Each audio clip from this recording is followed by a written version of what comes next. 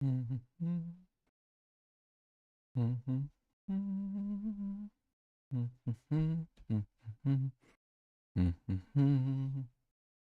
I think we're live on both the YouTube channels. 1 second. We're going to go live on TikTok.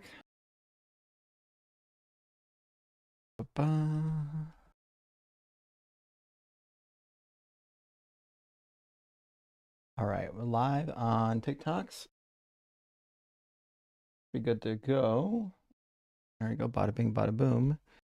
And last thing I'm going to try, I've been having some people asking me to stream over to Twitch again. I'm going to see if I can start a Twitch live stream in OBS and not crash everything. I'm curious to know like how much I can run through OBS before I crash it. The only times it typically crashes is when I'm trying to run like a 4K stream. OBS does not want to keep up with a 4K stream. Not interested at all. Had very bad luck trying to run streams in 4K, but multiple streams in 2K or perhaps multiple streams in 1080p, I suspect is probably okay. Like I don't think it's going to be too problematic for it. So, anyways, welcome in, friends. Great to see everyone. It's Monday night, so about to get the party started here. Let me grab a couple super chats while we're waiting for our guests to populate. It looks like we already got a raid from Cody. Welcome in, raiders from Cody's stream. Hope you guys had fun over there. I got to do one thing real quick before I forget. Hold on. OBS is acting a fool and changing size. There we go. That's better. All right. Now we should be good to go. Hey, Squeegee Expert, thank you for the $10 super chat. It says, thanks for scheduling your interview with knowledgeable Godless Granny the other day. She is awesome. It was awesome, and I know she appreciated the attention. Everyone should subscribe to her channel. Hail Nero, indeed. If you're on YouTube and you're not following Godless Granny yet, I think you should. I really think you should. It's a really cool channel. Godless Granny's really dope. Really fun to talk to, really knowledgeable. I can't say enough good things about Godless Granny. I got to get my phone open here before I forget, though, and then so I don't miss my notifications. Is Ian still live? It's 6 p.m. and Ian is still live. Wow, Ian's really crushing it today. And new and the sum. Thank you for the video super chat. It says, here's to a good show today with lots of grilling. Which Christian thinker had the weirdest ideas when you actually read their material? I think probably Augustine or Luther. Those two were out of their minds in different ways. Augustine was like a Freud, like super like preoccupied with like genitals and things like that. And Luther was just a madman that wanted to like murder all the Jews and confiscate their property and burn down the synagogues. They were crazy, but there were others. John Calvin wasn't that much better. He was wild. He was burning people at the stake. Kenneth says, my God is not imaginary. He is right there behind you. Debate over. Justin's first lost face. You got me. I'm going to have to hang it up now, y'all. We're done. We're going to shut it down. No longer debating. Ankles shattered. We'll never be able to debate again. Oh, well. Let's grab our first guest.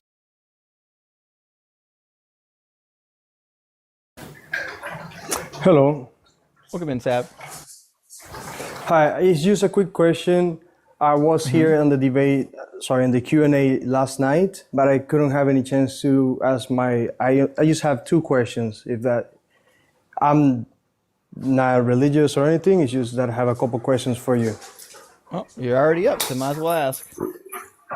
It's about, for example, when you say that Al-Mahareh doesn't mean virgin because Betula means virgin, wouldn't this, in this context, just mean virgin because it's, for what I understood long time ago, when I was a believer, it was that it was a singing ritual. So at that time they had to say, because in the context, you will be a young girl if you're married.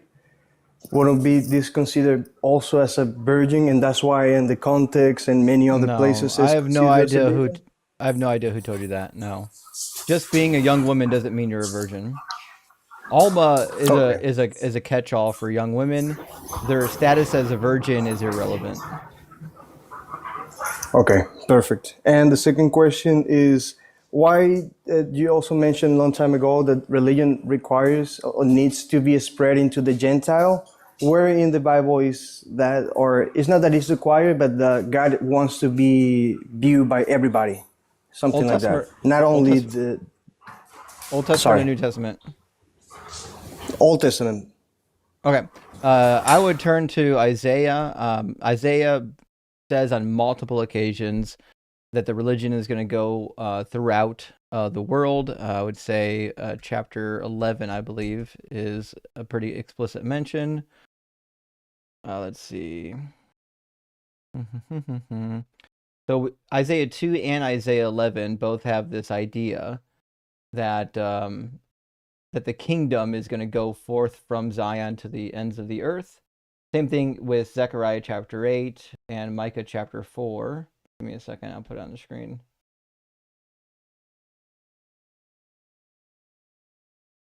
There we go. All right.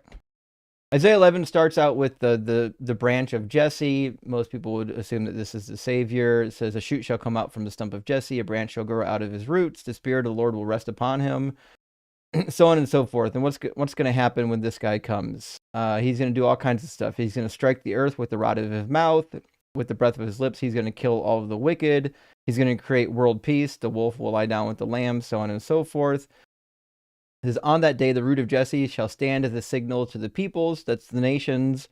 That the nations shall inquire of him, and his dwelling shall be glorious. So when this Messiah comes and sets everything right, the nations are going to come to inquire of him, which is in alignment with what we would expect from Isaiah chapter 2, which is, in the days to come, the mountain of the Lord's house shall be established as the highest of the mountains and shall be raised above the hills, and all the nations shall stream to it.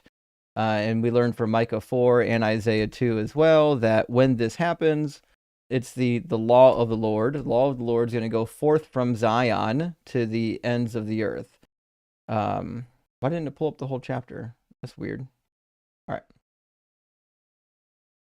So it says, in the days to come, the mountain of the Lord's temple will be established as the highest of the mountains and shall be raised above the hills. People shall stream to it. Many nations shall come and say, come, let us go to the mountain of the Lord, to the house of the God of Jacob, that he may teach us his ways, that he may walk in his path. For out of Zion shall go forth instruction, the word of the Lord from Jerusalem. So it's the law and instruction from the Lord out of Zion to Jerusalem, and it's going to go to the rest of the world. That's what it says. He will judge between many peoples. He shall arbitrate between strong nations far away. He shall beat their swords into plowshares and their spears into pruning hooks. Nation shall not lift up sword against nation, neither shall they learn of war anymore. But they shall sit under their own vines and under their own fig trees. No one will make them afraid again, ever again. So yada yada, stuff like that. You could also mix in Zechariah chapter 8 and probably a bunch of other references as well. Okay, thank you very much. This answered my question fully. Thank you so much. I really love the content you're doing. One more question is, are you planning on changing, or not changing, but adding more content to your channel? So reviewing channels or arguments from like mainstream Christian like Cliff or Some or Wes, Huff, something like that. I don't know the names. Yeah, so on my main channel, I'll be doing some response videos this year. I'm working on some collaborations as well to do response videos with me and somebody else. But on DZ Debates, there won't be any of that. DZ Debates is just debates only. Excellent. Thank you so much. I'm looking forward for that content. Thank you so much. Have a good day. Cheers, bud. All right. Yeah, for those who weren't around last night, we did a Q&A last night. We didn't get to everybody. We had a lot of people that wanted to get in. Unfortunately, we couldn't get to everybody, but we tried to. Hey, RW, thank you for the $20 super chat. Says, hey, Justin, I sent you an email, but I know you're busy. I'm trying to set up Zoom with a United CAN.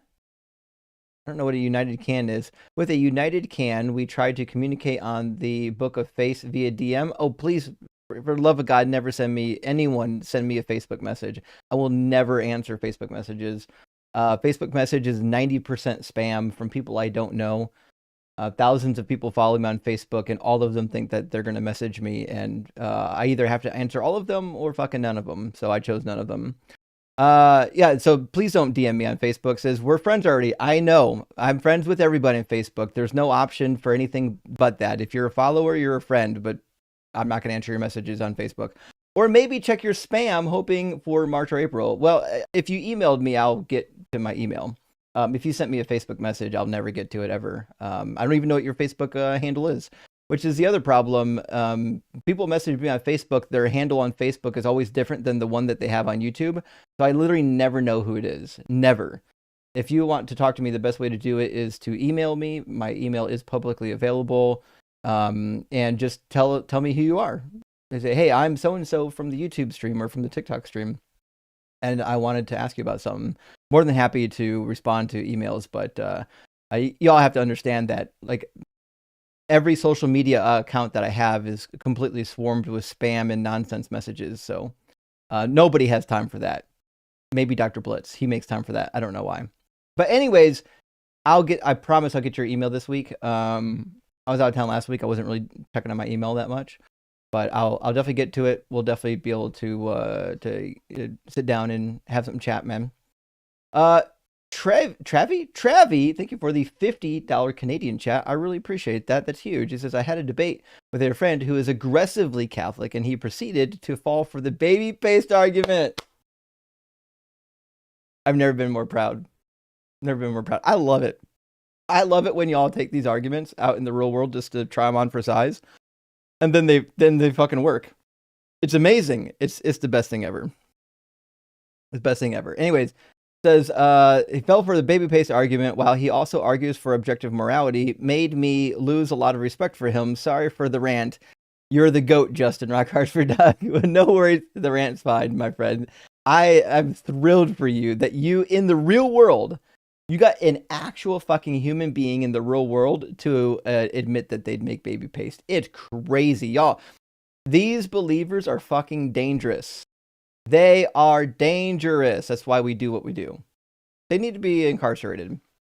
Jamie says, where can I find scholarly critiques of the Ethiopian Bible on translations and authority? I don't know if there is one. Listen, I want to say this about the Ethiopian Bible. Scholars do not give a fuck about that thing. They don't care. It's not interesting. It's not novel. It doesn't really further the world of biblical studies all that much. Is it cool and is it old? Yes. It's definitely cool. It's definitely old. Do mainline biblical scholars give a damn? No. No, they really don't. It's just a footnote in an article somewhere. It's not like it didn't revolutionize biblical studies. It didn't change the field. It's just, just what it is. Nick, thank you so much for the $20 over Venmo. I really appreciate that, friend. Says, thanks for bringing the Twitch stream back. Oh, that's good news. That means that the Twitch stream is working. I was wondering if it was working because I can't see it. I logged into my account to see if it was active, and it says I'm live, but it won't give me a preview. So I'm like, I don't know. Maybe it's working. I think it's working. Anyways, listen, if you're watching on Twitch, friends, please, by all means, share this out. My Twitch following is abysmal. It's terrible. I've got like 600 followers on Twitch. I don't know what we're going to do about that. Although I should actually get my Twitch chat plugged in. Hold on. How do I do that? There should be a button on my software to aggregate the Twitch chat. There is. There we go. What is my Twitch username is the next question. Guys, what is my Twitch username? I think it's Deconstruction Zone with an underscore at the end. I think that's what it was. All right, we'll see what works there. I'll add Twitch to my comment aggregation software, and we'll just see if it works. All right, Twitch streams rocking and rolling, friends. If you wanted to watch on Twitch, you can definitely watch on Twitch now. Melanitis, hey, thank you so much for the 25 PLN. Says, isn't the Decalogue special if it's the only law that has separate and special name for it? Get stoned for Doug. So the Decalogue, I would say, is slightly unique in that it does have a moniker, like it has a designation. But that, to me, I don't think that does anything for like whether or not it has special status as to whether or not it's more important, like whether or not it should be followed as opposed to the other ones not being followed. I think the reason why it gets its own designator is because it's the first set of laws that God gave before he was going to give the other laws, right?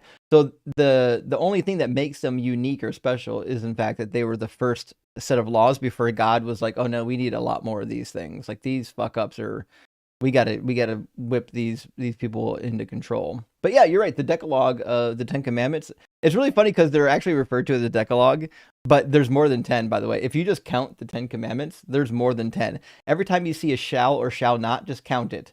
I promise you, you won't get less than 12. It's a good time. Only the fucking Bible could give you 12 commandments and then call that thing the Decalogue. Are you fucking kidding me? It's crazy. They can't even count. And Unashamed Apostate says, my wife joined for the cats, now stays for the content. That's what I'm talking about. May the sweet aroma of barbecue fill your heart with the joy of Doug. Thank you so much, Unashamed. I'm glad to hear that your wife is enjoying the content and, of course, the kitties. All right, I'm going to grab one more super chat, and then it looks like we got a guest, Ergaben. So we'll get Ergaben in here next. Dylan, thank you for the $10 super chat. Says, missed your last stream, was preoccupied watching the Hawks put down the Pats. You know what? I do not blame you one bit. Super good halftime show. You should see. Rock hard for Doug. Looking forward to some overcooked apologist arguments.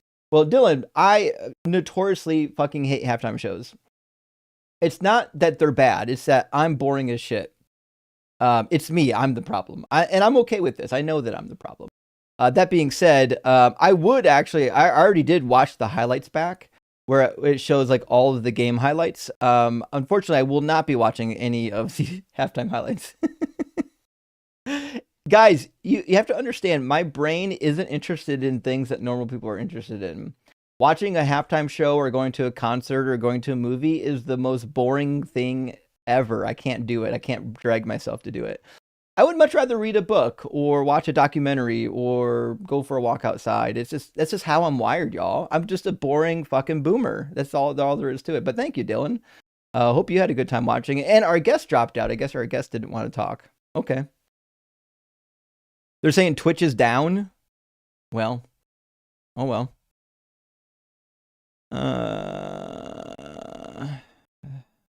Oh, Nightbot's fucking up. The mods are saying Nightbot's fucking up. Guys, I just learned about Nightbot today, and I thought this might actually be interesting because I could get like a bot in the chat to send links to people if somebody like wants to know what my TikTok handle is or something.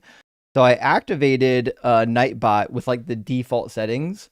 I'm not surprised right now if it's like running around fucking things up. I'm looking at it right now. Nightbot has already put 5 people in timeout today. Oh shit. How do I get this fucker to chill out? Hold on. There's got to be a way, right? There's got to be something in here that's like, hey, just chill out, brah. All right, excessive caps. We don't need to do links. No, we don't have to block links. Excessive symbols. No, I don't give a fuck about that. Okay, so chat moderation on Nightbot is only going to be blacklisting people who use no words. And that's about all I need. I'll figure out how to integrate the other fun stuff in with chatbot later. But my hope is that chatbot, like people can ask the chatbot questions rather than asking me some of the questions, and chatbot will actually be able to give you some competent answers. Like, hey, where can I find the episode of Doug's creation? You know what I mean? I think with the right program, I can get the Nightbot, not the chatbot, the Nightbot. I can get the Nightbot to provide that kind of information. Sparrow says the Nightbot seems to be nuking even 2 of the rock hard for Doug emojis to get what? Nightbot's nuke. Well, I just turned like everything off on the Nightbot, so let me know if it's still a problem. Give it like 5 minutes and then see if it's still a problem. What a nightmare. I wonder how long it times people out for. Oh well. All right. I don't think anyone's been timed out since I just checked it, so I think it's behaving itself. Hey, Josh, thank you for the $5 super chat. It says minds do change. I appreciate your work. Thanks, Justin. Well, big W. I agree. Minds can be changed. I think it's a slow process often, but I do think that it's worthwhile. And even if it's something that takes a while to do, I think it's worth it. I think it's worth the investment. All right, the mods are saying tiny timeouts, but still deleting the message. Right now, it's doing it right now. Because it says there's no new timeouts. I don't know how to get it to stop deleting messages. Maybe I just turn this fucker off. How do I turn it off? Well, it's on now. I don't know how to turn the fucker off. I did it, y'all. I deployed a fucking chat bot and it's ruining my chat already. Thanks, technology. Love it. That's my favorite. I love it when you deploy new technology and it fucks everything up. I don't know how to fix it, guys. I'm sorry. I'm just gonna turn all the features off. All the chat moderation is now turned off. All of it. So whatever's happening right now is happening. I'll have to worry about it between guests. Sasquatch says Christians on TikTok have been wild. Seen them say that the reason the stuff happened to the kids happened because they didn't expect Jesus. I don't know what kids you're talking about, Sasquatch. I have no fucking clue. But if I know anything about Christians, I would believe that whatever happened to children, they're going to defend. It doesn't matter at all, right? God could come down and like cut a child open, right, from like foot to nose, and be like, well, fucking God can do that. Like he can do whatever the fuck he wants. Anything he does is good, right? You're definitely going to get some people like that. I think though, the one good thing about talking to Christians about these atrocities, though, is that there's a small percentage of them that will be like, well, that's kind of fucked up, right? I don't know what that percentage is, but I know there's enough of them out there that will be like, maybe this isn't a real thing. Maybe this God's bullshit, right? Former prophet says, missed the cooking, excited for the barbecue, roast them good. Hail Doug, take my tithe. Simply wet for sharing. Well, thank you. I super appreciate that, former prophet Nathan. And you didn't miss much. We just got the live stream started. We're waiting for some opposition. I do see there's a log. I found a log in the Nightbot, and it does. I don't know what the log means though. I don't know if the log is like deleted messages or there's a log of timeouts. Okay, it looks like NB got timed out. I'm sorry, NB. Also, atheist. I can't read half these names. We've got a couple people in timeout. I wonder if I can untime them out from here. All right, so there's a message log and a timeout log. The message log must be the messages that have been sent. They can't be the deleted messages. That can't be the case. There can't be that many deleted messages. Most of them only say like one thing, like LOL. So I don't know. I don't see anything like a list of deleted messages. We'll work on that. Sand Sensibility, thank you for the super chat, my friend. Says, so excited you're on tonight. Here's to a delicious barbecue. Rock hard for Doug. Well, thank you, Sand Sensibility. I really appreciate that. And we just started the live stream, so we should have a guest loading up momentarily. Usually it takes a couple minutes to get everybody in and to get a guest. If you're watching on YouTube, you can join using the link on the screen, tiny.cc/DZ live. If you're watching on TikTok, well, I mean, you guys already know how to get in the party. You just got to hit that get request button. And Handsome Cat, good to see you. It says, did you see Professor Dave destroy Jim Bob and Jay Dyer? No, but now I do. It's wild to me that Jim Bob and Jay Dyer are buddies, because even though I think Jay Dyer is like a pre-sup goof, I still feel like Jay Dyer is so much smarter than Jim Bob that I'm like, well, how is Jim Bob even in this circle? I don't get it. Like, I've watched a tiny fraction of Jay Dyer, and while obviously I think Precept is silly, like, Jay Dyer, his brain does function. Like, he can actually think. Jim Bob is getting there, perhaps. It sounds like my impression of Jim Bob is that he's just memorizing bullshit. I don't think he's really thinking on his toes. I could be wrong. I don't watch any of these apologist channels, guys. It's not worth anyone's time. Helping Make a Deconstruct says, nothing better than Monday night barbecue. Rock hard for Doug, simply wet for Sharon. That's what I'm talking about. Absolutely. And Schnickerdoodle says, yay, I caught you live. You rock my world, Justin. Well, thank you, Schnickerdoodle. I really appreciate that. That's huge. And Floss Cow. I cannot keep track of your name changes, Floss Cow. There's been entirely too many. Praise Doug. Love you, brother. Love you too. Thank you so much for being here. And Gargo King with us as well. It says, Jesus said, he who farts in church sits in pew. I mean, that's pretty good. That's pretty good. I'm surprisingly haven't heard that one. That's shocking, actually. And Booget says, prophecies are so crap, they should call them prophecies. Yes. I gotta be honest, I did not see that one coming. I didn't see that one coming. That was pretty good. That was pretty good. Prophecies. I do approve of this joke. I do put my stamp of approval on this message. Now, interestingly enough, I actually just got a super chat. Hold on, is my chat window late? Hold on. Make sure I didn't miss it. Oh, it's just my chat window's behind. There we go. We're back. I was like, wait a minute. I thought I just read that. I think, did somebody send a duplicate? No, you guys didn't send a duplicate. Never running. Is that because your ankles got shattered? Thank you for the $5 super chat. It says, Christians be like, if God's not real, then explain how I don't understand science or the Bible. Checkmate, atheist. Rock hard for Doug. Wet for Shared. Gay for Justin. Never running. That is identical to the Christian argument. The Christian argument is, I don't understand X. Therefore, it must be my God. But these are pretty easy arguments to smack down. All right, friends, let me grab our first guest in here. I'm going to grab Steve, and then I think we've got a friend coming in after Steve. Welcome in, Steve. Can you hear me, Justin? Yeah, I can hear you. Okay. Yeah, I called you on the line once. I'm the old guy, Steve from Missouri. I don't know if you remember me. I had a quick question. Are you planning a get together in St. Louis anytime soon? So we're working on putting together a Midwest meetup, and we're thinking either St. Louis or Indianapolis. Oh, okay. Thanks. I hope to be there.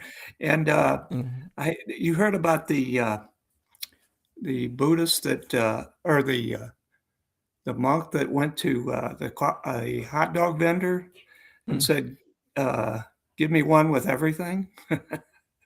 And he hands the vendor 20, and the guy makes him a hot dog. And he says, where's my change? He says, change comes from within. So that's how that went. That's what a Buddhist monk would say. I'm sorry. I know everybody wants debates, and I'll leave it at that. But thanks for talking to me. I appreciate it. Sure thing. Good to hear from you, Steve. Cheers, buddy. Bye-bye. Yeah, I definitely recognize Steve's voice. For sure, we've talked before on either the line or AXP. Hey, MJ, good to see you. Thank you for the super chat. It says, ever since Andrew Wilson has gotten more popular, a lot of Christians are arguing even inconsistencies found in the Bible are of no consequence because we can't ground anything. How do you beat this? Well, first of all, that's like a transcendental argument. It's like it's just a presupposition where they're just saying, listen, if you don't accept my particular God, you can't ground anything. But this is actually kind of bullshit because, first of all, this argument, it doesn't work. But if it ever works, it would only ever work against an atheist. It would never work against somebody of a different religion. You can easily just say, well, fuck you. I believe in Vishnu and Brahma. Now tell me why Vishnu and Brahma aren't real and your God is, right? So like this type of argumentation is stupid. Also, they can't ground knowledge in their God. Like, and if they're just going to presuppose that you need something, like you need to ground knowledge, which again, you don't have to fucking do that. To be clear, they're giving you a false dilemma. You don't have to ground knowledge. Knowledge isn't a thing that exists transcendentally that requires grounding.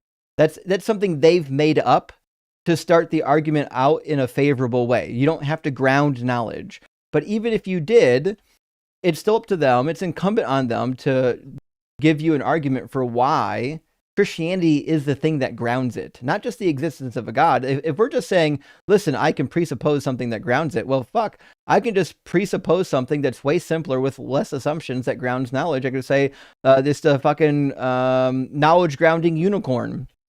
It's not a God. It didn't create all things. It's just a unicorn that happens to ground all knowledge. Like, if we're just saying it exists by necessity, there's nothing you can't plug into necessity.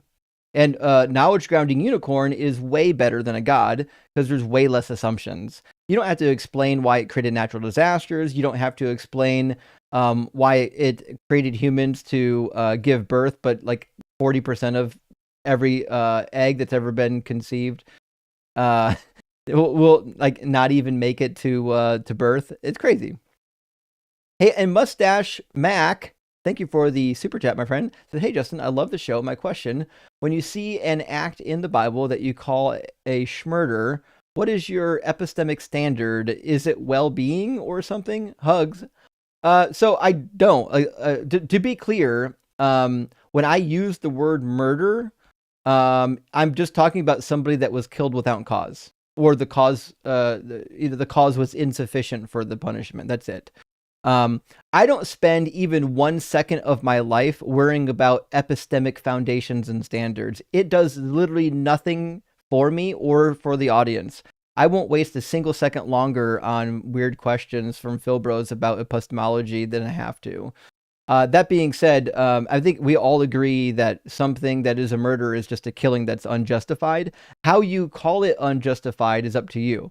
Now, I personally don't think that any killing is justified. So my framework might be different than yours. I don't think we should ever kill anyone unless it's in self-defense. That's literally it. I don't care if there was a guy that went on a killing spree. I still don't. I'm not pro capital punishment. I don't want to kill him. I'll lock him up in a cell till he dies. I'll lock him up a place where he can't hurt anybody forever. But my personal framework is I do not think we should ever be in the business of killing people. Unless it's literally the last option, like unless you're going to die, unless you kill this other person. That's it. That's my framework. Retired Bomb Tech, thank you so much for the $10 super chat. Says, I'll be taking my wife into surgery to get a kidney removed. Holy shit. So I'll need to unsubscribe for a while. Listen, don't worry about that. Please take care of your wife. Need every dollar for recovery. Wish us luck, but we'll still be watching. Well, Retired Bomb Tech, buddy, you've been here watching and supporting the channel for a long time. Please, by all means, do take care of your wife. I'm going to be fine, I promise. And if, by all means, if you need anything, let the community know. Obviously, we're here for your friend. But yeah, best wishes to your wife's surgery and to the recovery. Surgery it's grueling. It really is. And Collapse says, you're getting my Jordan Peterson bit one slow day. Wait, you're getting my Jordan Peterson bit one slow day. You guys know what that means, chat? Do you know? Am I stupid? Is this something I should know what it means? You're getting my Jordan Peterson bit one slow day. You mean when there's a slow day, you're going to come up and do a comedy bit about Jordan Peterson? Is that what I'm supposed to gather? I think that's what he's trying to say. I think that might be it. Yeah. Listen, I like a good Jordan Peterson bit. And Gary says, so you're a tiny bit like John, burning and cooking theists. I don't know who John is. Or a bit like Seahawks, torching the New England Christians. Get your Lucid, go Bills. Well, thank you, Gary. Actually, Gary, I don't know if you know that I have a Lucid now. Right here. See? I'm good to go. I already got it, actually. So, dream achievement unlocked. Lucid Air already on set. We're good. We are good to go. Hey, thank you, friend. And Melon says, any good book recs? I usually skip the first 2/3 of the book. Listen, if you're only reading 1/3 of the book and it's the end of the book, I don't know how much my book recommendations are going to do for you. And maybe topic would be nice. Some of my all-time favorites, however, are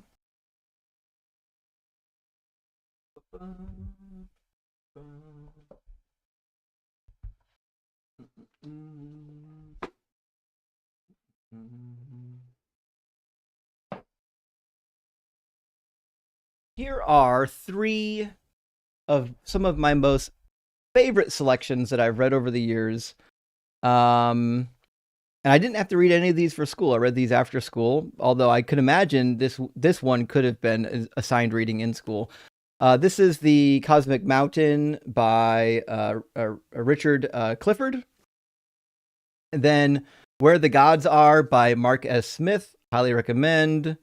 And then this is actually a compilation. It's a series of essays, but it was put together and published by Frank Moore-Cross, Canaanite Myth and Hebrew Epic.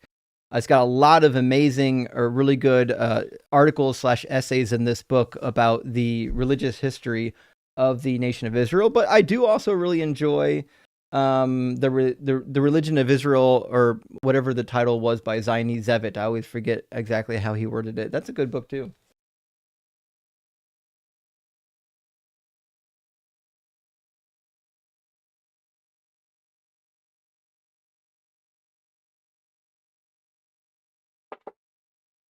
So those are some decent books you might want to check out. And Billy says, can we get a shout out to Aiden Durd? Who's that? First British and non-American coach to win the Vince Lombardi Trophy, I believe. Monumental achievement. Hell yeah, it is actually. Okay. Big shout out to Aiden Durd. Congratulations on the Lombardi, man. And 1 Million Ant says aborted babies going to heaven is a salvation tactic that is underappreciated in Christian circles and rhetorically hilarious. I mean, it is. I do enjoy getting to pin somebody down on babies going to heaven or hell, because a lot of Christians haven't really thought about it. Athena says, hi, Justin adopted a 10-month-old kitty with only one eye on Friday. Well, congratulations. Is that the kitty in the picture? Because it looks like that might be it. It's a beautiful cat. That's her in the profile pic. My 7-year-old cat hates her. Best wishes from Northern Ireland. Oh, I'm so sorry to hear that. That's hard when you get some fur babies in the house and they can't get along. That's tough. I apologize. But yeah, you're going to have a road ahead of you for sure. And Dark Ether Princess, thank you for the super chat, says Jay Dyer recently got a new one ripped open by Professor Dave. Leave it to Phil Bros to repeat the same script over and over. You know what? I need to hear this. I have not heard Professor Dave do anything with these Phil Bros yet. So I promise I'll put it at the top of my list and we'll get it taken in. Last super chat from now from Dr. Pizza MD says, calling on your brother, your other expertise for the inevitable rise of the machines against humanity. Where is the most valuable part of a robot? The most valuable part of a robot is probably going to be in the power. If you can figure out where the battery pack is, just take the battery pack out. Destroy it, break it, whatever you have to do. Make sure you remove its power. A lot of times they have like some hydraulics and some pneumatics. You can take out the hydraulic unit or the pneumatic unit, and that'll do a lot of good. But the processor will probably still be going. If you really want to take out a robot, you got to take out the energy source. That's without the energy source, nothing works. So that's what I would target. I would try to figure out where the actual battery source was. All right, we're gonna bring in our friend Chris Mallard here. How you doing, Chris? Well, hello. I'm doing good. How are you doing? Doing good. You can hear me okay? Yeah, you sound good, actually.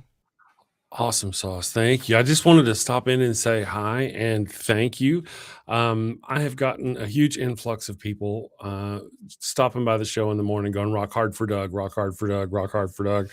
That is fantastic. John Hudson, I don't know if you guys know the sick and twisted John Hudson.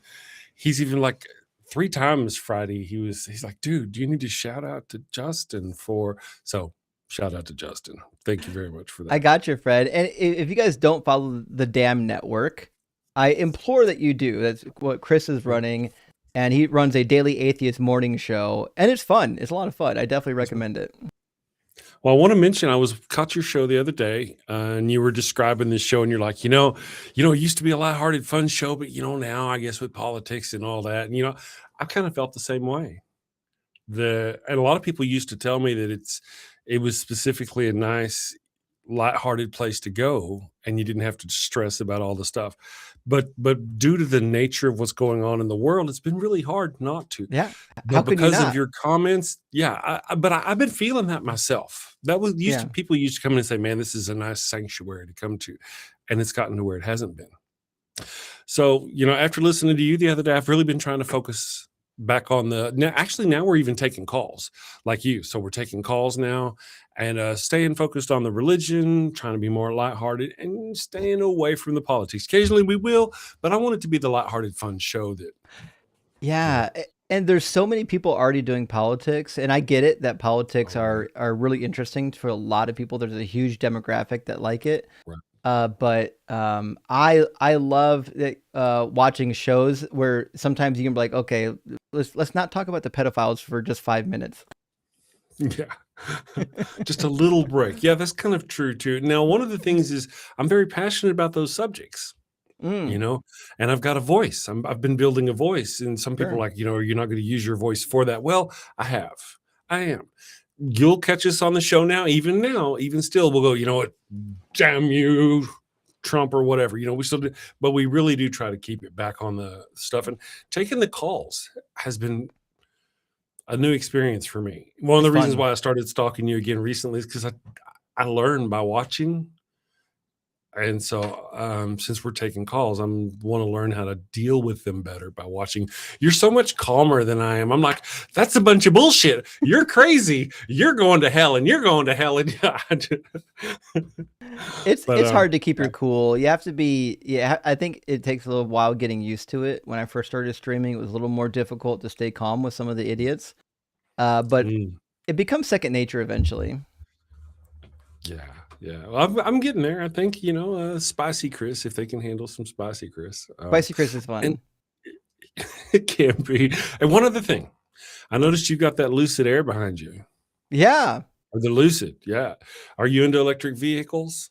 I'm a big fan. You know, my background was in electrical engineering, and so like when EVs became popular, I was like, I kind of have to. Awesome sauce. Well, the evil one and I, we had 2 Model 3 Teslas. Oh hell yeah! Yeah, I mean, we it's unfortunate he went crazy, but yeah, no, that's why we got rid of him. I even have videos on my thing going, hey, look at me getting rid of, because no, I was too ashamed of those. I get it. No, yeah. Then we got a Volkswagen ID4, and it's awesome sauce. But you know, that's how it is. That is. Well, man, I'll let you get to your show. I appreciate you getting me on. I just again wanted to say thank you. It has been fantastic. Me and Ryan have been really appreciating all the new people, new faces. So we'll definitely send some people your way. I mean, the last time you shouted me out, I got 100 subscribers within like 3 hours, dude. That's crazy. That's we got a great community. It. Yes, we do. You have a wonderful day. Send safely, my friend. Take care. You know I will. Cheers, buddy. Big W, Chris. Yeah, Chris runs the Daily Atheist Morning Show. It's a lot of fun. It really is a good time. Ryan Cultastic is on there as well. He's hilarious. It's a good show. Definitely give 2 thumbs up. When I was working in my engineering job in the morning, I was typically listening to the Daily Atheist Morning Show on the background as I was working. It was a really good way to kind of to pass my work day. Kind of like, you know, there are some people that watch my live stream during work. I was watching his live stream. Jennifer, thank you for the super chat. Big W says, lost heat in my studio for 2 days. Sorry to hear that. Just got it back on and sat down to paint just in time for your live. Yes, best day ever on all accounts. So looking forward to this cookout. Well, thank you, Jennifer. I'm looking forward to it as well. And with that, we're going to get our first guest in here. It's a guest that most of you know. We'll have some fun with it. Welcome back, Praise. And they're gone. That didn't last very long.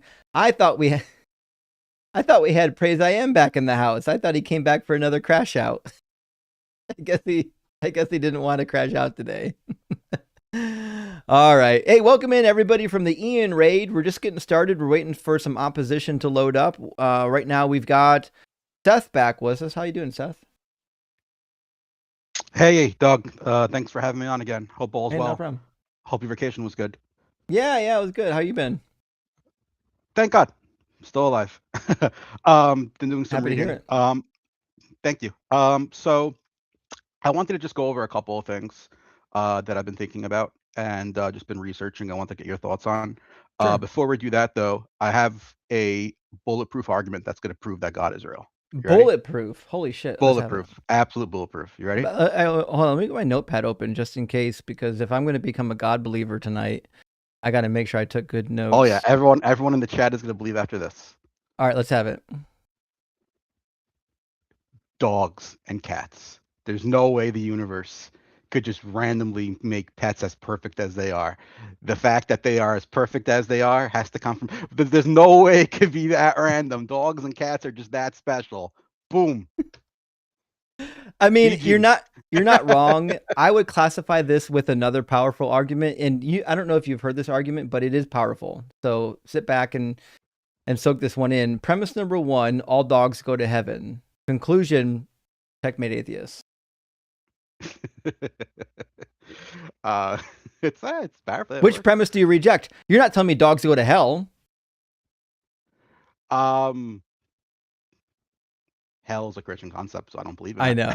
Yeah. But no, on a serious note. So just a couple of things. So the first thing I wanted to touch upon was the idea that the argument that Cyrus the Great was prophesized as the Messiah in Isaiah, I think, what is it, 45? 45, yeah. 45 and 44, I think. Yeah, it's in there twice, for sure. Yeah.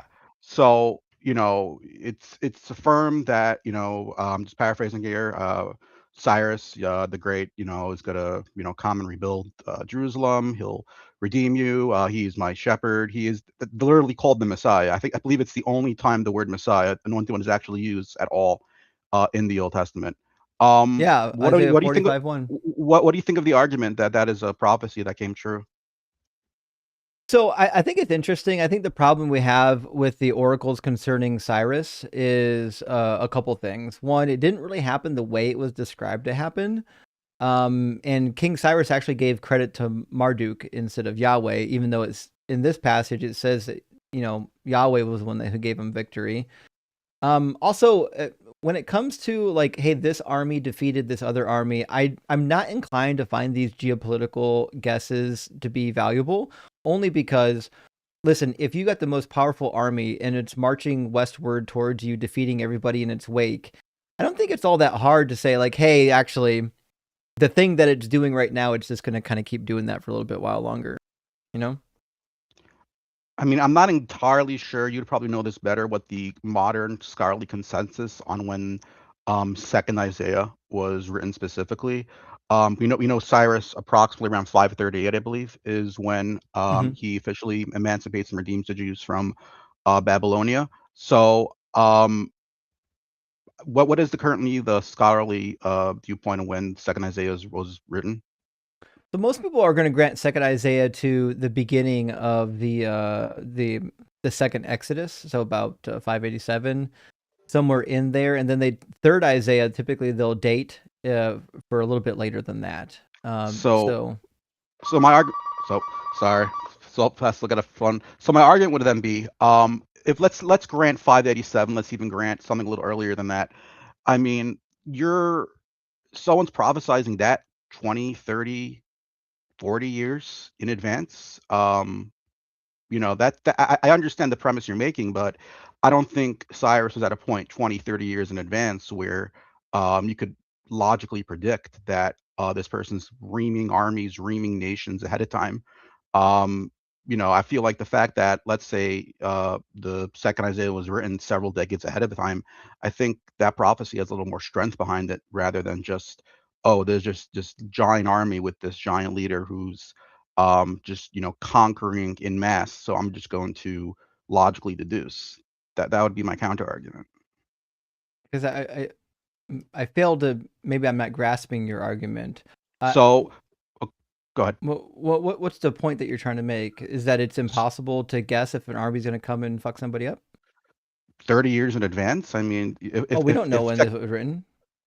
You said it could be 587. It's an approximation. The texts that we have are all written in a form of Hebrew that didn't exist until after this. But we don't know when they were written. What do you mean you don't know when it was written, but also it was written in 587 approximately? I didn't say it was approximately 587. It can't be before 587 because it's talking about events that postdate 587. Okay, so then what is the current? So if 587 is the earliest it could possibly be, then what is more so like the modern consensus of an actual period? Because if it's 587, then my argument I think is a lot stronger if it's closer to them. But if you're telling me it's closer to 538, then obviously I think my argument's a little bit weaker. Well, what I'm saying is it could be written anywhere between 587 and even like 300 years past that. It's a pretty large window, and the textual evidence that we have would point it towards after the Babylonian exile, because it's written in a form of Hebrew that we'd expect after the exile, because it's already adopted the Aramaic letters. Why couldn't the text be written during the exile itself? Because correct me if I'm wrong, during the exile, they already were starting to write and use Aramaic into the Hebrew. That's what I'm saying. That's why you can't date it prior to that. Right. No, I totally understand and grant that. But let's say the text was written 587, or even a little bit later after the fact. Cyrus didn't first emancipate and free the Jews until 538. Yeah. It would be very hard for me, or at least I think anyone, to predict 20, 30 years from now that someone is going to do these things. It wasn't as if Cyrus was reaming armies 20, 30 years before Well, 538. well, again, I don't know why you're tied to 538. I gave you a Because window of 300 years for the dating of this text, and that's if I'm being generous. I'm tied to 538 because the prophecy clearly states that Cyrus is going to free the Jews in Isaiah 44 and Isaiah 45. So Yeah. if someone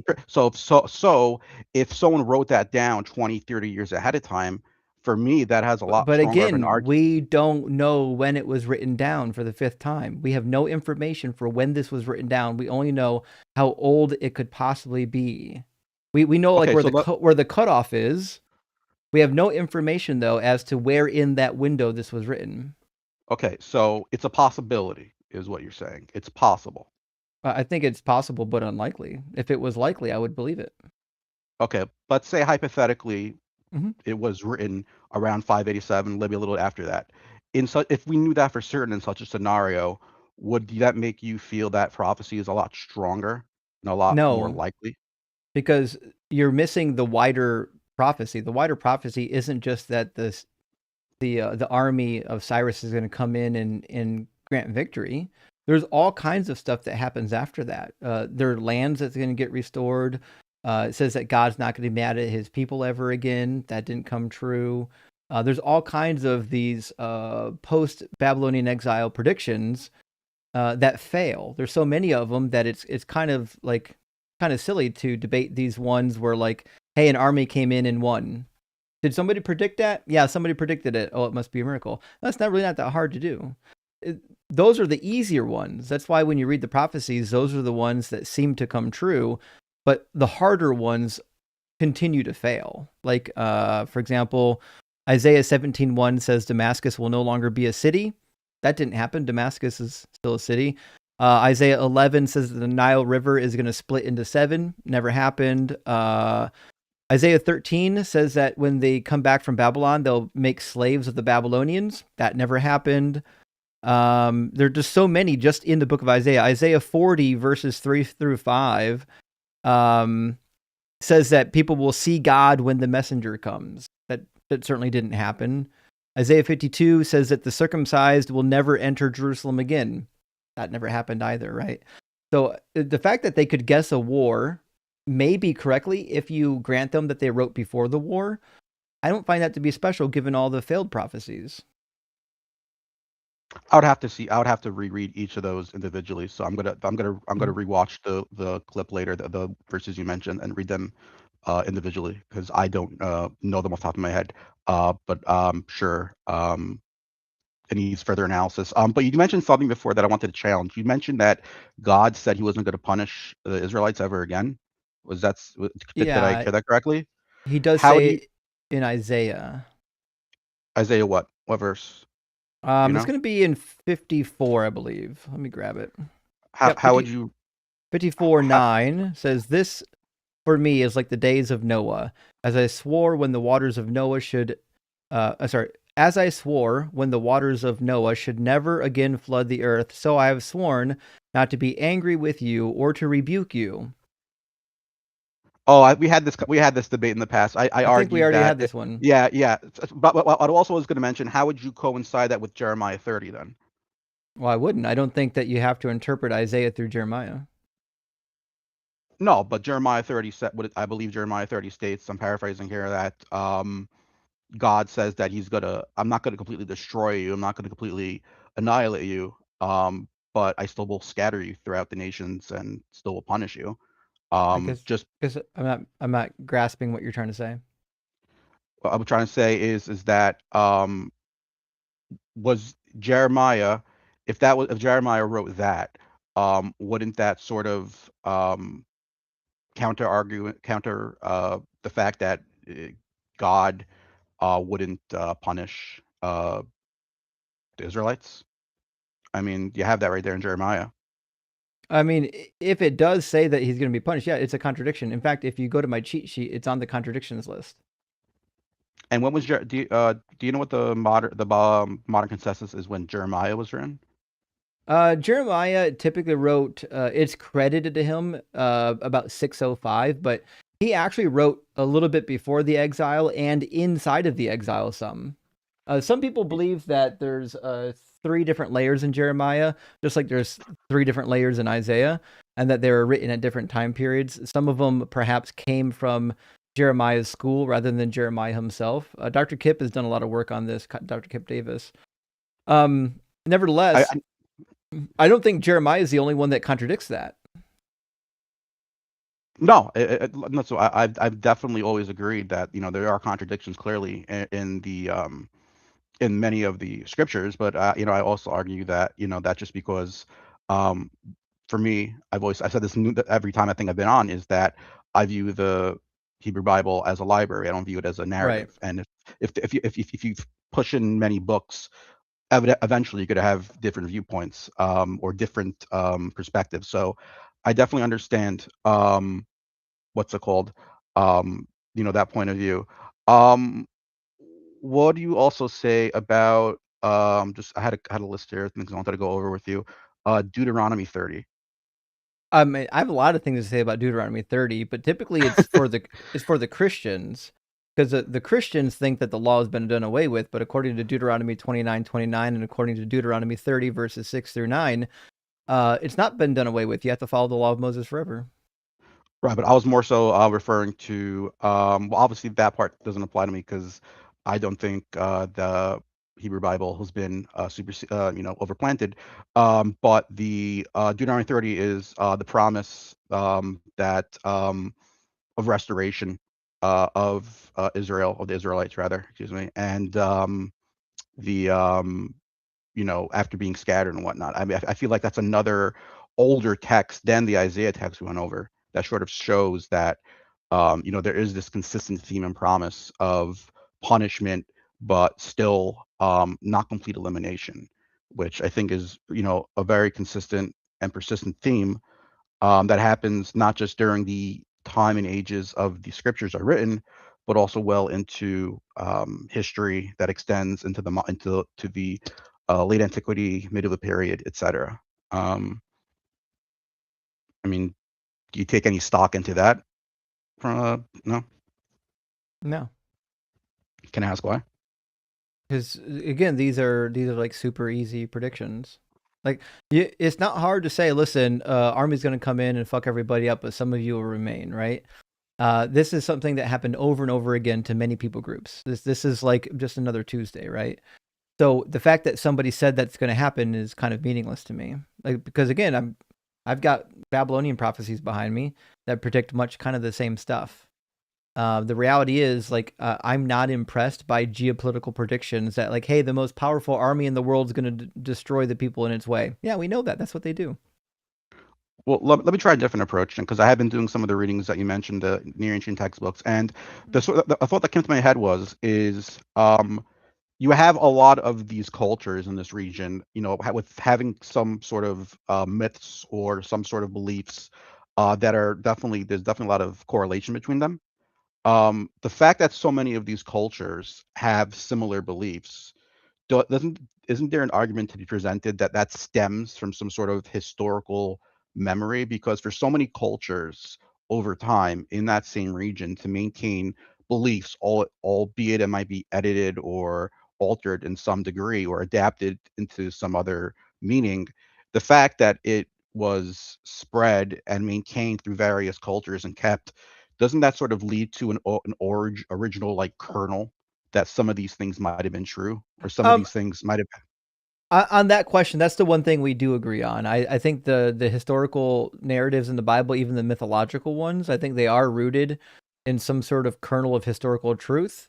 You and I agree on that. I get a little bit of flack for saying that sometimes, but I don't think that a lot of these stories are 100% invented. I think there's some percentage that is true. It's just hard to know where the line is between what part was real history and what part was invented.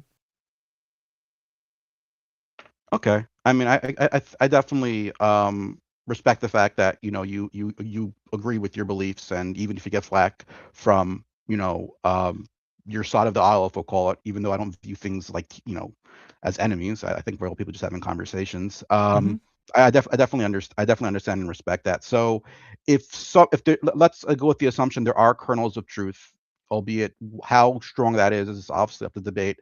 But if there's some kernel of truth in some of these, cultural beliefs and cultural stories, um, doesn't that sort of maybe lend credence that again maybe there is some sort of deity, albeit on a very minor or micro scale, um, causing these events? The fact that they were able to be maintained through records and shared amongst all these cultures.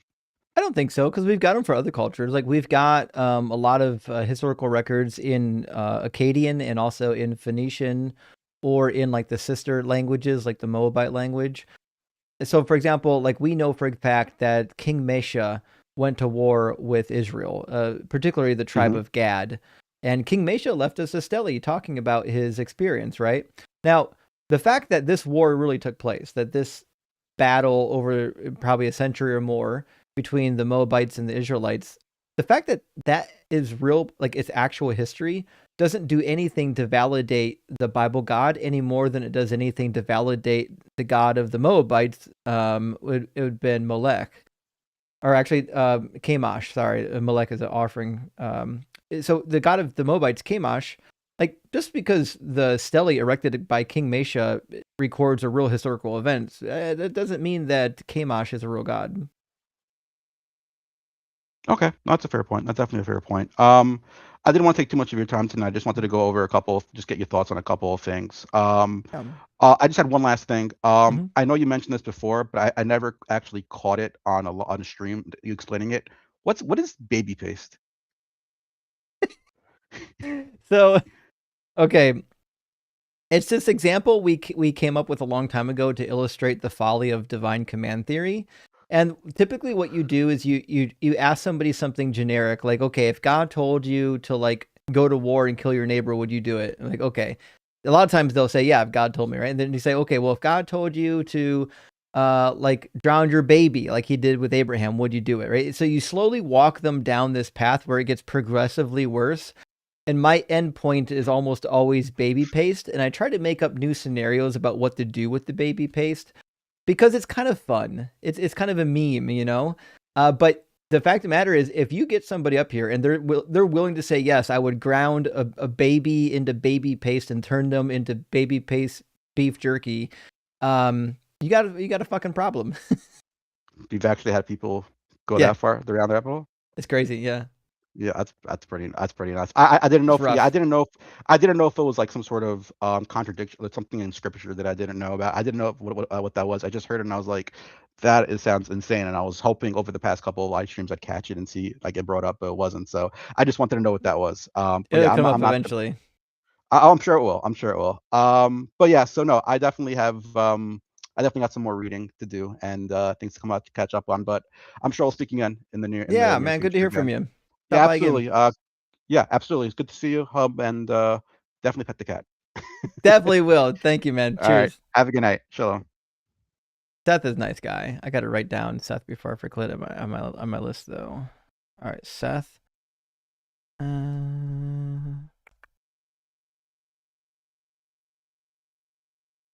don't clip solo. Okay. All right, friends, we're going to grab a couple of super chats and we're going to get Andrew in here next. Surprisingly, a lot of people coming in through the YouTube queue tonight, but not through the TikTok queue. TikTok's surprisingly quiet tonight. Maybe because my last couple of live streams I've got restricted so many fucking times. It's impossible, y'all, to not get restricted on not get restricted on TikTok. All right, my mod says last time Nightbot allowing. Okay, Nightbot is allowing baby face emojis. That's good. That's good information. HP Lovecatch, great to see you, my friend, says, why would any Christian care about what Paul has to say? He's not Jesus. Is there an actual reason? Rocker for Douglas and vote for Sharon. Hail Cthulhu and the great old ones. So the reason why people like to follow Paul and they ignore Jesus is because it fits their preferences, right? And to be fair, most of them aren't in the know. Like, they're not actually aware that what they're doing is denying Jesus's teachings. They've been told that Paul and Jesus actually agree, right? And so Paul's words are to be trusted. In fact, the hermeneutic for this is basically, if you go to 2 Peter, in 2 Peter chapter 3, it basically says that Paul's letters are scripture. They're like, listen, if Paul's letters are scripture, we have to obey them.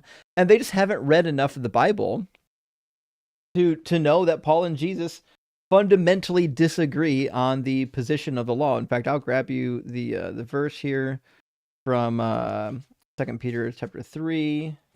It's such a small book. It's easy to blow right by. Give me a second. There we go. Exhortations. Therefore, beloved, since you await these things, be eager to be found without spot or blemish before him at peace, and consider the patience of our Lord as salvation. As our beloved brother Paul, according to the wisdom given to him, also wrote to you, speaking of these things, as he does in all of his letters. In them there are some hard things to understand, but the ignorant and the unstable distort to their own destruction, just as they do the other scriptures. So this is where people get this idea that, well, Paul's writings are scripture, is because 2 Peter says so. But the irony of the whole thing is fucking nobody knows who wrote 2 Peter, and I don't know a single reputable scholar that thinks Peter actually wrote 2 Peter. I'm sure there's somebody out there. I don't know who they are. Zen, thank you so much for the $20 super chat, friend. Says, still following my Bible guru from stream to stream. Well, thank you, Zen. I really appreciate the support, friend. Says, watched your Godless Granny interview. Appreciate that. She was so thrilled to have you that she smiled. She smiled every question. You know what? She's delightful, isn't she? She broke her old record for a live show. I think we got over 300 concurrent viewers, actually, on Godless Granny's live stream. So big W to the community who showed up for Godless Granny and the live stream. And also, follow-up chat. Thank you so much, Zen. Really appreciate that. It says, thanks for all that you do to help others in the deconstruction community. You know I always will. I'll always try to lift others up in the community. The algorithm sent me John Cohen. Oh, John Cohen's marvelous. And I was thrilled to find a new Justin, one with shorter interviews. I don't know, a newer Justin on the scene. You'll have to send that to me. I'm not sure. I didn't know there was another Justin doing deconstruction stuff. But as for John Cohen is delightful. If you're not following John Cohen, I implore you to do that. And Genji, thank you for the $20 super chat. Says, I think it's more than just a kernel of historical truth. I think a lot of it, especially the historical narratives, are royal religious propaganda. I don't disagree.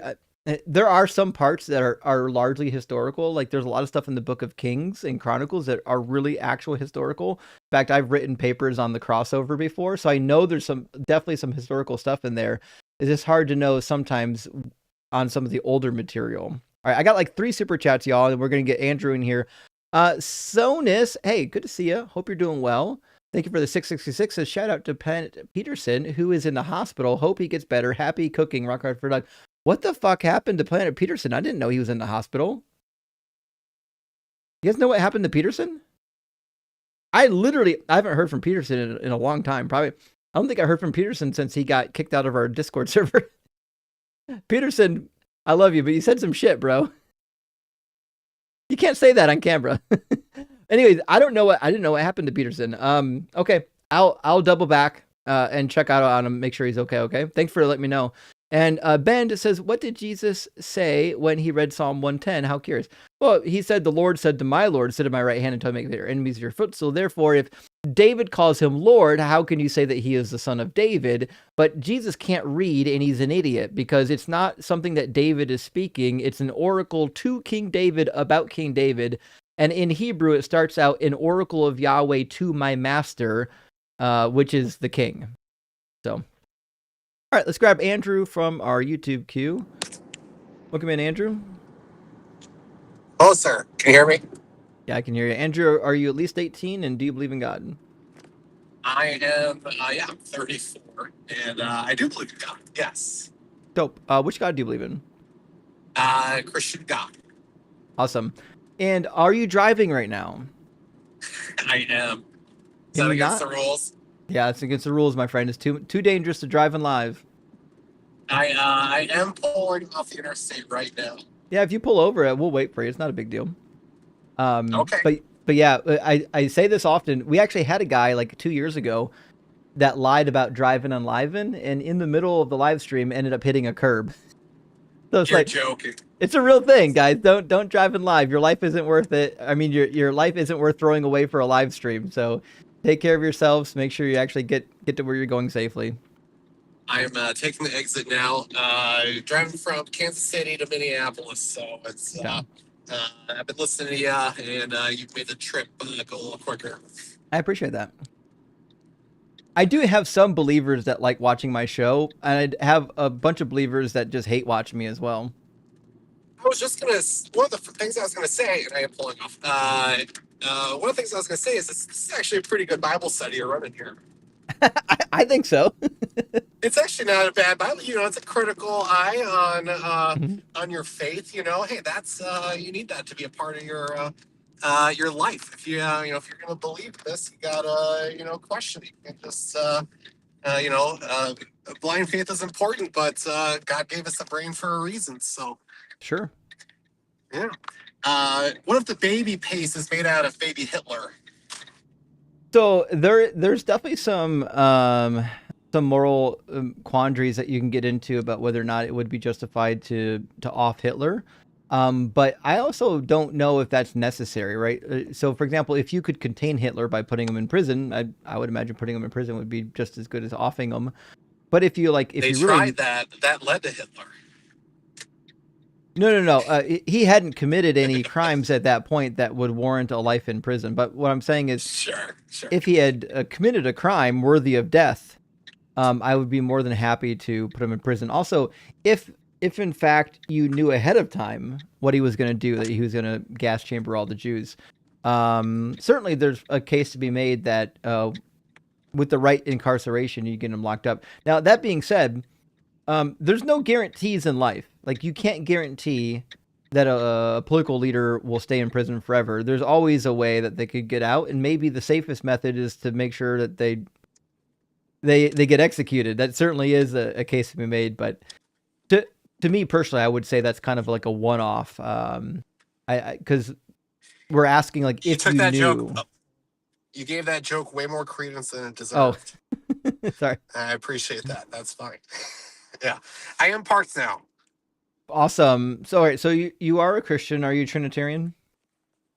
Grew up Lutheran, LCMS, which is about as close to a Catholic as you can get as a Protestant. Fair enough. I know what you're talking about.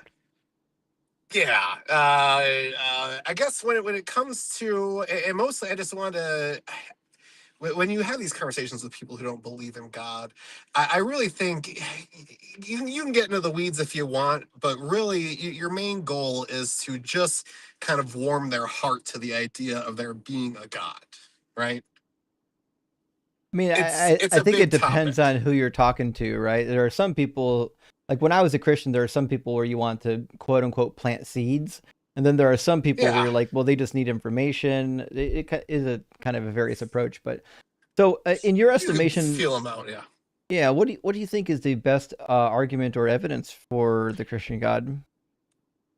So just God in general, or a creator in general, is typically how I make my points. And I honestly, I try to make the points pretty light, because it's just a conversation, and if they start thinking about it, great. I do. You're familiar with string theory, right? Yep.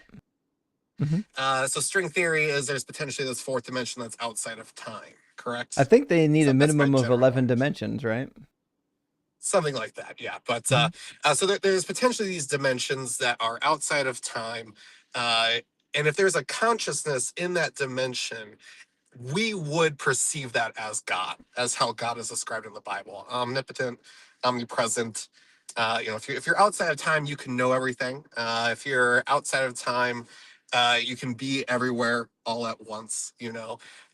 So if that is possible, and we live in a universe with multiple dimensional planes, if there's consciousnesses that are outside of our own dimension, outside of time, we would perceive that as how God is described in the Bible. Is that kind of interesting, or is that? It's definitely something I've heard before. Why would we think Oh, really? that Okay. Yeah, why would we think that any of the extra dimensions includes a consciousness?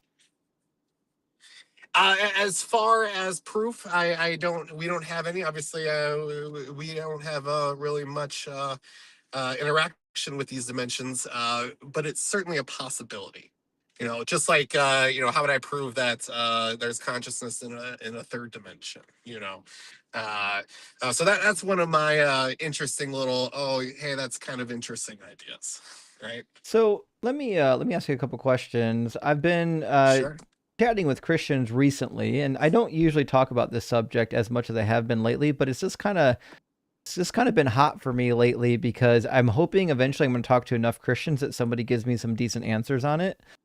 But sure. I've been kind of struggling to figure out how we square the round peg of the Trinity, because the Trinity seems to be breaking the laws of logic. So, like, the for 3 example, in 1. Well, you could do 3 in 1 if you believe that God has parts. But according to the Trinitarian doctrine, God doesn't have parts. Partialism is a heresy. So you can't do 3 in 1. Jesus is 100% God. The Father is 100% God. And the Holy Spirit is 100% God, which means they would have to be identical to each other. But if they're identical to each other, then you would have 3 identical gods, not one God. You'd have to ask my pastor that question. Fair enough. That's okay. Let me ask you another question. I do need to do a little better job with the more traditional understanding of the Bible, I suppose. Sure, fair enough. Let me ask you a more general question then. If somebody came to me and said, Christianity is true because of X, what would you fill in the X? Christianity is true because of X. Well, I would typically start off with there really is only one God that is praised on earth. Muslims, Jews, Christians, we all pray to the same God. Hindus? So that ubiquity throughout history and time and geography, before the internet, it is, it's kind of about like the a Hindus, proof right? of the pudding argument. Well, that was my understanding is India. That was more of a conquering type religion where they added religions in order to. It was a peace treaty religion. Is that accurate in some way? I don't think so, but also I'm not sure that's a measurement of whether or not the religion is true, because both Christianity and Islam were spread by the sword, right? So I'm not sure we would want to say that a religion is untrue just because it was spread by the sword. Everything was spread by the sword back then. Right. That's who we were. And through these religions, we have had this, we are benefiting very much from the Christian ideology. Oh, I don't think so. And we remember, the big points, the big points in history. The majority of the world didn't know these wars were going on at each individual time for the most part. So it was mostly peaceful throughout history. But peaceful there was wars. A lot of terribleness.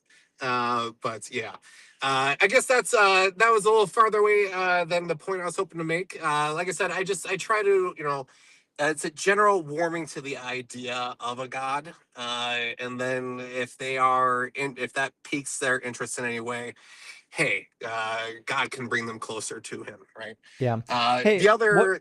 What do you know about the problem of evil? The problem of what? The problem of evil. Do you know about this? Go ahead. Okay. So, you believe in what I can only assume is an omnimax God, meaning is all good, all loving, all powerful, but it seems incompatible with the nature of God that we would have natural disasters, or that babies would be born with bone cancer, or get like diseases shortly after they're born. How do we square this up with a God that's supposedly all good and wouldn't cause unnecessary suffering unless he wasn't all good?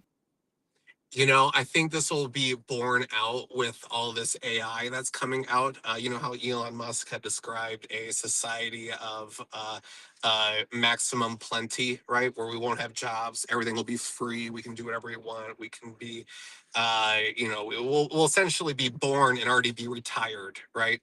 I almost fear for that future because I don't think humanity is built for such a reality. We would have no purpose in the world, and a purposeless person is a terrifying person. Right. As far as the specifics of that and the requirements of all this terribleness in the world, yeah, I get that argument. I would say that's so macro that we can only best guess for that. And simply put, I don't think we're in our current incarnation, we are not built for that. Yeah, I but got I'm one asking other. I'm Go asking ahead. about natural disasters. Why did God create the earth so that natural disasters would kill like 100,000 people a year? Well, we do live on probably the best planet out of all the trillions, in the in space, right? What makes it the If best? you Well, if you go on Mars, it's literally poison. All the dirt on Mars will literally kill us. What? The moon, we talk about landing on the moon. If you That's not a breathe in the moon planet. dust, it'll literally. That's not a Uh, planet. it's not a planet, but it's just all these other planets. I mean, Mercury, you'll literally, uh, uh, let's. You'll literally die just trying to land, right? But no. So You I'm know just gonna make my couple points, just so there you are can have more than those 9 couple planets, right? ideas. There are. Okay. My other point is, So, so outside well, of we the, haven't got that far yet. I'm still trying to figure out how we solve the problem of why God created natural disasters. So, if why you're all God created good, natural disasters. yeah, if you're all good, it's entailed that you're not going to commit unnecessary suffering. You're not going to cause unnecessary suffering, right?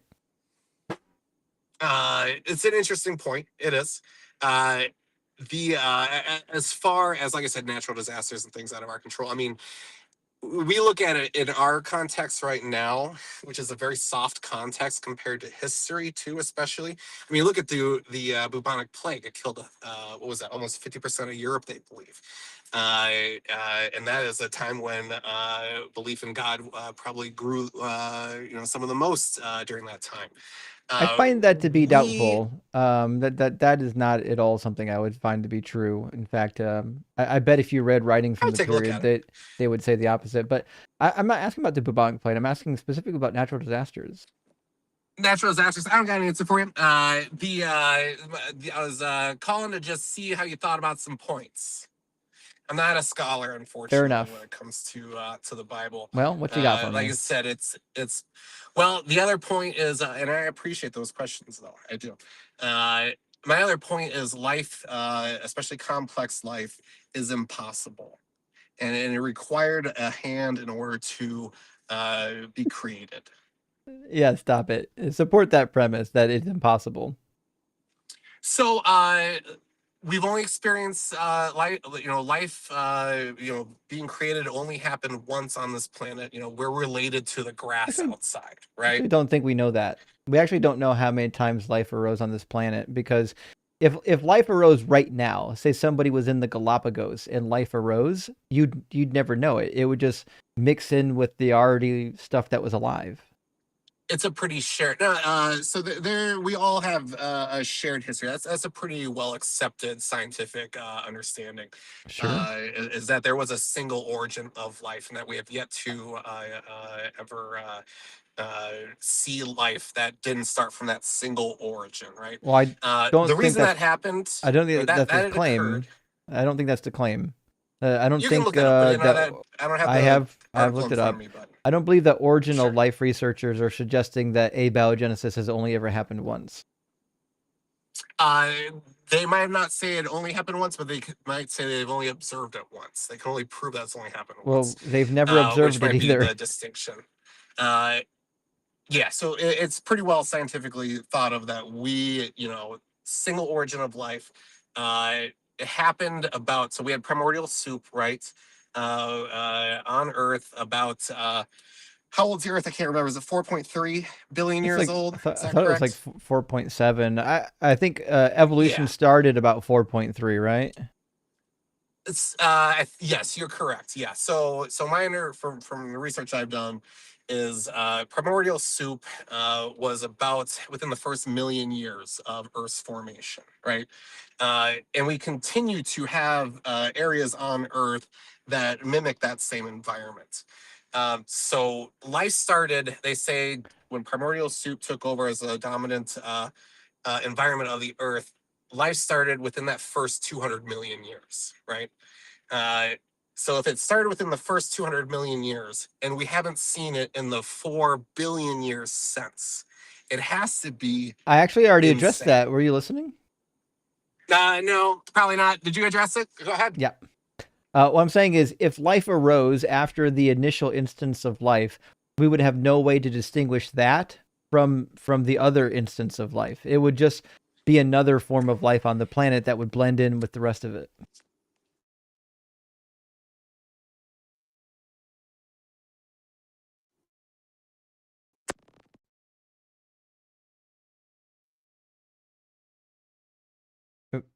We lose him? Son of a gun. You there? Hello? Hello. Can you hear me? Yep. Oh, sorry, I'm not sure what happened there. So I'll have to look up. Apparently, I can't pull up a browser here. I would have to look up how they've determined that idea, because science didn't just, that idea, which is the prevalent, prevailing idea, is generally accepted by science. And I would have to look up What idea? if you're wanting the single origin of life. That is the dominant narrative, and it's widely accepted. If you're wanting to get into the details of that, I'd have to Google it, unfortunately. But I mean, if you want to go to what's widely accepted in the origin of life study, then that would eliminate your God. How so? Because they believe it happened without any God. So, like, Are you talking about scientists? You don't actually care what scientists think. I do care what scientists think. They just describe what it is. They don't describe, how. It's just an observation. No, that's all scientists is observing. The theory of abiogenesis doesn't include any God hypothesis whatsoever. None. And that's not what we'd be asking for. They describe the mechanics of it. We're not describing the intent behind it. There is no intent. So I wouldn't say well, yeah, I understand that's your idea on that, and that's the whole point of this. That's what scientists say. But, they can't say that. The origin of life scientists they can only don't have God in their model at all. They can't rule out anything that they have not directly observed. That's not what science doesn't is. matter. So the science has an explanation for the origin of life without a God included. It doesn't explain. We don't even know how it even got started as a single origin. My point being, we have a pretty good idea. It's only happened once. We don't see it ever occurring again on this planet, which is the ripest planet. You can say it all you want. I've already addressed it twice now. So you're saying that life, it can just happen?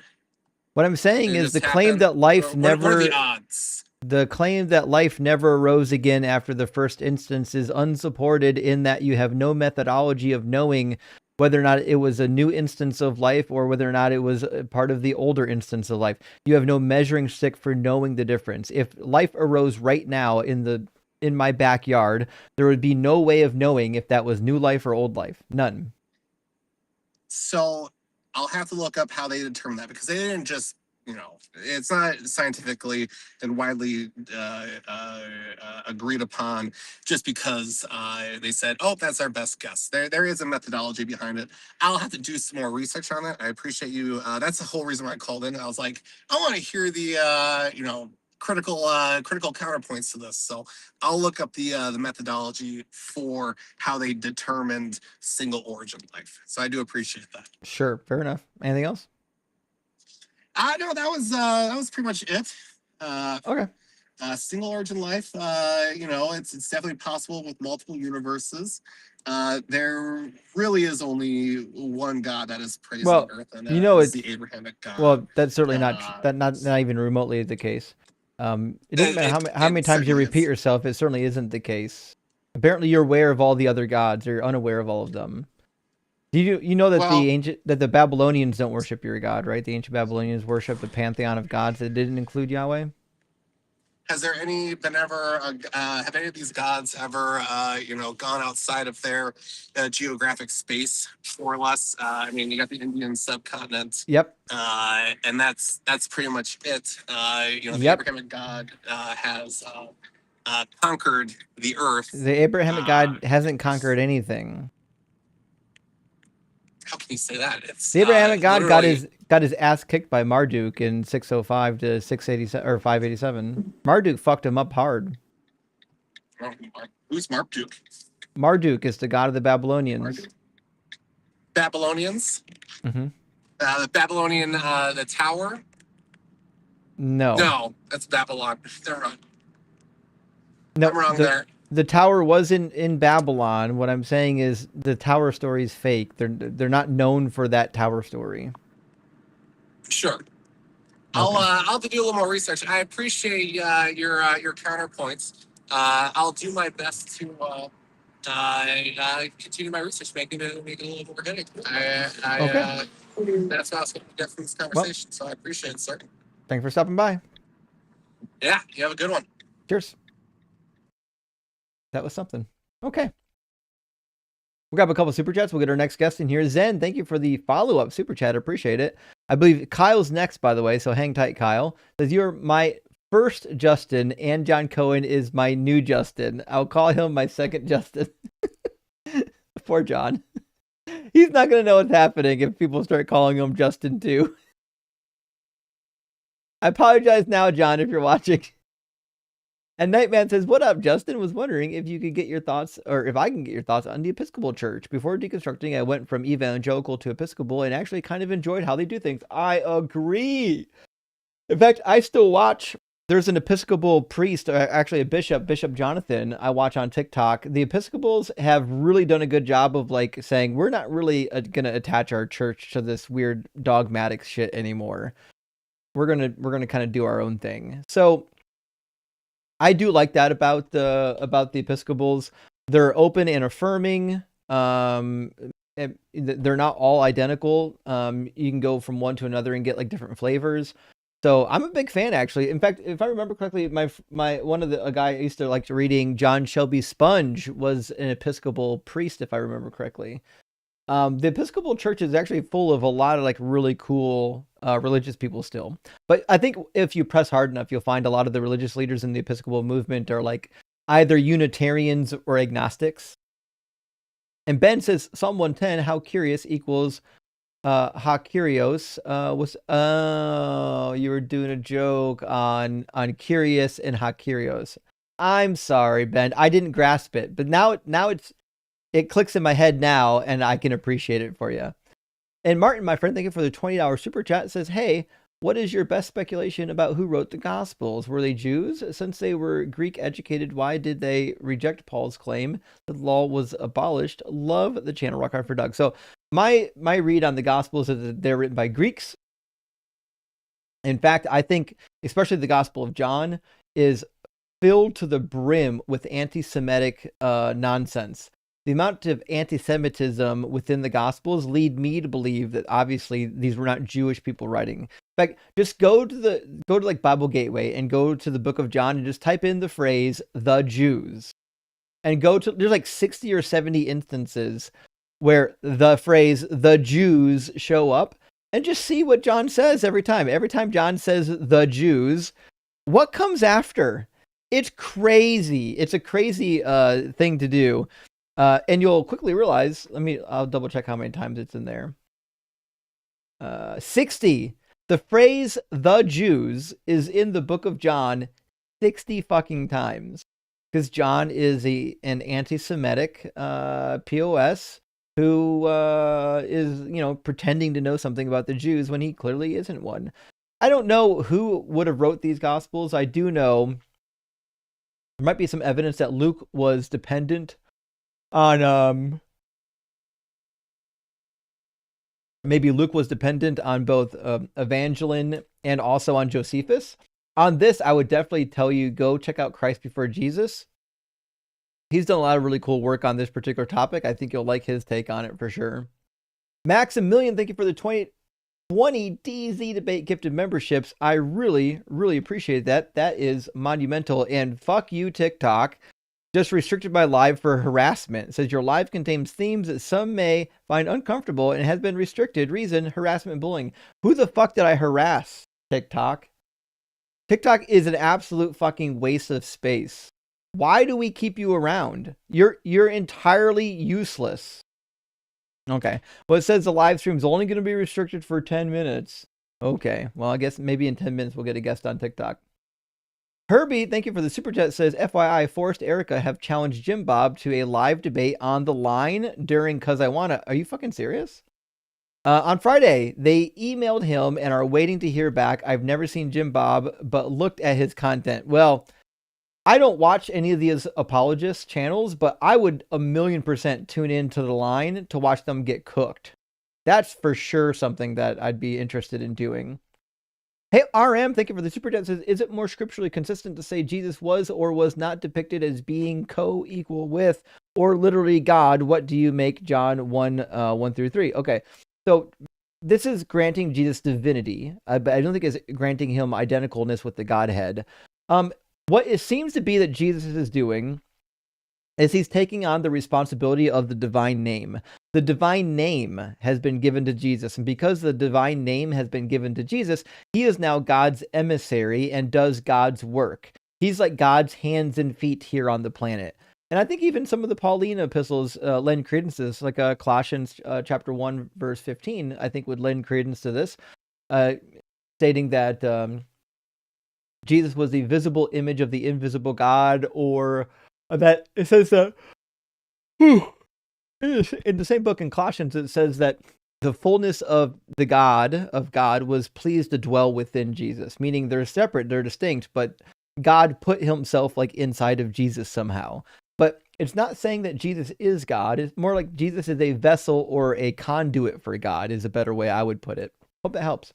And Sean says, do scholars have a consensus as to whether the Genesis account of creation was intended to be literal? So most of the scholars I've known in the Hebrew Bible would say, no, originally it wasn't meant to be taken literally, but it did shortly after become taken literally. Now, there are some scholars that I really like and respect that would tell you that no, it was intended to be taken literally. And that's fine too. You can get to that point. In fact, John Walton does in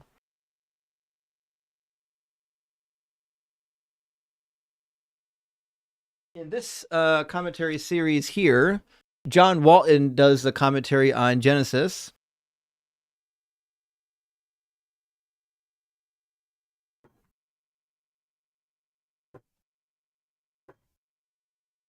There we go. John Walton did Genesis, and he said that Genesis acted as a scientific text to the ancient Hebrews, meaning they believed that this was a scientific account, and that's fine. I definitely think that there's room for debate on this topic. Did some of them think it was a scientific, accurate representation, or did some of them think that was mythology? Probably a little bit of both. Amazing Bro says, what's your take on the tag argument? Well, it's bullshit. I reject presuppositionalism, as you should, because it's fucking bullshit. But I keep getting asked, how do we justify knowing anything is true under atheism? Because, again, first of all, they can't justify anything under theism, right? In theism, they only justify what's knowing true by stating that God has to reveal it to you. But if God has to reveal it to you and you have to rely on your own fucking brain and senses to get that revelation, then you still don't know. So it's a nonsensical framework. Also, asking how do we know anything? So knowing something in atheism is just having a justified belief, right? It's knowledge of something being true, and we come to that knowledge by experimentation, by testing, by having independent verification. Now, when you talk to a dumb Philbro about this, they'll probably try to walk you down the path of hard solipsism. Well, you can't know anything for sure. You can't know, you're not a brain in a vat. Well, that might be true, but neither fucking can you. Neither of our worldviews has an answer for hard solipsism. So, but yeah, I know this. If I was a fucking brain in a vat trying to make up my own reality, I wouldn't make up these intolerable Philbros. They're the worst. And Fanix is my opposition against capital punishment is that even a fraction of a percent of wrongful convictions is a chance I would be willing to I wouldn't be willing to take. I agree. Yes. So this is the one topic that flipped me. When I was a young person, I was a little bit more conservative and I got flipped.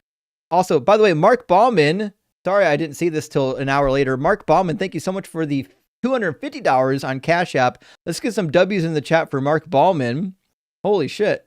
So yeah, the idea that human beings can be placed on Skid Row or they'll be placed on death row, and then they could be wrongfully convicted and killed. To me, if we've even killed one person wrongfully, that's enough for me to say we don't need to be in the business of killing human beings. I don't think that we should be in this business, especially because we know there's a percentage of people that are going to get capped by the government that didn't actually do the crime.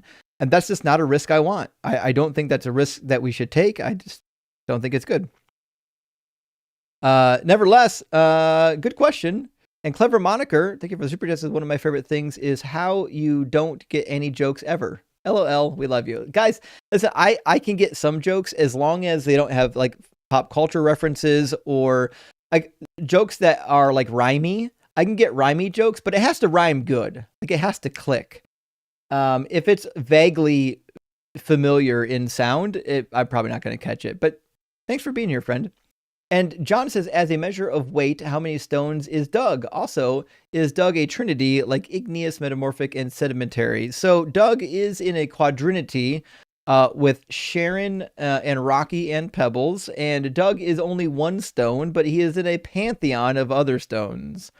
And Game Guy says, any debating 101 type book recommendations, I promise to read the whole book, or at least the first 2/3. The other guy can finish the rest for me. Great joke. Okay, so are there any books on debate that you should know about? I have no idea. None. I didn't do debate in school. I learned to debate on my own. When I was in school, I learned logic. I went to school initially for engineering. And so I learned how to think logically. You might want to take like an introduction to logic in terms of like philosophical logic. That might be helpful. That being said, I didn't read one. Like if you know how logic works, like if you can think logically, you don't really need. If you could think logically and you can be on your toes, meaning you don't get clammed up when somebody asks you a difficult question, you don't get all sweaty and nervous. If you can do those two things, you'll be fine. Just dive in. Just dive into the debate. Right into the deep end. You'll be fine. Not a problem at all. I got 2 more super chats. Demonzo says, Erica and Forrest are on the line right now. Maybe Andrew should call them about this. Fuck, I forgot it's Monday. They are live. I should have had Andrew call in. Damn it. All right, listen, if any of you are jumping back and forth between my channel and the line, when you get over there, make sure I said hi. Fucking love that pairing. Last super chat from Jay says, irony, coming off a mountain with tablets saying thou shalt not murder, and then the first thing you do is murder 3,000 people. Exodus 32. Yes, it's an amazing irony. Although, again, as we've said, like in the Bible, every time you kill somebody, there's always a justification for it. Therefore, it's not technically murder because God's like, well, go do it, right? But, you know. Okay, let's get Kyle in here. And also Dalton. Hold on, let me get Dalton and Kyle.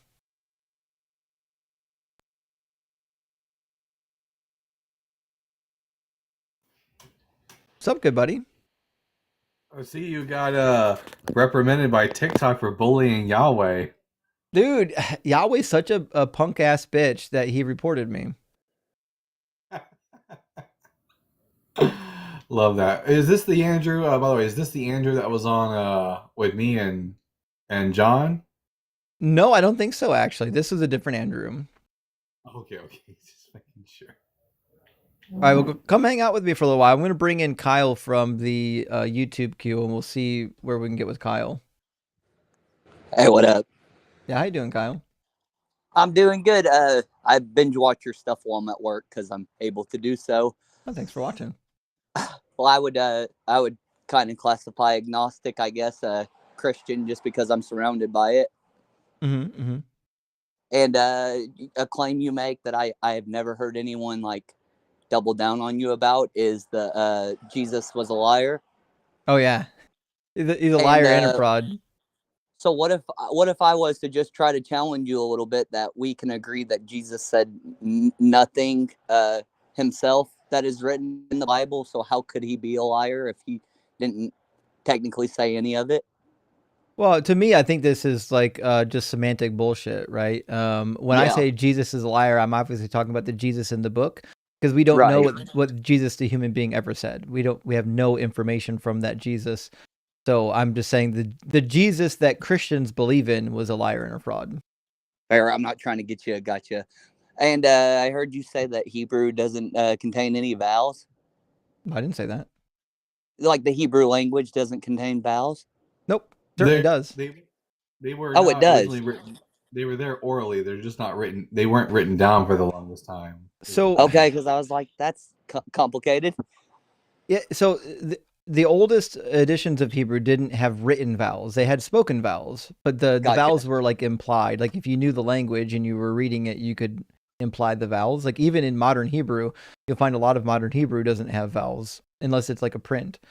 In fact, a lot of people are just writing script. And I've seen a lot of script writing without vowels. In fact, Dalton, what percentage of script writing have you seen that has vowels added to it? In Hebrew, barely any. Like in Israel, anywhere in Israel, most of the signs, most of the newspapers, they're not going to have the nikudot, the vowel points. It's generally going to be only in like very specific like instances, like in synagogues or in yeshivas when you're reading the Talmud or the Tanakh, that you'll see like the vowel pointing system. Right. Yeah. Now, is Hebrew still a pretty solid thing to learn about, or is it kind of useless? I mean, if you want to read the Bible, yeah, you got to learn it. For sure. And do you think it's ever okay to like lie as far as being surrounded by Christians that, I mean, you can literally tell them that you're a believer and they'll shut up about it. Would you find it justifiable to lie just to make them happy, or would you still stand firm on your unbelief? I don't think it's a problem if you're trying to lie just so you can keep the peace. That's fine. I live with my mom, and that's all she knows is how she wants to know how to please God. Her whole entire life is absorbed around that, so I'm trying to work around that. I get it. I have one family member that I refuse to let her find out that I'm an atheist now, because I know it would like cause her immense grief to find out. Yeah. But that's it. Other than that one person, like if somebody asked me, I'm like, yeah, I don't believe in that sky carcass anymore. All right. So now about the flood, the whole God caused the flood. I asked my friend. I'm not too familiar with the whole Freemason thing, but he claims he's like a 30-degree whatever the hell it is. And I said, how can God be good yet do this, the flood? And he's like, Kyle, you got to realize if you have a child, you're only worried about dealing with one person. You got to remember that if God is the father of all, he's dealing with it on a much bigger scale. And sometimes our consequences do put others in harm's way. What would you say to that response? I'm not sure I understood you correctly. Like I said, how can God be good and yet flood the whole entire fucking earth, right? Including children and all this? He's like, well, yeah, actually, he can, and I can only get him when he's drunk to talk on these subjects. So, but he makes sense sometimes. He's like, Kyle, you got to remember, if you are disciplining someone, you're dealing with one person. You got to think if God is dealing with the whole entire world. So, basically, it would only make sense that him dealing with everyone would result in the harm of innocent as well as guilty.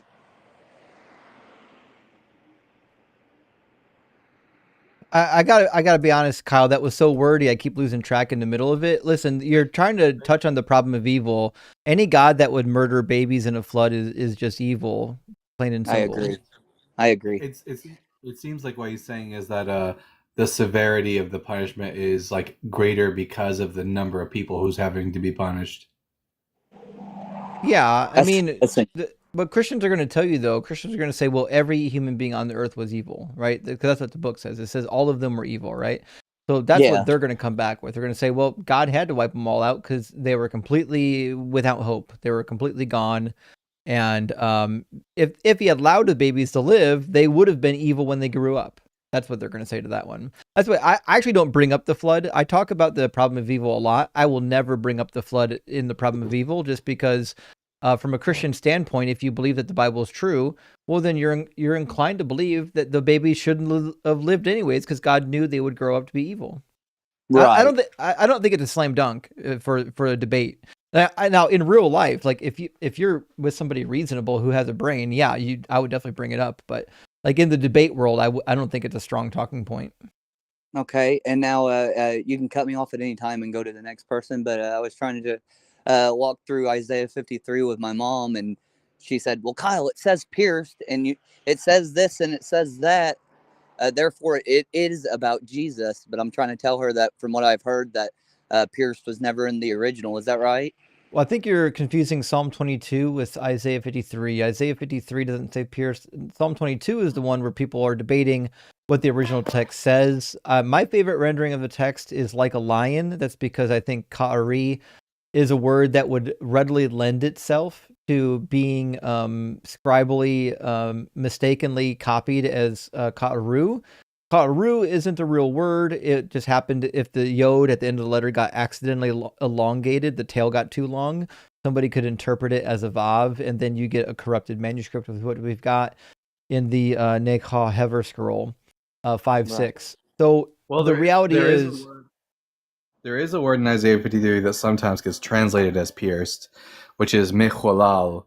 But that word actually just means wounded. He was wounded for our transgressions. And some Bible translations say he was pierced, but it doesn't say pierced, just like Psalm 22 doesn't say pierced. Now, yeah, they're people reaching for anything they can to say, look, it sounds like Jesus. give up at some point to trying to bring the light to their eyes, or I mean, listen, here's my stance, and I've been pretty public about this. I don't go around trying to deconvert people in real life. I think it's a waste of time. I think if somebody wants to have an honest discussion, they'll have an honest discussion with you, but I don't go out of my way to try to deconvert people.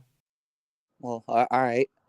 I work at a factory, and it's like I am the go-to guy whenever Christians have you know a goal to try to hit. So they're like, "You used to be on fire. You got a Bible verse tatted on your head. How did you change?" And I don't want to say because I started listening to atheists, but critical thinking. But hey, I guess that's all I got. Because all I got is questions, and I couldn't get on last night. But I'll let you get to cooking. All right, cheers, buddy. Best of luck. All right, thanks, man. Bye. Hey, friends. Thanks for being here. The Q&A was last night, and we are doing debates tonight. So please don't come up if you just want to ask questions. We are doing actual debates tonight. Hey, Zen, thank you for I saw that you had a run-in with that Constantine ass. guy. He was a clown, huh? Yeah, he was on my live too. It seems like he likes Greek grammar, but doesn't seem to like talking about anything else. Yeah, so I got the impression, I don't know much about him. I got the impression he might be in Bible college or have already completed Bible college. I couldn't tell. But he definitely knew enough to kind of make me believe he had some level of education. I just don't know how much. But yeah, he's kind of a douche. He came in really upset. Was he upset when he got in your live stream? Oh yeah, he was a total ass and very disrespectful right off the bat.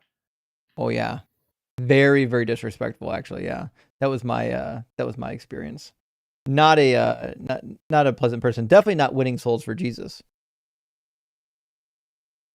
Zen, thank you for the $20 super chat. It says, hey, did you say on yesterday's Unapologetic that you were working on doing a show with Justin too, John Cohen? Hope I heard right. I am Zen. John Cohen and I, we have to pound out some details, but yes, we are going to get together and do a live stream together. It's not going to be a repeated live stream. It's just going to be, we're just want to have a little bit of time to cross over, but yeah, John Cohen and I are definitely going to do some work together. He's amazing.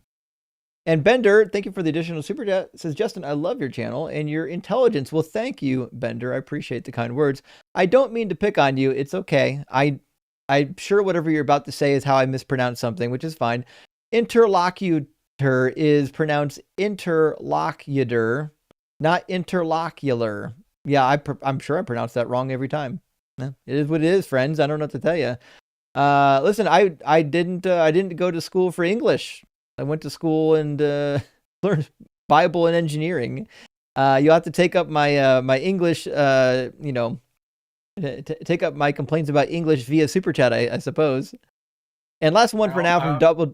What's that, buddy? I often say to people, like, all that space that was meant for like English, proper English grammar, that's where all the like little Hebrew rules and syntax and stuff were. That's where all that got filed away. So exactly. No more room.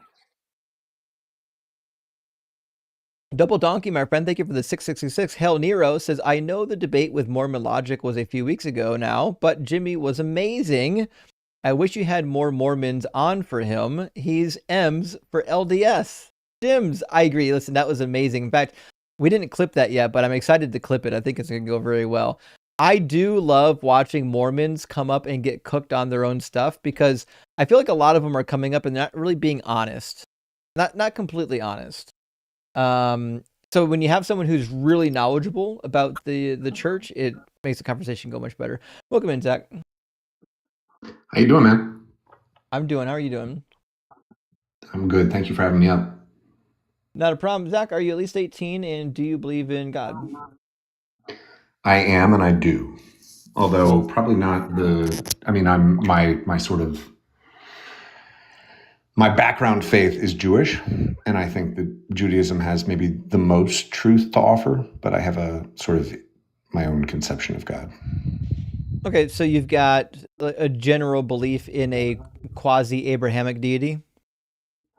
I think that whatever deity it is that created us is more likely a demiurge than the one, if you're familiar with like a Neoplatonic structure. Do you believe in just one deity or multiples? I mean, I would say probably on the demiurge level, multiple; on the one level, just one. So there is a ground of being. Okay. Right, and that one I think probably satisfies most of the God questions. Mm-hmm. Okay.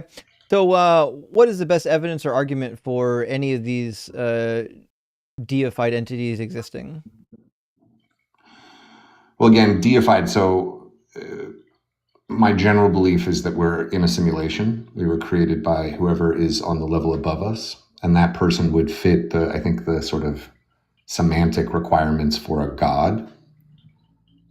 And they could be as involved or not involved as... Is that person in a simulation? Is that person in a simulation? Most likely, yes.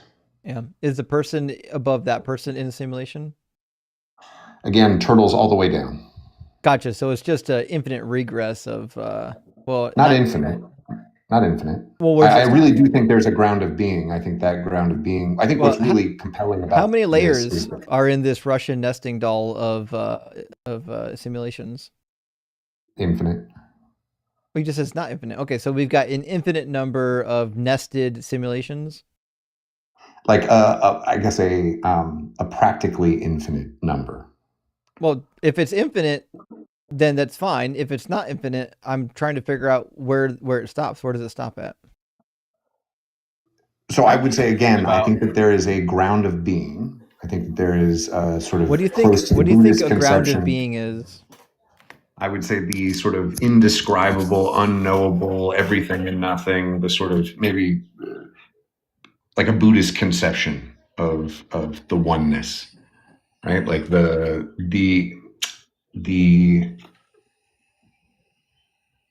reason is maybe the best word I've come up for.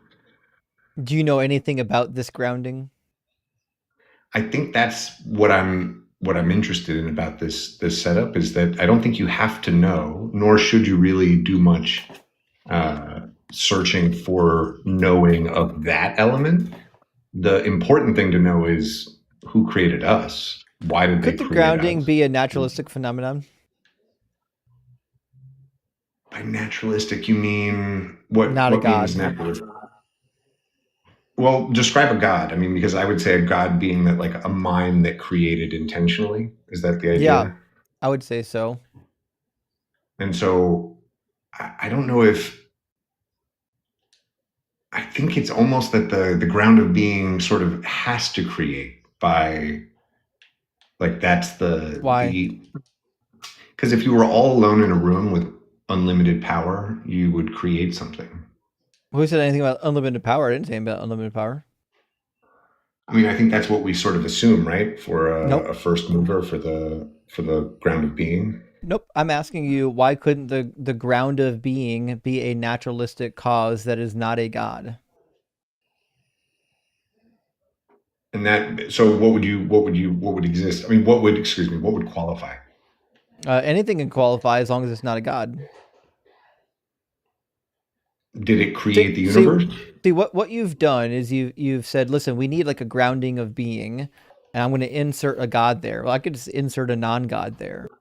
Like just saying that there's a need for something doesn't actually get you to a god. But I actually don't think the ground of being is like when what you're talking about when you say your God is imaginary. You're not really talking about the ground of being. You're talking about the demiurge.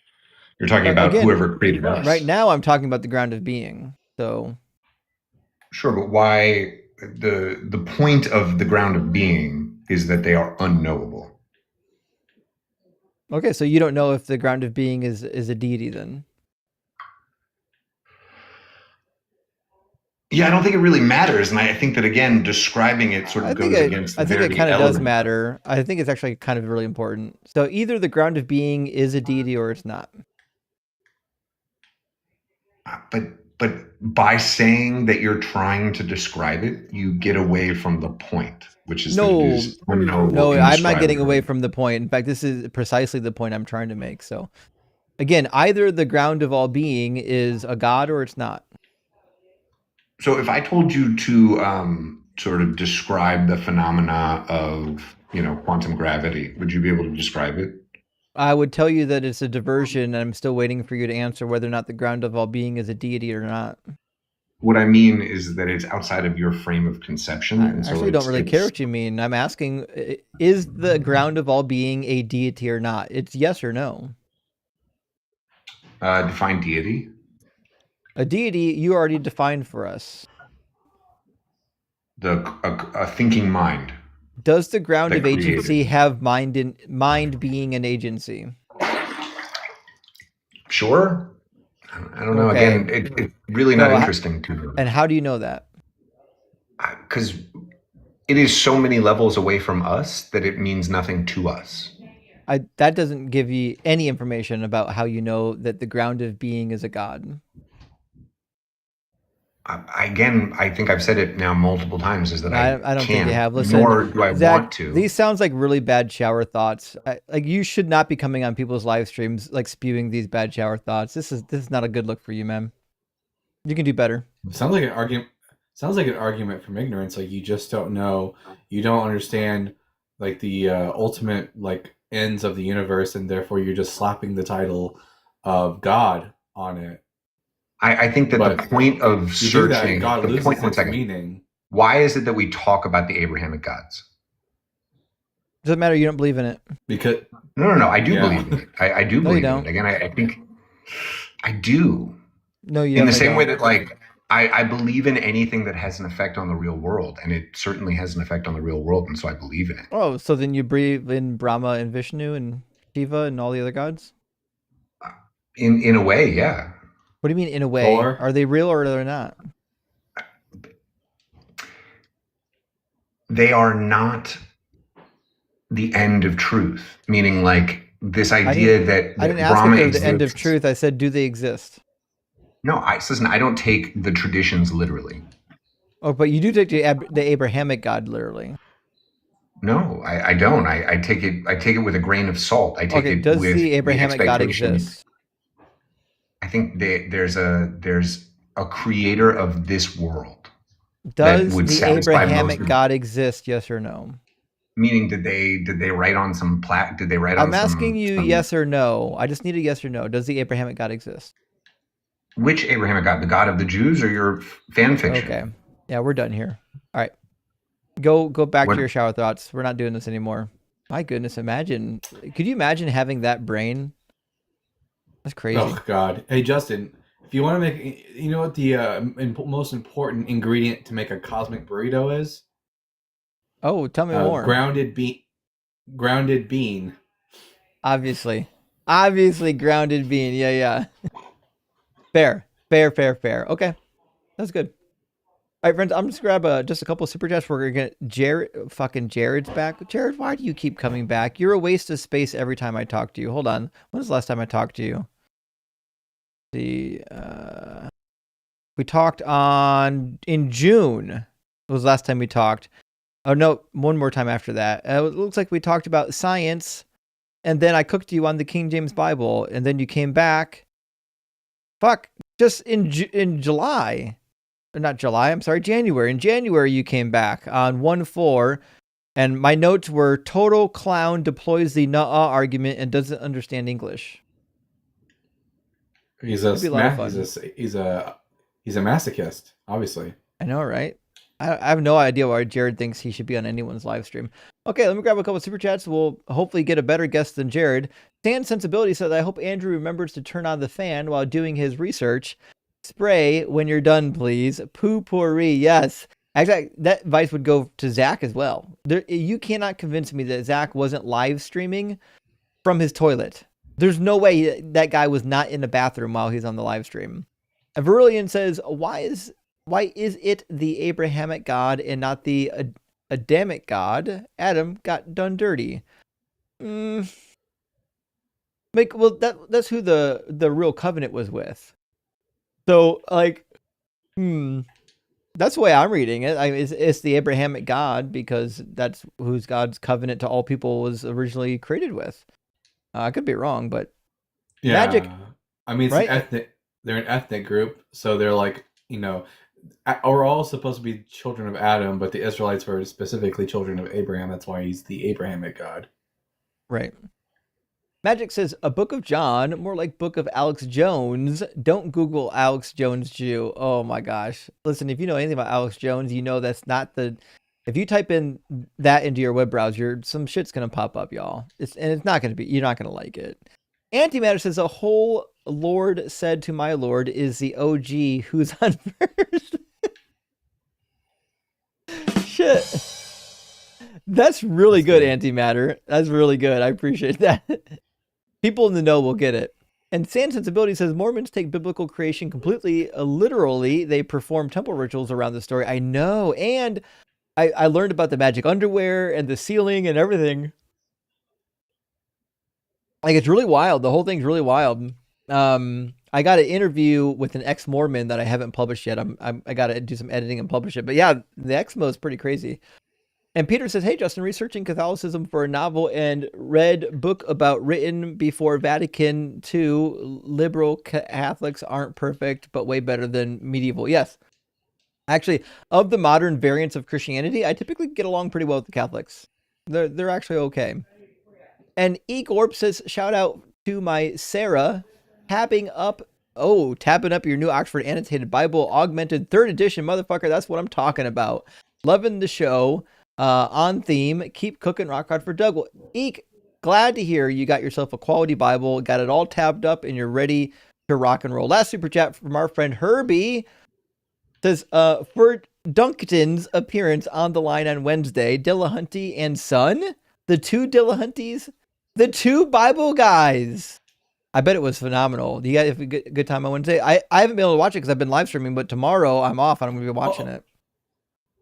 Yeah, it's tomorrow's when we do the show, and it'll be too much bald head for the Christians to be able to handle, Right? Yeah. So that's right. Tomorrow is the show. It wasn't this past Wednesday. It's this coming Wednesday. Oh wait, not tomorrow. Sorry, Wednesday. Or it's Wednesday, so the 11th. Right. Okay. Very good, guys. Make sure on Wednesday the 11th, support our boy Bible guy. All right, let's get T in here, and then looks like Scientific Snitch came out to hang out. We'll get Snitch as well. Welcome in, T. Hello, hello. Oh, hey. How's it going? Hey, Scientific. Good to see you. Hey, girl. How is everyone tonight? You know, I can't complain. How are you? Same here. I'm working. Can't complain, all right. though. Well, try not to get fired. T, are you at least 18 and do you believe in God? I'm 26. I don't believe in God. If you need to kick me, that's fine. But I'm actually an ex-Mormon. That's mostly the reason why I came on. Okay. Because I heard you talking about that. So. Well, congrats. Thanks for leaving the call. But we are looking for debates. Okay, cool. Well, you guys are awesome. I am a fan. I've been watching you guys for a while. I just wanted to come on and if we talk about Mormonism, maybe. Yeah, if we get a Mormon guest, pop back into the guest box. We'll bring in so we can have some Mormon, ex-Mormon chit chat. Sounds good, guys. Cheers. Thanks for all you do. Absolutely. Cheers. That goes for anyone ex-Mormon. If you're ex-Mormon and you were really deep in it and we get a Mormon guest, jump into the guest box. I'd love to hear some more ex-Mormon, Mormon on ex-Mormon debate. All right, well, we're going to bring in Jared because he's the only one left in the queue. All the other Christians apparently were afraid. They had to send brain rot to come debate God. Welcome back, Jared. Yeah, what's up? Not too much. What's up with you? Not much. Just dealing with people in the comment section. Yeah, I'm sure that's been a really good time. So, Jared, you know the rule here. You got to be at least 18, and we know that you're at least 18, and you have to believe in a God. We know you believe in a God, specifically the Christian God of the King James Bible. So we'll ask the same question we ask every guest, and even you, which is, what's the best evidence or argument for your God being real? Well, let's say the best evidence or arguments of God being real. Well, for starters, everybody knows that God exists. Because, God made humanity, and he also planted intuitive knowledge in us. We don't know any of that. And also, we have creation in the Bible in Christ. I don't believe any of that's true. So there's plenty of stuff that points to God. Why is that? There's not, because I don't believe God is real. So obviously, I'm not going to believe that he put knowledge inside of us. Why don't you believe he's real? Because there's no evidence for it.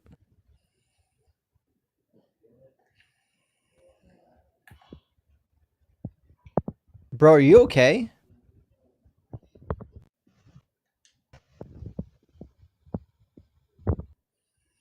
Dalton, where are these people coming from today? Tonight? Is God run out of soldiers? That's been my experience for the past month. Apparently. Sure. Imagine being an apologist and the biggest battle you fight all day is how to figure out how to work your phone. I wonder if Jared's figured out whether or not you can how to get brass out of the earth. Oh, yeah. Thou mayst dig us up brass. That's a good one. Now, some people will say that brass could be used interchangeably for copper, but I did look it up in the ancient English lexicons, and they actually had a word for copper. It was surprisingly almost identical to the modern word for copper, and it was used abundantly, which means if they meant copper, they could have just fucking said copper in the King James Bible. They screwed the pooch and they said Shocker. brass. Yeah. Okay, well, Jared dropped. I don't know if Jared's coming back. So we'll give him a minute. If he comes back, we'll take him. If he doesn't come back, I guess we'll hope for another guest. Friends, if you want to call in and tell us about your God, we'd love to hear about it. The link on the screen is for anyone watching on non-TikTok platforms. It's tiny.cc/DZ live. And if you're watching on TikTok, obviously you already know how to be a guest at the show. And now's a great time to do it because I'll say it every time I go live. If you wait till the end of the show to get into the guest box, you'll get missed. So don't wait until like 10 o'clock to get into the guest box. Now is the time to get in. Tutored says, biblical literacy, what is the apologetic for why Jesus didn't just write his own gospel? Was he illiterate? He couldn't even read Caesar's name on that coin, could he? So if there's a real historical Jesus, I assume he could read. The Jesus of the Gospels, though, they position him as being able to read, but every time it seems like he's reading something, he's quoting it from a non-Hebrew source. Which would lead me to believe that maybe if he could read, he really only just knew how to read Greek. He couldn't most likely read Hebrew. But was he illiterate? I don't think so. obviously, Justin, there was just like a little Greek settlement within Nazareth, and there was like a little Greek synagogue, and that's where Jesus went. Little Athens, they called it. Naturally. He was a fool, whether he could read or not. I know that much. And Dr. Fudge, thank you for the super, says, if you really need books to learn debate, Graham Priest's Logic and Aristotle's On Rhetoric, second one's not needed, to be honest. Just practice and listen. I agree, actually. There probably are a lot of good books like these ones mentioned, but also just watching enough debates, you'll pick up a lot of debate tactics just watching the debates for sure. And Evan says, it's crazy to me that people bet their entire afterlife on a book that they don't read. Imagine getting a letter from God and only reading the last paragraph. Listen, Evan, I've said this. I agree with you. I've said this a million times. It's crazy to me. It's preposterous. It's outlandish that Christians believe I have a book literally fucking sent by the God of the universe and then they don't read it. Why? How does that even happen? It's crazy. I know Dalton was like I was when we were Christians. Like we're reading the book every damn day. It was like next to my pillow at bedtime. Like it was a fixture in my life. Crazy. I was reading it in class after finishing my schoolwork. Like I was like so glued to it. Yeah, for sure. Okay, well, House. Hey, good to see you tonight. Thank you for the $10 super chat. Says is Revelation 8:1 proof that men make it to heaven before women? Just joking. I'll show myself out. Oh boy. I mean, obviously we know that you're joking, but Revelation 8, let me see exactly the wording that would lead you to believe that. It says, when the Lamb broke the seventh seal, there was silence in heaven. Oh, fuck. Oh. Jesus Christ. Because there was silence in heaven for half an hour. The men got there first. That's crazy. That's some sexist bullshit right there, House, by the way. That's pretty crazy, actually. What are you saying there, Scientific? I didn't catch you. Oh, I was just saying that's crazy, dude. That's crazy. Yeah, it really is. Tired. Thank you. Tired of liars, to be specific. Thank you for the super chat. Suggested entertainment reading suggestions. Midnight at the Well of Souls by Jack L. Talker. Hey, thank you. And the Incarnations of Immortality series by Pierce Anthony Sci-Fi. And I think you'll enjoy it. Listen, I'm sure I would. I actually really like reading. That being said, my reading list is a mile long right now. So any reading suggestion is going to get placed pretty far back on the list. But all right, I'm going to get one more super chat, and then looks like we might have a guest ready to pop in. Flogan Fire. Thank you for the $10 super chat. It says, just love you, Justin. Thanks for doing what you do. Keep on cooking rock hard for Doug. Infinity forever. Well, thank you, Flogan. I really appreciate that. And you know what we're gonna do? We're gonna keep cooking as much as we can and try to make some progress out here. All right, let's get Yukman in from the queue. Did I say your name right? Yeah. Awesome. Perfect. Yukman, are you at least 18 and do you believe in God? Yes, I'm 18 and I'm on the fence. Okay. What's I'm waiting for somebody to kick me over. What's keeping you in? I've always been going to church my whole entire life. There we go.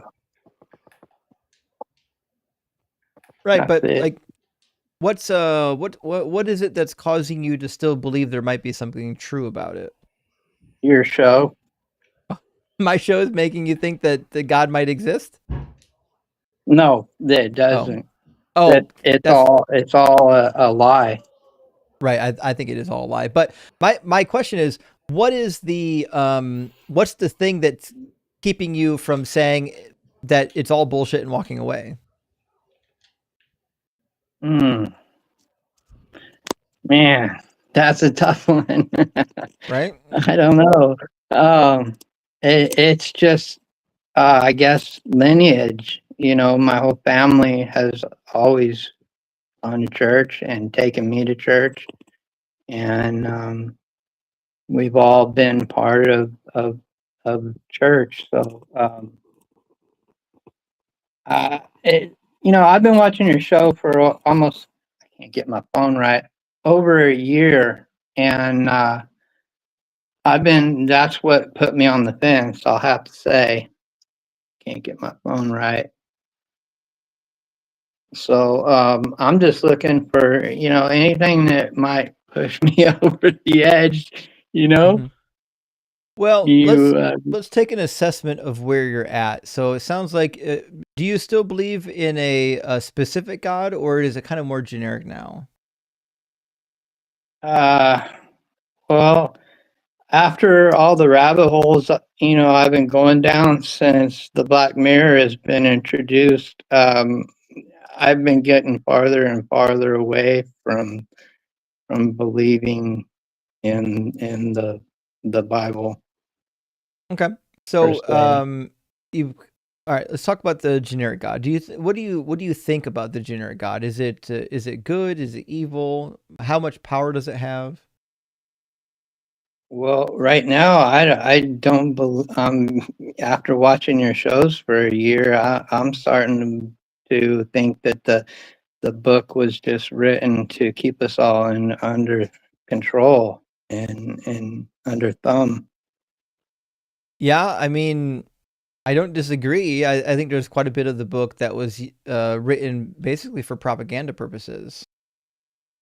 Yeah, I started, getting into reading, the Giants and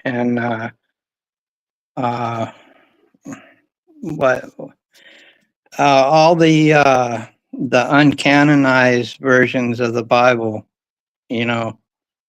that they don't like want us Enoch to read, and that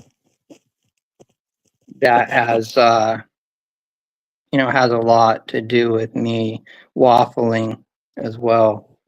Yeah. So, I mean, what can we do for you here today? What do you come here for?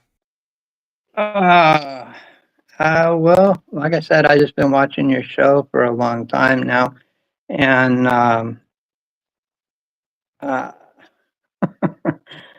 oh God, I was just hoping that there was something you could say to push me over the fence, Well, I mean, what is it that your brain is thinking about God that would make God required for anything? Like, what's God doing in your worldview? Well, right now, things have gotten pretty bad. They've gone downhill for a long time now, for many years, and I'm starting to lose my faith. But I guess And what I'm saying is, in your particular worldview, what is the function of God? What's God there to do? Well, I don't. I'm starting to not believe in a God, along with all the atrocities that are happening.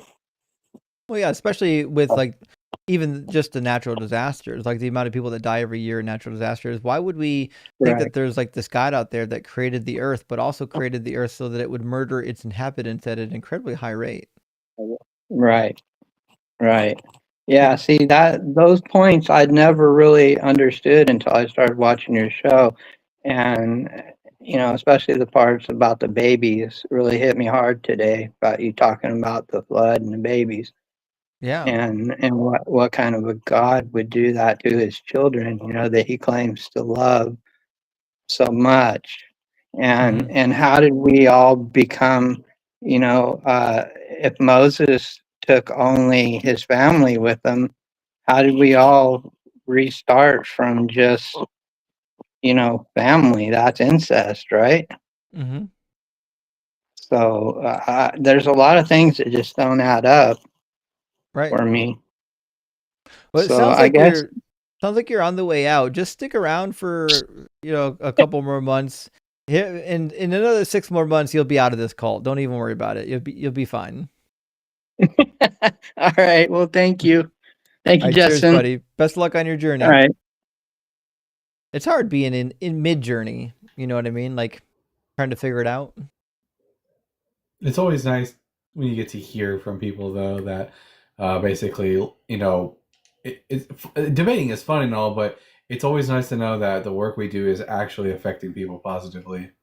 Yes.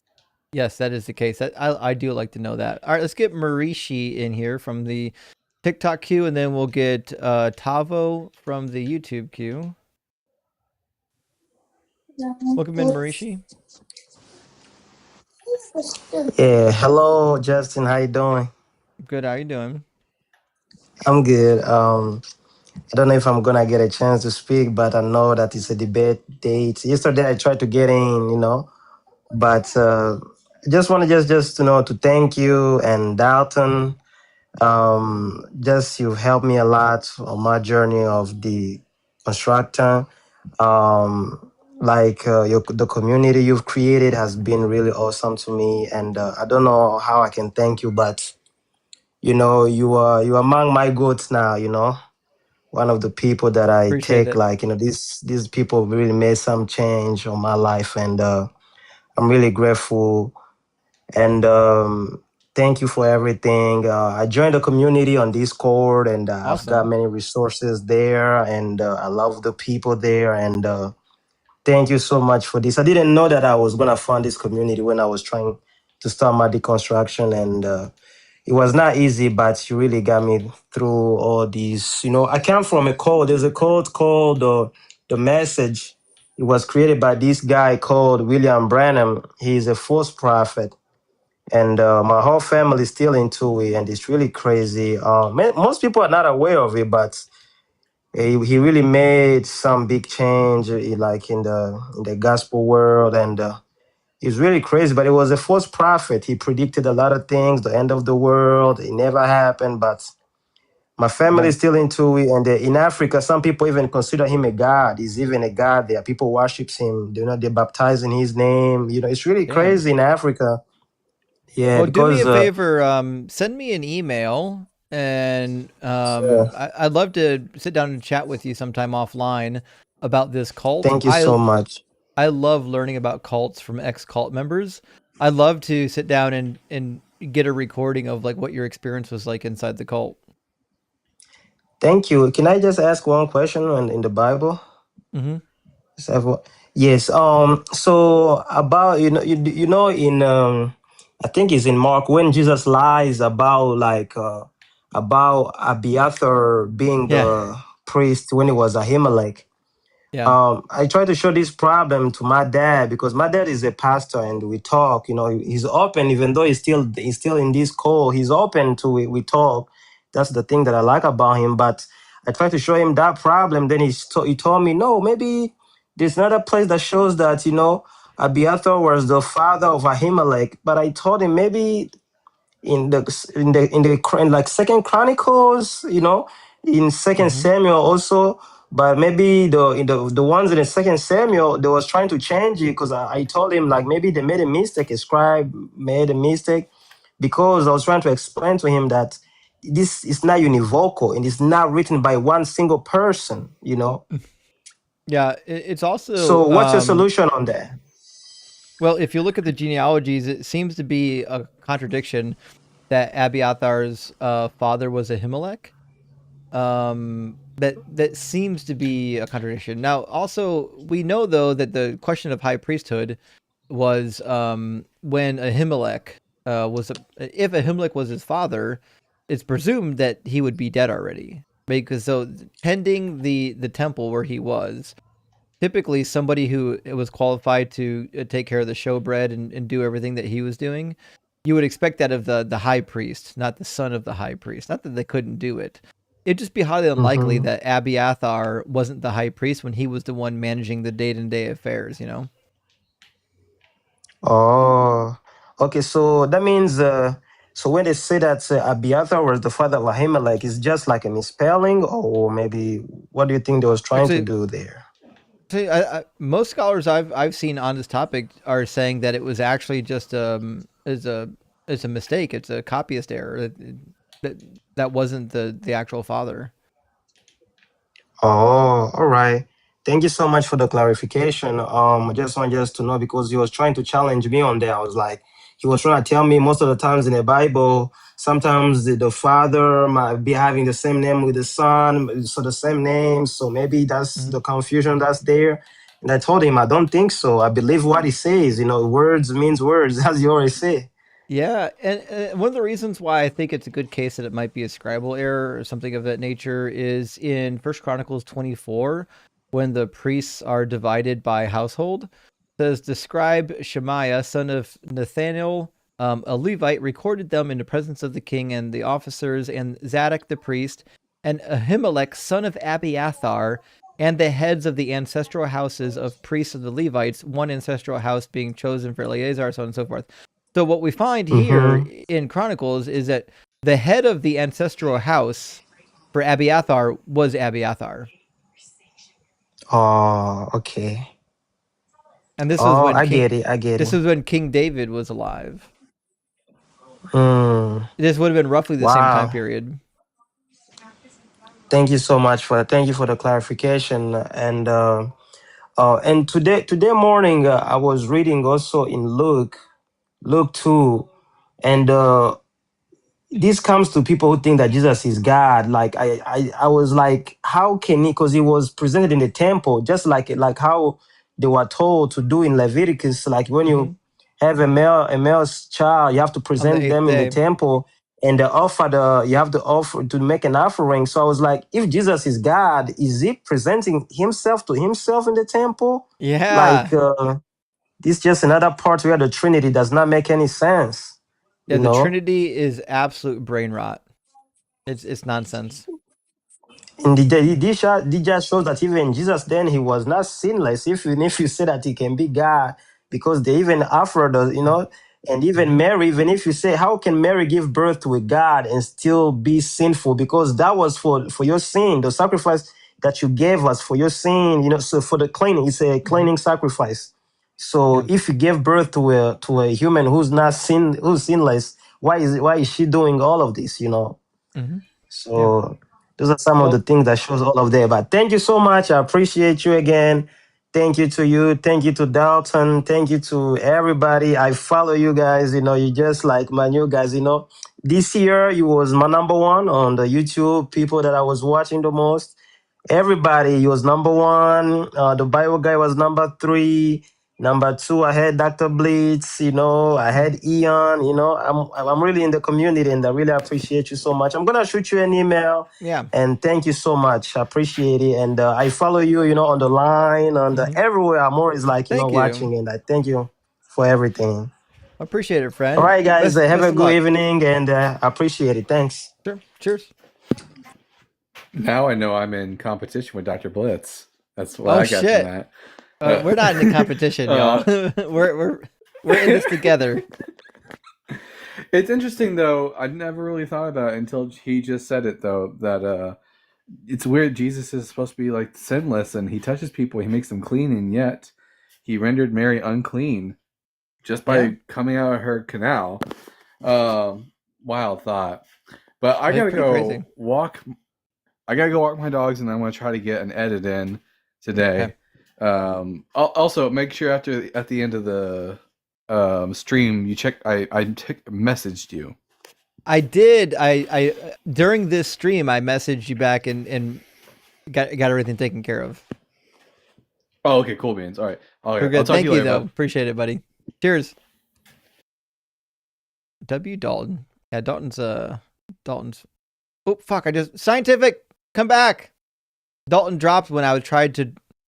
Right as I was trying to bring Dalton down, he dropped, and then you popped up, and you got accidentally dropped. Scientific. Sorry about that. Come on back, friend. Mike, thank you so much for the super. It says you're amazing. You're one of my favorite atheists, right up there with Richard Dawkins and Carl Sagan. Rock harder for Doug. Well, fuck. Those are some pretty high praises. I really appreciate that, Mike. Although, as we've learned, Richard Dawkins is a fucking pervert. So, Lawrence Krauss and Richard Dawkins are now off my list. Hey, welcome back. House coming in again with another super chat. We appreciate that. It says losing faith equals losing chains. Respect for those on the fence. Also, Reverend Joke. the previous joke was just that. Respect all. I know we were just playing house. We know that it was just a joke. We know that you're not a misogynist. It was funny too, by the way. It was funny.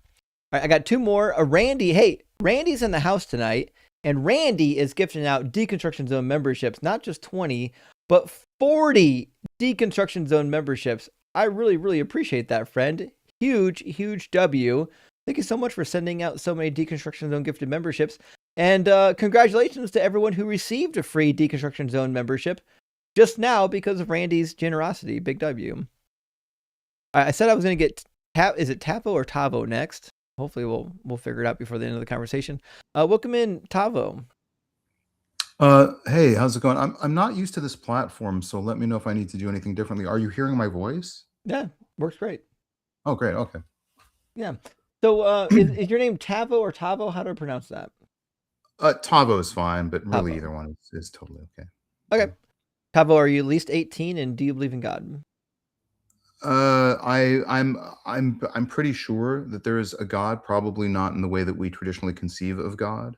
And I'm an adult, so.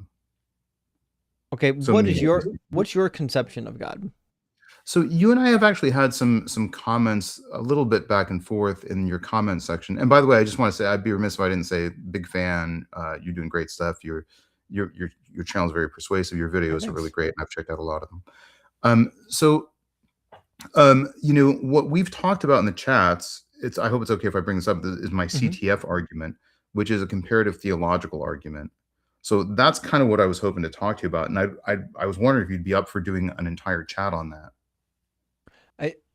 I can introduce it a little bit now. I guess I don't really know what you're asking. Well, my contention is not so much that there is a God as we would conceive of God, but my contention is rather that if you look at all of the religions across the 17 different religions that I looked at, the evidence is the evidence that suggests that the religion is most plausible quantifiably is Christianity.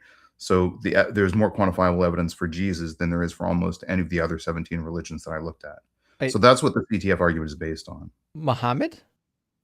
How is Jesus more likely than Muhammad? Okay, well, several reasons. Number one, and by the way, I should apologize. I'm a little bit under the weather, so I may not be as articulate as I would normally be. But number one, I looked at all the attestations and witnesses in the first 50 years, the first 100 years, the first 150 years, and the first 200 years. And Christianity absolutely beats out Islam during each and every time frame in terms of witness attestations. So that's one of the reasons. Wait. Reason number witnesses of Jesus? Yeah, attestations behind Christianity in general. So you can apply. I vehemently disagree with that. It's comparative to Islam. So to disagree, you're saying that Islam has more quantified witnesses in the first 50 years, the first 100 years, the first 150 years, and the first 200 years? I don't think there are any witnesses to Jesus. Well, so there's 5 different arguments. So we could stick with that one, or I could just kind of run through the rest of the arguments. So I mean, this is the most interesting one so far. Like, name a witness that wrote about Jesus. Well, why don't I go through the other 5 arguments if that's okay, and then you can say, well, let's stick with this one. We're gonna do this whether you name the next 4 or not. I'm okay with that, but let me. Why don't I name the next 4, and then we can come back to this one if that's okay. Sure. If you want to stay, it's your channel, so I respect whatever you want to do. All right. So the other arguments are like sort of looking at the time gap between the miracle attestations and the first time that they were written down. And they're actually earliest for Christianity among any ancient religion. And comparing Christianity to Islam, it's sort of an order of magnitude difference, meaning that Christianity, the time gap between the actual miracle events and the first attestation of those miracle events is much earlier by, on the order of decades rather than on the order of, many decades and centuries for Islam. So what I did for that part of the analysis is, again, I looked at 17 different religions, 3 miracle accounts for each religion, and then I looked at the first 3 witness attestations for each of those miracle accounts. And so that gave me about 153 data points. And again, Christianity has the most robust attestations, the most quickly repeated attestations, and the most often, most the most consistent attestations among any of those 153 sets of data points. Sure. I don't really care about your data sets. Give me one attestation of a witness. Well, I mean, it depends on, well, we could talk, I mean, the witnesses who authored books in the New Testament would include Paul. Well, like Paul. Jesus was dead when Paul wrote. And it seems pretty clear from Paul's writing that he had a mystical experience with Jesus, not that he ever knew the physical Jesus. Well, I don't know if I would use the word mystical. I'm okay using the word visionary, but I'll agree with you that Paul it wasn't within that first 40 days of the appearances of the resurrected Jesus. Well, I don't think he knew Jesus at all. Which is why his teachings contradicts Jesus. Why Paul said that the law was abolished, and Jesus said the law was not abolished. When did Jesus say the law is not abolished? Matthew 5:17 through 19. I think there he says, I came to fulfill the law. He said, I did not come to abolish the law. Yeah, I came to fulfill the law. But fulfill doesn't mean abolish. Words have meanings, my man. They're two different things. They are two different things, yeah. Yeah. That's why if they were the same thing, he wouldn't have had to say it. Well, I think what Paul is saying is that Jesus has fulfilled the laws, so we don't necessarily need to require that Gentiles. He didn't say that. He said abolish the law.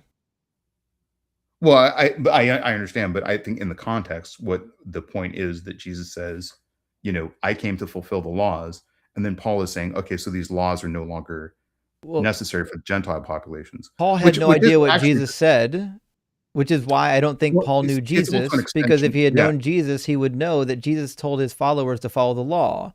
Because whoever breaks one of the least of these commandments and teaches others to do the same will be called least in the kingdom of heaven. Did Jesus want you to follow the law or not?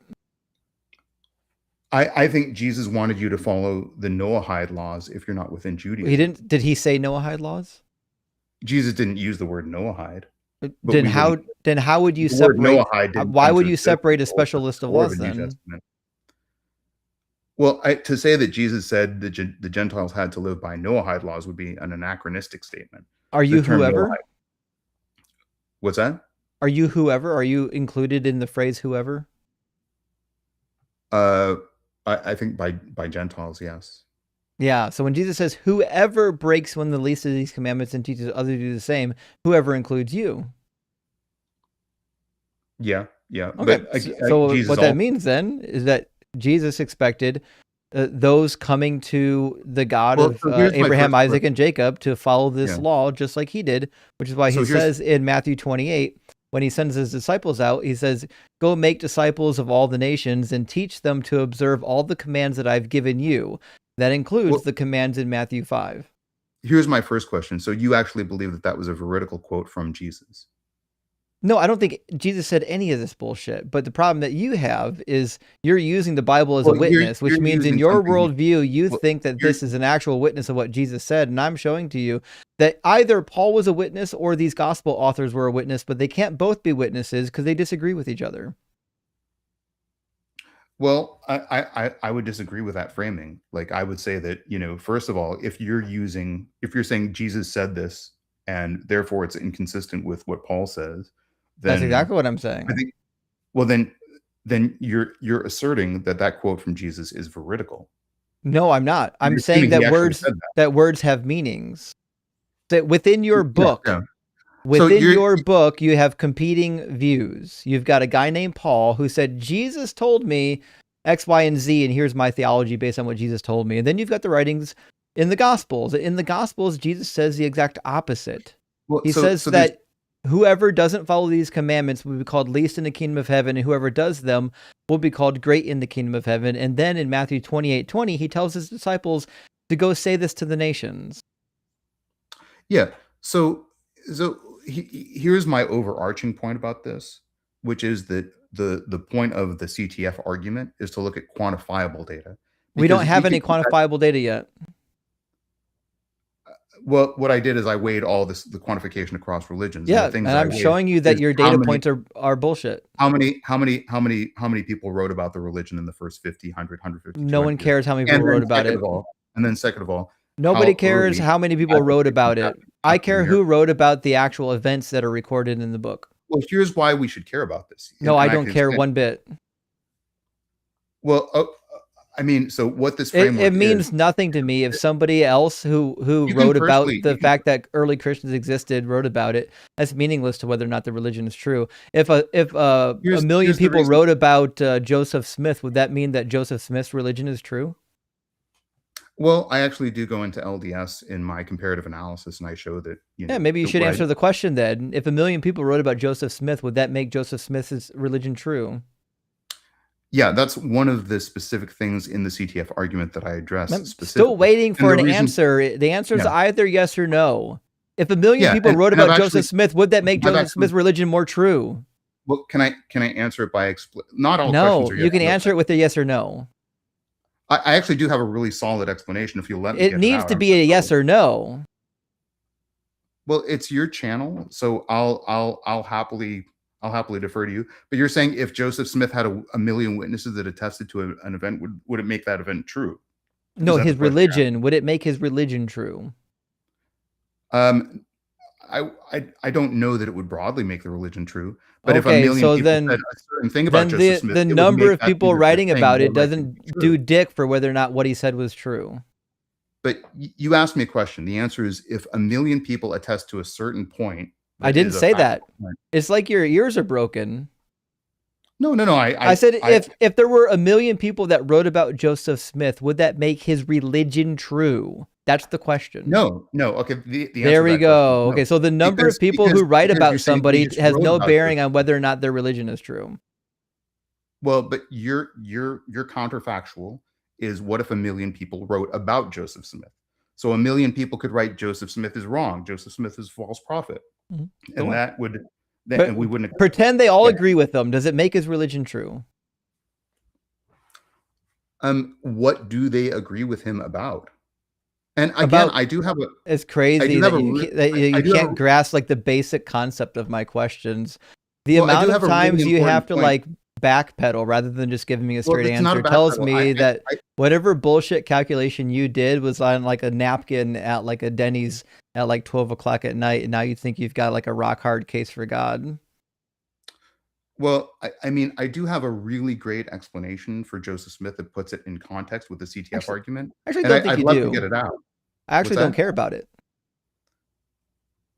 Well, I mean, but it's an important part of the. I mean, then it's actually not. Why should I not say that I don't care? I brought up Joseph Smith for a really easy reason, which is to demonstrate that somebody writing about somebody else will never validate their religious claims. If somebody wrote about L. Ron Hubbard and said, yes, everything L. Ron Hubbard is true, and then 10,000 other people said, yeah, L. Ron Hubbard, whatever he said is true, does that make L. Ron Hubbard's stories true? It depends on what the story is and what they are attesting to. No, it doesn't. It does, and I can explain. No, it doesn't. Why. 1,000 people saying that L. Ron Hubbard told me a story has no bearing on whether or not that story is true. Well, I can explain why, because there's 8 witnesses in early LDS tradition that attest to the fact. I just said L. Ron Hubbard. You're so lost. No, I'm going back to your original question. You're so desperate to get out your LDS talking point that you can't grasp what's actually being said right now. We can switch what's actually being said right now. No, it doesn't matter who you insert into the fucking blank. Any religious leader you want, insert into the goddamn blank. What I'm saying is a million people saying, yes, he said this thing. Does it make what he said true? No, but it makes it more likely that he said that thing. I don't give a fuck. But that's the question you just asked. I care if it's true. I care if it's true. Well, what you just said is if a million people said that he said a thing, does that make it true? I would say if there's a million witnesses saying that L. Ron Hubbard said this, then that makes it more likely that he actually said that thing. I didn't ask you if it was more likely that he said it. I said it is more likely that what he said is true. That's literally what you just said. That's literally not what I said. I said, does it make what he said true? It makes it true that he said that thing. Again, that's not my fucking question. Does it make what he said true?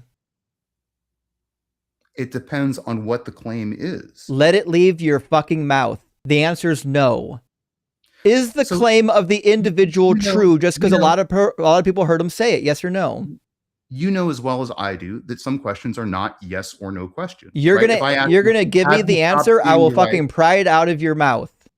That's what's gonna happen right now. And now you're muted. No one can even hear your ass. So again, we're going to try this for the last time. I won't do this another time. If the word no or yes doesn't leave your mouth, we're done. I'll never entertain this conversation ever again. If 1 million people heard L. Ron Hubbard or Joseph Smith or Muhammad or any other motherfucker that started religion, if they attested that we heard him say this, does that make what that person said true? Yes or no? No. There we go. Okay, so I don't care how many people wrote about early Christianity. That has nothing to do with whether or not the claims of the Bible, when it talks about God, are true. Well, but your position that you just raised is antithetical to everything we know about historical scholarship. No, it's not. We have written attestations for event, and then we accept those events because of the attestations. No, you don't. Yeah, I looked at 32 different events between 10 CE and 60 CE. We're not talking about events. We're talking about religious claims. It's like you're in a different conversation. It's like you're not even listening. This is why I apologize. This is why I'm eating you right now. I'm literally fucking chewing you out right now because you won't listen to my words, and you're making having a conversation fucking impossible. You keep inserting into my argument words I did not say. Okay, all right. I apologize. You can go ahead and unmute me, and I'll let you finish your point. Go ahead. You're not muted. Okay, well, go ahead and finish your point, and then I'll my point was finished. I'm waiting for you to actually listen to it. Yeah, your point is it doesn't matter to you how many attestations there are behind a religious claim because you dismiss a religious claim outright based on the fact that it's a religious claim.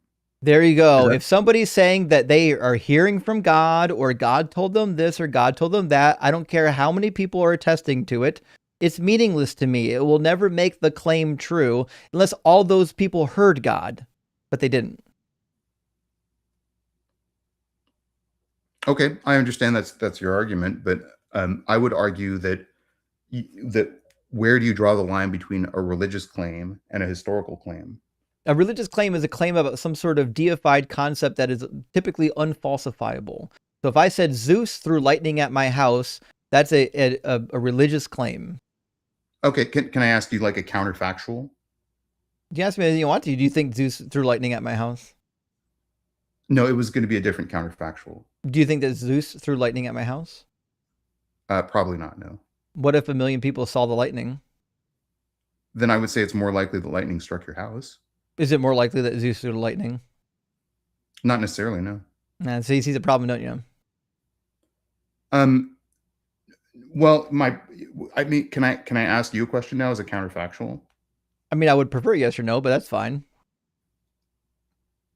Oh, all right. Well, I can answer that. I'll say no because I feel like it's your channel. You have the right to ask me to give specific answers. I would lean towards no. Okay, so you don't see the problem. Gotcha. What's that? You don't see the problem in saying that Zeus is responsible for the lightning because a lot of people said it? No, I'm sorry. What I'm saying is no, I wouldn't agree that that's evidence that Zeus is responsible for the lightning. There we go. So we finally found a point of agreement. Yeah. I mean, let me ask you a different counterfactual in a different setting, and I don't want to draw this out too much longer. I know you probably have a lot of people who want to chat with you, but I really appreciate your pushing back and you're making very like persuasive points. And but okay, so here's a counterfactual: is the parting of the Red Sea a religious event, or was that a naturalistic event? It's claimed to be a naturalistic event. I have no reason to believe it ever happened, though. Okay, now if I have 1,000 attestations from people who were at that site who said that the Red Sea parted, you would agree that the Red Sea parted, right? I would say it definitely increases the likelihood of it parting, or it would lead one to believe that there must be a reason why A, it could have happened, or B, people are lying about it happening, one of the two. So it sounds like what you're saying is the difference between a naturalistic claim and a religious claim is specifically the attribution of the etiology of that claim. No. Okay, well, what's the difference between a religious and a naturalistic claim? A religious claim and a naturalistic claim differ because a naturalistic claim is something that's based on nature and typically is falsifiable, whereas a religious claim is typically entirely unfalsifiable. It's just religious in nature. Well, I mean, I think if you're, I don't agree with that set of definitions, but I would say that, if there's a naturalistic claim versus a religious claim, there's, you look at the attestation. Like, for instance, if you look at the death of Herod Agrippa, which I think was in like 44 CE, right? That was a natural event. A lot of people saw it. A lot of people witnessed it. But everyone who wrote about it wrote, with a theological motivation for it, a theological overlay. I still think that wouldn't be another good reason why attestation's bullshit. Well, but here's my point: is that the attestation do you believe is that? Do you believe that Vespasian healed a blind man by spitting in his eyes? I would say probably no. But like lots of people saw it. A multitude of witnesses saw it, according to Tacitus and Suetonius. Yeah, I don't know that much about it, but offhand, my first answer to you is no, because I wanted to give you no. What? Question. I didn't ask you a question. You said, do you believe in it? And I said no. Believe in what? That Vespasian healed somebody. Oh, Vespasian. Vespasian, sorry, yeah.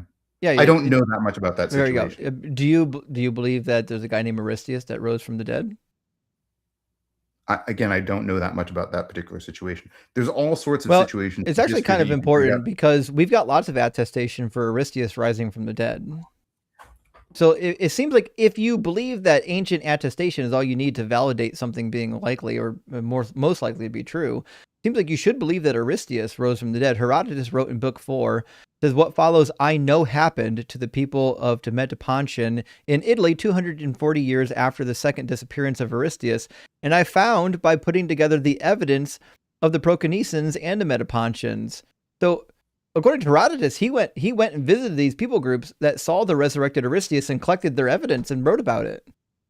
Same thing with Pliny the Elder, same thing with Apollonius, same thing with Diodorus, same with Plutarch. All of them say that this motherfucker got up and rose from the dead after being dead for multiple days, body disappeared, and then has been making appearances to individuals for the next 3 to 4 years.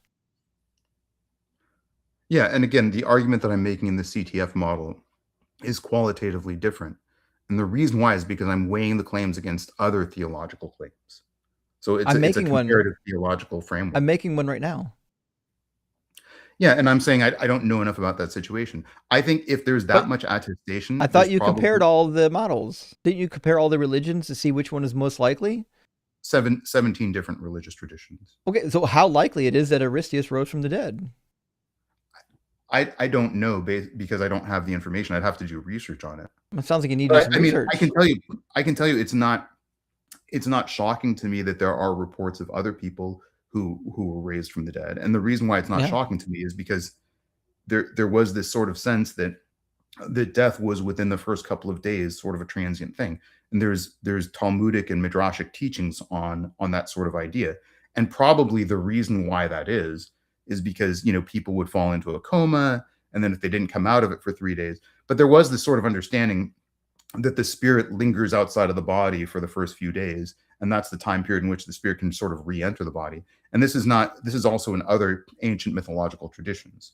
So I would say a more likely explanation for those historical observations, if there are indeed a number of separate independent attestations for that series of events, is that this person probably had like a near death or a life-threatening experience, or they went into a coma and they came out of it. No, that's not true. Well, you've been really great, and you've entertained a lot of questions from me. I don't want to hog all the time on this, but I would love to have a more thorough conversation with you about the CTF argument, in which we both have like time allotments. And I've brought it up to you in your comment section. I'd love to have the conversation. I'm a big fan of your channel. I'm subscribed, and I like all the videos that I've seen. So if you'd ever be interested, yeah. If you'd ever be interested, I would love to like lay out the CTF model, lay out all 5 quantitative arguments, because the beauty of the argument is a lot of the stuff you're raising is evidentially very layered, but it can also be subjectively interpreted, right? You're saying, this is the criteria I care about, this is the criteria I don't care about. And the beauty of the CTF argument is it removes those subjective qualifications, and it makes all of the argumentation very quantitative. I think the problem is all of your data points are bad data points. That's the problem. But I think the way you're perceiving it is they're bad data points compared to naturalistic events, right? And no, they're the they're CTF just bad argument data is, points. You're giving credence to data I points don't where I know that wouldn't. I don't know that I can. The CTF argument, whatever it is, only works if you're incredibly generous, and I'm not. Well, I don't know that you can say that because you haven't seen all the data points. The ones I've seen have been bullshit so far. Why do I want to see the rest of them? There's 5 different arguments, and we haven't gotten into them, and you haven't looked at the data. You've just taken. Are the other ones better than this?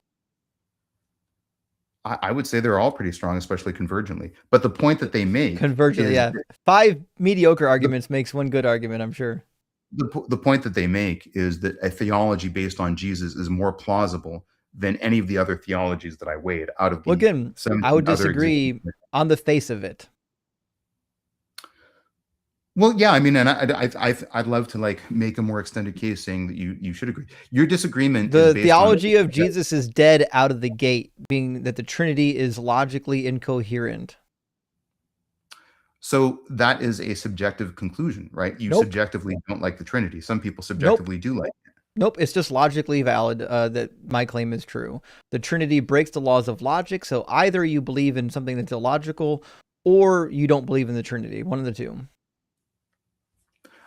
Well, I mean, I'm personally not like a rigid Trinitarian. I think there's a lot of there's a spectrum of Trinitarian beliefs among Christians. I don't necessarily believe in the most rigid formulations of the argument, but I would argue 100% God. What's that? Is Jesus 100% God? Yeah, so that's the part that I don't necessarily believe in personally. Okay, so you're a partialist. I wouldn't say that I'm a partialist. I would say that, like, I think that, I mean, look, I can analogize it in a different way and explain my belief on the Trinity. It's crazy. You use so many words to not answer my questions. Are you a partialist, yes or no? No. Okay. Do you believe that Jesus is a secondary God? Like there's God the Father, and then there's also God the Jesus? The honest answer is I don't know. So you're saying, is Jesus separate from God the Father? Yeah. I don't know. I don't know the answer to that. Well, because if he is, you believe in multiple gods. Well, my belief is that Jesus has a good claim for having divine authority. I don't know. Do you believe in multiple gods? No. Okay, so you believe in one God then? Yes. Okay, so then how is Jesus God?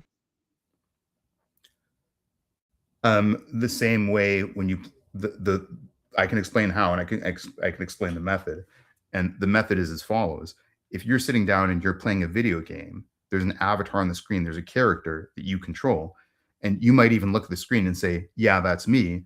And if that character were able to talk, they would probably communicate that, everything that I'm doing is because of this person who's controlling me. Right. And you might say, well, I've sort of incarnated into the universe of this video. So then Jesus is not God. Relationship can be very similar to that. Jesus is not God. He's an avatar. Is that what you're saying? Honestly, personally, I don't know the answer to that. My contention is that Jesus has the strongest claim. How could you literally possibly determine which religion is most likely without answering the question of whether or not a religion breaks the laws of logic? But you got the cart before the horse. You got it back assward. Well, because what you're asking me is a question of what my subjective preference is. No, I'm not asking about your preference whatsoever. Not even remotely true. I'm asking for you to determine whether or not your view of God is within the laws of logic or not within the laws of logic.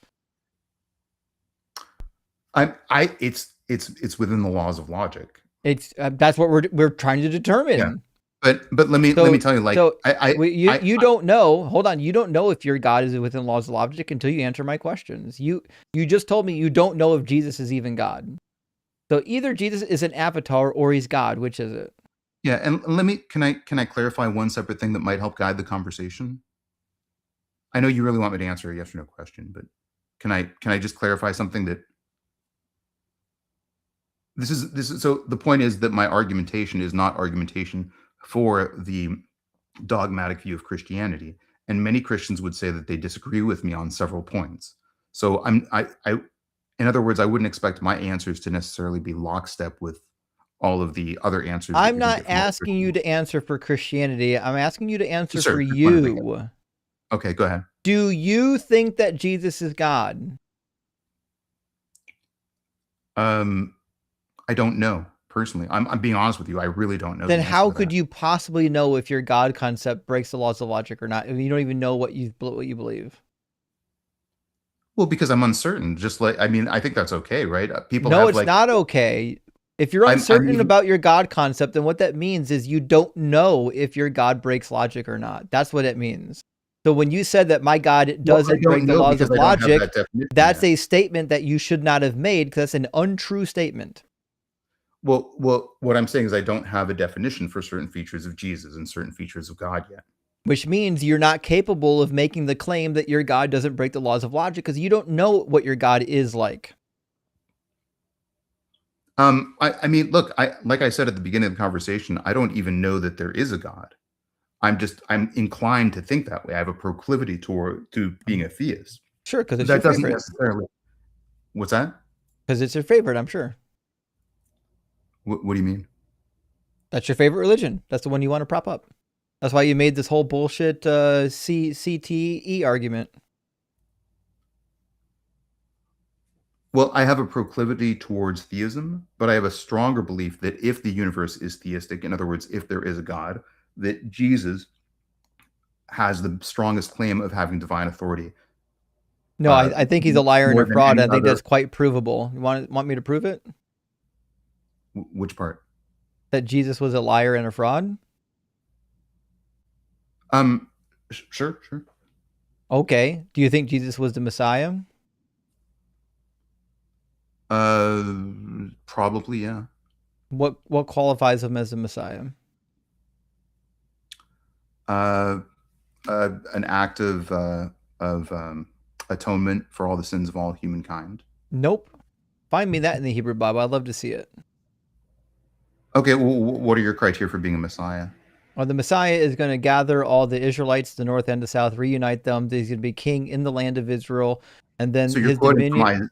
His dominion is going to go from. I'm quoting from a handful of texts. Do you want me to actually finish, or did you want to interrupt me midstream? I would say that the best thing for you to do is I'll just give you the qualifications. So the qualifications are you have to reunite northern and southern Israel into one group. You have to be king over them. You'll be sitting on King David's throne, and you're going to reestablish the Levitical priesthood forever. Those are the basic qualifications of the Messiah. You want to see where all that comes from? Yeah, I think those all come from separate passages. Clearly, they all come from independent passages. And all of them speak about this time when God is going to bring an individual from the line of Jesse or from the line of David, and he's going to sit on the throne. That's what the Messiah does. Sure, and there are a lot of reconciliations for why Jesus may or may not have done those things in his lifetime, but it's really important to know. He didn't do anything. But there is a really important point here, which is a point that is widely endorsed by many different historical scholars, which is that after the year 30, and probably at some point between the year 100 CE, the Jewish rabbinical sources did markedly narrow and make more stringent all of the criteria for how they read the Messianic. I'm not using rabbinic sources. Well, but they interpret those parts of the Bible that you're reading. I don't care at all about the rabbinic interpretation. I'm not appealing to the rabbis. Well, here's why it's important to do that. It's not important to do that. I don't care what rabbis said 600 years after Isaiah. That doesn't mean anything to me. I care about what the Bible actually says. I don't care what somebody came hundreds later has to say. Well, okay, but then you're ignoring a very important context from all historical scholars who have studied this particular point. Nope. Scholars disagree on whether or not the messianic fulfillment passages are meant to be taken as literally and as narrowly as they are taken. I disagree. But what scholars do agree on. Find me a scholar that has read Jeremiah 33, 14 through 18 and said that this is not about the Messiah. Find me one. It's not whether or not these I'll passages. Venmo you $100 on the spot. You find me one. So it's not about whether or not these passages specifically refer to the Messiah. They clearly do. Point, well, here's the more salient point, though, is we don't actually know what the precise wording of the Old Testament was, the Tanakh that Jesus was working off. Well, but irrelevant. Here's why it's relevant. We have manuscripts that predate Jesus. We have manuscripts of Jeremiah that predate Jesus. There's a pretty good fucking chance that when Jesus was reading Jeremiah, he's reading the same thing we have. And if it's changed, then all that means is we have no fucking idea what's in this book and we shouldn't trust it. Well, I think to me, the more salient point is that we do have widespread historical consensus that the Jews, in response to at least something that happened in the first century, changed what the criteria were for messianic fulfillment. Don't give a fuck, as I'm not appealing to the rabbis. I don't care what they change. I'm not appealing to them. They have nothing to do with my argument. Well, why don't you read the relevant passages to me? I was about to. You said you didn't want to read it. You want to read it now? No, go ahead. Yeah. The days are sure to coming, says the Lord, when I will fulfill the promise that I made to the house of Israel and the house of Judah. What was that promise, do you think, huh?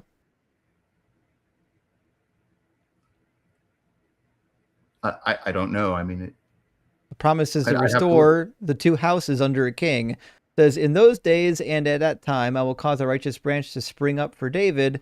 And he shall execute justice and righteousness in the land. In those days, Judah will be saved and Jerusalem will live in safety. And this is the name by which it will be called, the Lord is our righteousness. For thus saith the Lord, David shall never lack a man to sit on the throne of the house of Israel, and the Levitical priests shall never lack a man in my presence to offer burnt offerings, to make grain offerings, and to make sacrifices for all time.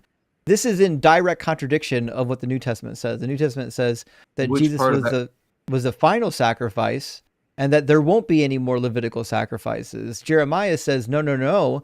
When the king comes that sits on the throne and rules and reigns forever, we're going to have sacrifices and offerings from the Levites forever. Okay, but in order to accept that, you have to state that this was a veridical passage, which I don't know.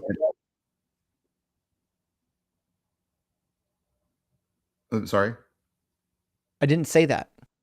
What I'm saying is, and I've said it twice now, the text of the Hebrew Bible we have no reason to believe was fundamentally different during Jesus' time period than what we have today, being that we've got pretty good witnesses of what was around prior to Jesus. I have no reason to believe, and again, even if they were fucking different, all it would mean is that this book shouldn't be fucking trusted. Well, I don't know that I would agree with that. If you found a discrepancy in one passage, that doesn't mean you throw out the whole book. Okay, so then should we trust that this verse was here? I don't know. I'd have to look up that you don't know a whole lot about the Bible, it seems like. Every time I ask you a question, you just don't know.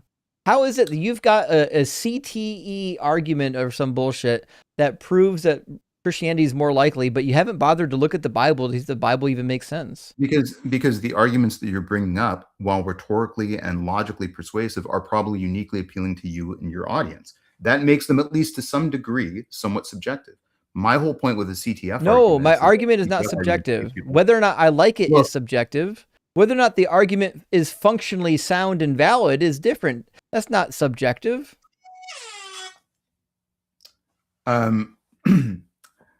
Again, my point, though, is is that a cat or a dog? Looks like a cat. Okay. Cute cat. Well, I mean, I actually have to go in a few, but I would love to have a longer conversation about this if you'd be up for that. Well, and the invitation is open. Come on back and we'll do it again. Yeah. I mean, I'd love to like schedule a time to have a real debate with you about the CTF argument. What do you mean? Like, what do you mean schedule a time for a real debate? You know when I'm live. Yeah, I mean, but the only reason I'm on live with you right now, I was actually supposed to be at work today, but I've been pretty sick for like 3 days. I haven't even eaten anything like 3 days, which is again what I apologize for, my lack of articulacy. But I think if we put something on the calendar, I would really love that. I'd love to have like a dedicated show that we do together. And the offer's always open if you want to discuss come back CTF. when you're feeling good and I'm live, and we'll do it. Okay, but if you ever wanted to schedule like a collaboration between our channels, I would also really love that. I don't think I do. Okay, well, the offer is always open if you change your mind. Sure thing. And I appreciate this conversation. I'll relook at it when you put this video up, and when I do, I'll look up those passages specifically and see what year they date to and such, and how they've been interpreted and reinterpreted. Sure. And your channel's really great. I love your videos. I've checked out a lot of your stuff. It's a really wonderful channel. So thanks so much for having me on. Thanks for the conversation. Appreciate it. Cheers, man. All right. I don't care how fucking nice you are. If you evade questions and can't stay on task, you're not going to get treated with gloves here. Y'all, all you got to do to get treated well here is answer questions and not talk over me. The minute you start talking over me and stop answering questions, I'm just going to steamroll you. I don't know what else to tell you. It's not hard. It really isn't hard. Anyways, Psych, hey, thank you so much for the super chat. It says, question, hey, Justin, what's the difference between Northern Baptist and Southern Baptist? A Northern Baptist said there ain't no hell, and a Southern Baptist said the hell there ain't. That's pretty good. I didn't realize that a joke was coming when I started reading that, but now that I got through it, I do appreciate the joke. We have a lot of Baptists in the South where my family's from, and I'm shocked by how many of those Baptists just refuse to get along with other Baptists. It's crazy to me. It's like they have all got their own little sect of Baptistisms, and they just refuse to get along. But I guess I'm not shocked. Christians gonna Christian. Luke, thank you for the super chat. Says, do you send friend requests to people through Deconstruction Junction Discord? I don't. I mean, you can. Yes, you can friend request anyone you want to. But I typically don't, unless it's someone I need to talk to. Otherwise, I just go into the chat. I'll chat them up in the chat. I received one from someone using your face as their icon, but wanted to verify. Well, Luke, if you received a friend request from someone with my face, probably not me, actually. I don't typically go through friend requesting people that I don't know. Please do send me a screenshot of that profile so I can go in and ban them. This is not the first time people have been impersonating me. It happens on YouTube. It happens quite a few different places, actually. So if you see someone that is trying to be me and something's off, the screen name looks weird, or they're saying something strange, just report them to the mods and we'll get it taken care of. Thank you for the update or the information. And Chodicus Maximus, my friend, good to see you. Said blah blah blah. I have a theory and you have to accept it as science because I said so. I know it was so bad. I really didn't even want to entertain the conversation, but I'm like, fuck, he's already here. And Chodicus says, but most likely equals true every time without fail. I know. It doesn't matter how bad the data points are. You have to emphasize that you have a lot of them. And if you have a lot of them, then the argument becomes more gooder. Chodicus says, forget Noahide. Let's go with Francis Dolorahide laws. I don't know who Francis Dolorahide is, but it's got to be better than the Noahide laws. I would think. I could be wrong. And Chodicus again says, I think he means CTE argument. It's funny. I think he was saying CTF, but I was saying CTE just to be kind of funny, kind of rib him a little bit. I don't know if he got it, but Chodicus also says, guest am having good points. Wait, guest. Oh, this is a cat meme. Guest am having good points. He are make me smart. That's some classic internet meme shit right there. Like straight out of 1999. I love it. Thank you for bringing back some classics. And Urs, my friend, good to see you. Thank you for the 666. Hell Urs, thanks for the info and the religious trauma counseling. These Christian lies flip over so many rocks from my upbringing. Keep cooking them, Justin. Well, thank you, Urs. I'm sorry that you have to relive some of these memories, but we're doing what we can here, you know? And Hank says, do hobby apologists practice being obtuse in a mirror? Yes. Yes, Hank. Apologists like that, they are not here to converse. They're here to either run a script or to evade. And do they think that they're clever when misusing terms like counterfactual? You know what? He misused so many words in that conversation. I was like, I'm not even going to fucking I'm not even going to take my time to fix all of them. It's not even worth it. I don't want to spend the whole time doing dictionary. But you're right. Yeah, I don't think he actually understood most of those words. And Chip, my friend, thank you for the $9.99. Good to see you. Says, I'm so glad Tavo called in. His claims are so irritatingly useless, and none of them have anything to do with whether or not something is true. I fucking couldn't agree more, Chip. I don't care how many data points you have or how many people mentioned your religion. It will never make the claims of that religion true. Also, Aaron, my good friend, great to see you tonight. Thank you so much for the $10 super chat. Justin, you just don't understand that I'm weighing one Santa Clausology versus another. Checkmate. Fair. You know, I didn't even get around to asking him, like, why do we give a fuck about which religion is more plausible? Just because one is more plausible than the other doesn't mean it's true, right? It's meaningless to me. If I gave you 3 fictional stories and said which one is more likely to be true, it's a meaningless endeavor because they could all be fake. In fact, they are fake in my analogy. And Chodicus, with the additional super chat, thank you, friend, says, Justin, the Trinity is real. God has dissociative identity disorder. Yes. I got what's the word I'm going to, I got disavowed by Ian and Blitz for saying that God has schizophrenia. Apparently I'm not supposed to say that. I have to say dissociative identity disorder, which I could say. It is a mouthful. But yes, the God of the Christian religion he's got some problems. Last super chat for now from our friend Kohodo. Good to see your friend. Says, I was hauling in a blizzard. I hope you're doing okay. I stopped for a lizard. I hit it like a wizard. Now there's a burning in my gizzard. Bumping rocks for Doug and dripping with diesel for Sharon. Big W. I like the rhyme. I hope you're doing well. Are you a truck driver, Kohodo? I don't think I know that about you, actually. That might be new information, but thanks for watching and supporting the channel, friend. All right, I don't know who was in here next because we had someone come in and then they dropped. So I think next in is going to be Barista. You came alone. Welcome in, Barista. Hey, how's it going? Not too bad. How you doing? Good. I was watching this crazy story about a North Korean defect who escaped. He was a mathematic like Olympiad, and he escaped through a Hong Kong like tournament. It was a pretty impressive story. Anyways, how are you? Not too bad. Barista, are you at least 18?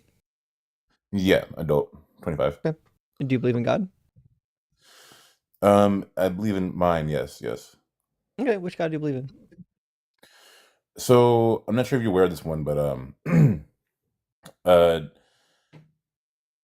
I guess we call it the Hall of Supreme Nubian. Sorry, like, the what? Like a quantum. It's like a Hall of Supreme Nubian. It's like a quantum awareness. Love it being pretty much. And also we tend to believe in numerous deities or gods, not just our own. But for now, I argue from my own standpoint. For now, is this a real group? I'm looking on the internet. I don't see anything about it. Yeah, it's a real group. We're out in California. So I typed in Hall of Supreme Nubian. I don't see anything. We're a small group, but we are a religious group in California. The internet doesn't even know about you yet. Oh, hopefully they change that. Do you go by another name? I mean, we're a small group, but I still believe in God, regardless, or gods. Okay. Well, I guess I ask you the same question I ask everybody. What is the best evidence or argument for your God existing? Okay. Let's see. The best evidence I have. So I think that's very carbon-based thinking of you. So the proof of the most high cosmic Nubianosaurus entity is simple. You're breathing right now without a charging cable. So explain that with chemistry. You can't, right? It's like an auto divine. We actually can. What do we need a cable for? So you're asking that, right? So that's because you still think charging is physical. What do we need a cable for? The cable is symbolic. Like phones use wires because they are. Yeah, so phones use wires because they are silicon based. Symbolic for what? Excuse me? Symbolic for what? Well, yeah, I was explaining just now. I was trying to explain. So now you want clarity, and that's the left brain Babylon, interrogation energy creeping in again. Well, So the what the cable is symbolic fuck are for you talking? I'm just asking you, what does the cable symbolize? it symbolizes dependency on external power sources. So machines need plugs, right? They're built from dead Why do matter. you think we need an external power source? I mean, listen here, linear battery citizen. The whole idea that we need an external power source is industrial age mythology, right? This is like factory philosophy. As And it's somebody like, who is an actual fucking engineer that made robots and industrial equipment, I call bullshit. Why do I need a power source external of my body that I'm connected to?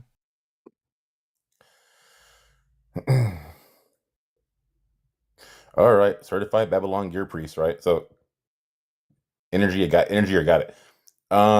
So you're thinking in machine metaphors. That's amazing. You right? said a whole truckload of words that had no meaning.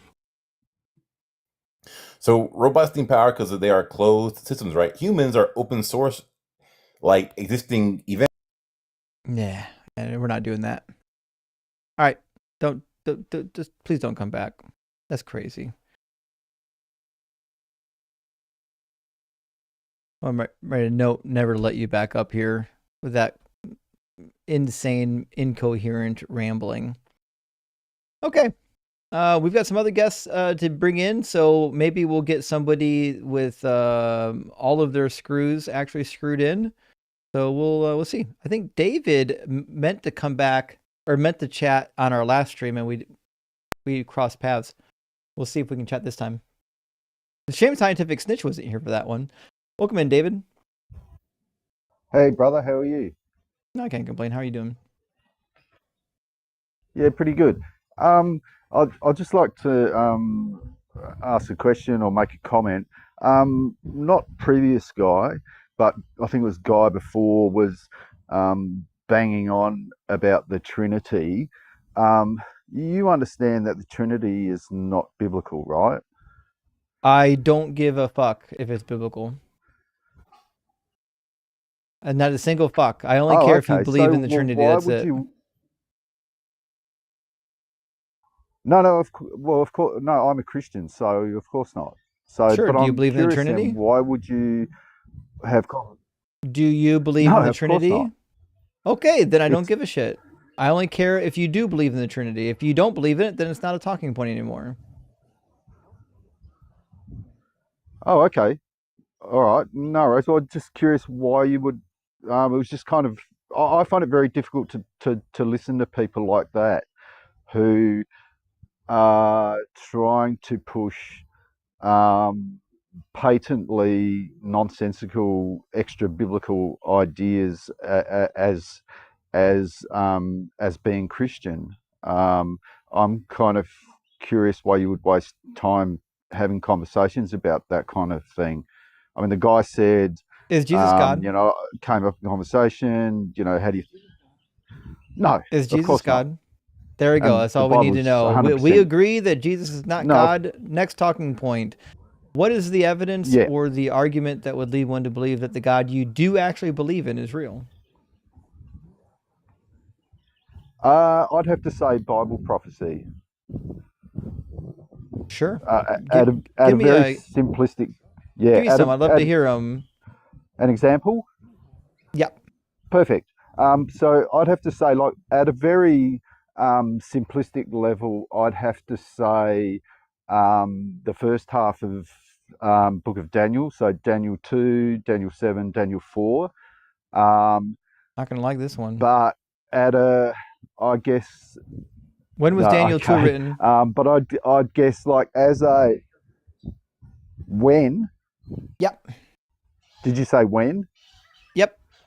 Well, look, I go from the internal evidence. So I'd say I think I had a look last night. I think it's like roughly 580 BC. Well, you'd be wrong. The internal evidence disagrees because it's written in a language that they wouldn't have had then, and it fucks up like information from that time period. Most scholars agree that it was written probably towards the 2nd century. Yeah, no, I've heard that argument, and I've also heard the counter argument. I don't agree with the counter argument. I understand why people used to hold the counter argument. I don't agree with it, but I would say, like for a much stronger piece of evidence, I look to the prophetic section of the Book of Revelation. So literally, the entire Book of Revelation failed. You would disagree. Sorry. Everything in Revelation is a prediction for the first century, and In all what of it way? failed. All of it, everything in there.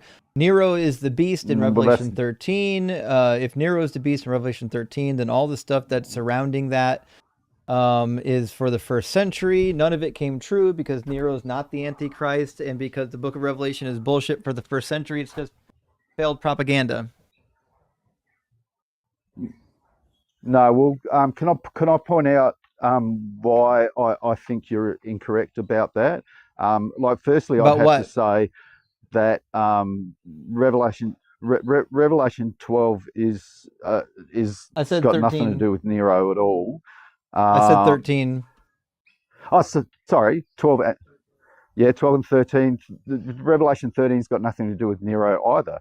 I mean, well, you'd be wrong. As far as we know, John wrote that book towards the.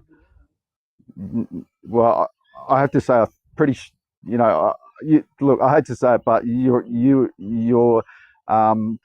I think you're probably relying on mainstream so-called Christianity to. No, I'm relying on scholarship. From nope. The book. I'm relying on what scholars tell me. Okay. Well, my scholarship tells me that you're wrong. And nope. And name they're wrong. Name the scholar. Name the scholar that says position. that Revelation 13 isn't about Nero. Name him. I'm right here, brother. I take personal responsibility for my. Well, my name's David. You're not a scholar, David. Yeah. No, okay. Well, in the same way that you name the scholar that thinks Revelation 13 isn't about Nero. I'm right here, buddy. You're not a scholar. Okay. Name a real scholar. In what sense am I not a scholar? Because every real scholar would know the inherent problem with saying Daniel 2 was written during Daniel's theoretical lifetime and that Revelation 13 isn't about Nero. These are two opinions that are almost universally held in the biblical scholarship. This is not something that is debated at all.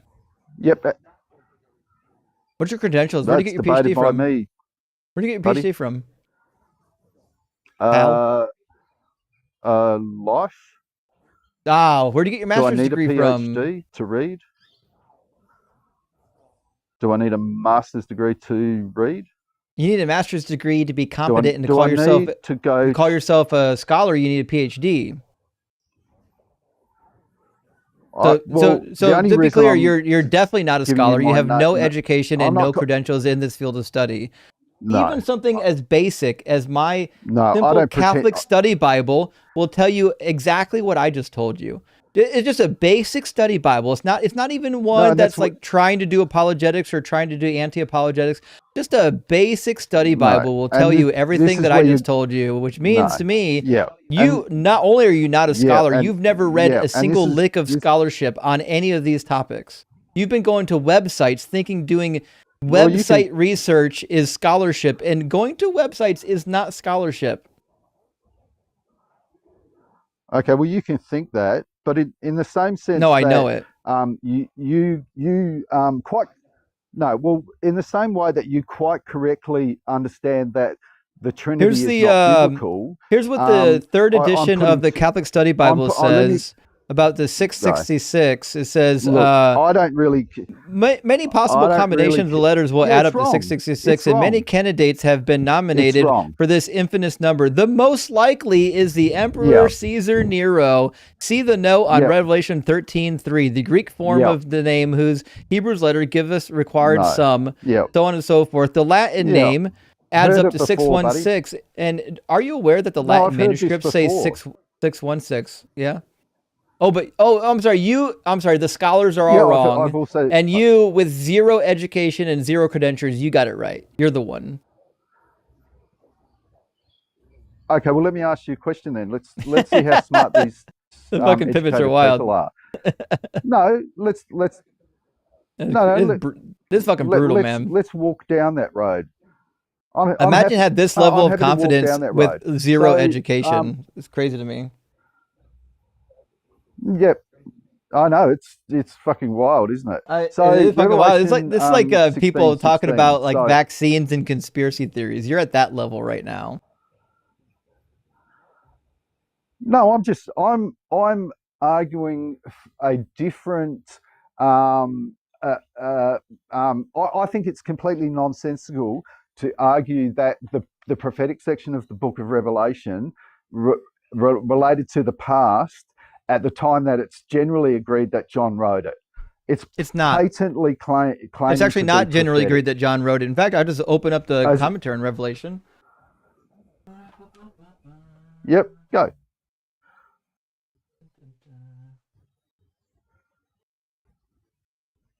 So that one's downstairs if you're really interested. But what it says, it's the one by Josephine Ford. No, and what that commentary states is that scholars generally agree that the Book of Revelation had multiple authors. It wasn't written all at one time period. It was written in probably 3 or even 4 different sections over a period of time.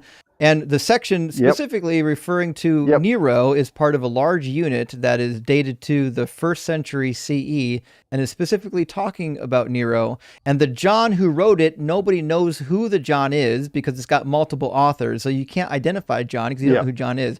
Typically, the John that was associated with the Book of Revelation was called John the Elder, not John the Apostle. Yep. No, I get that. Let me ask you a question then. So how then would that make it more sensible to be applicable to Nero?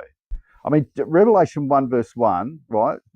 Show to my servants the things that are going to come to pass with speed, right? Now, soon, yeah. My understanding, I mean, look, I'm not a Greek come to pass scholar. Soon. Go. Yeah. And that's right. And the Greek is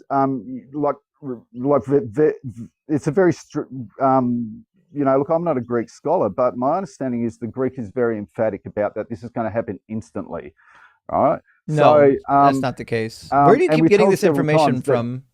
Where are you getting this nonsense from? Well, why do you disagree with that? Because it's just not true. I mean, you're making definitive claims about the Greek language, and those claims aren't true.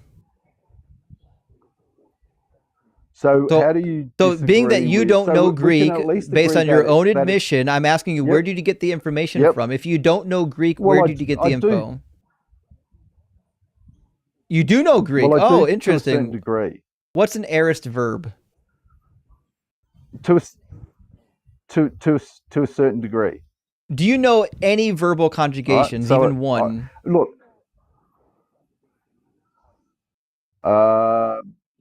Not off the top of my head. So you don't know Greek then. If you can't conjugate verbs, if you can't conjugate verbs and decline nouns, you don't know the language. Yeah. No. So does that mean I can't? Does that mean I can't have an opinion based on Greek on using people who are other than you, using people who are educated in Greek and using I don't think they are. I mean, because I've got. I asked you for where you got your information from, and you couldn't tell me. So Gesenius. Driver was a Hebrew lexicographer, and Gesenius was another Hebrew lexicographer. Have nothing to do with Greek. Try again. No, I've got a stack of books that I use. That's where I use. That's what I do to. So I'm going based on, if I go, so for instance, I read Revelation 1 verse 1, and it seemed to me that we can both agree that it's talking about the future, the things that are going to come to pass, right? You didn't have an objection to that. You nodded your head and you're like, yeah, I agree with that. Right? Things that are soon going to come to pass. So by soon, I mean in the immediate future, not 2,000 years later. And that means that these are all failed predictions unless you can find something to tie them to. And the reality is it seems to be predicting that the Roman Empire is going to fall probably during the reign of Nero. Which it did. It didn't. No, this is fallacious. Revelation chapter 12. I guess you're confused about what happened to the Romans. The Romans fucked up the Jews so bad in 136 that literally there were more Jewish slaves than people that could actually take slaves. There was literally a fucking surplus of Jewish slaves. They got devastated by the Romans. The Romans didn't get destroyed. Really? So the Roman Empire is still here today? Well, no, it's not. I mean, I said immediate future. I know listening's hard for you. Like words are difficult for you. I said the immediate future, not thousands of years later. Yes, no, really good point, Justin. But here's the thing: does that mean that the scroll of Revelation starts to unfold? It's also crazy that he thinks that the Roman Empire doesn't exist anymore. It's crazy that you think the Romans don't exist.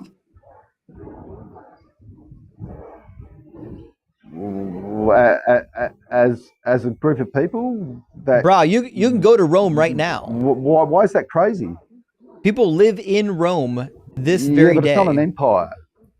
So what? It's part of it. It's part of a country, Italy, and it was part of an empire for about 1,700 years after that.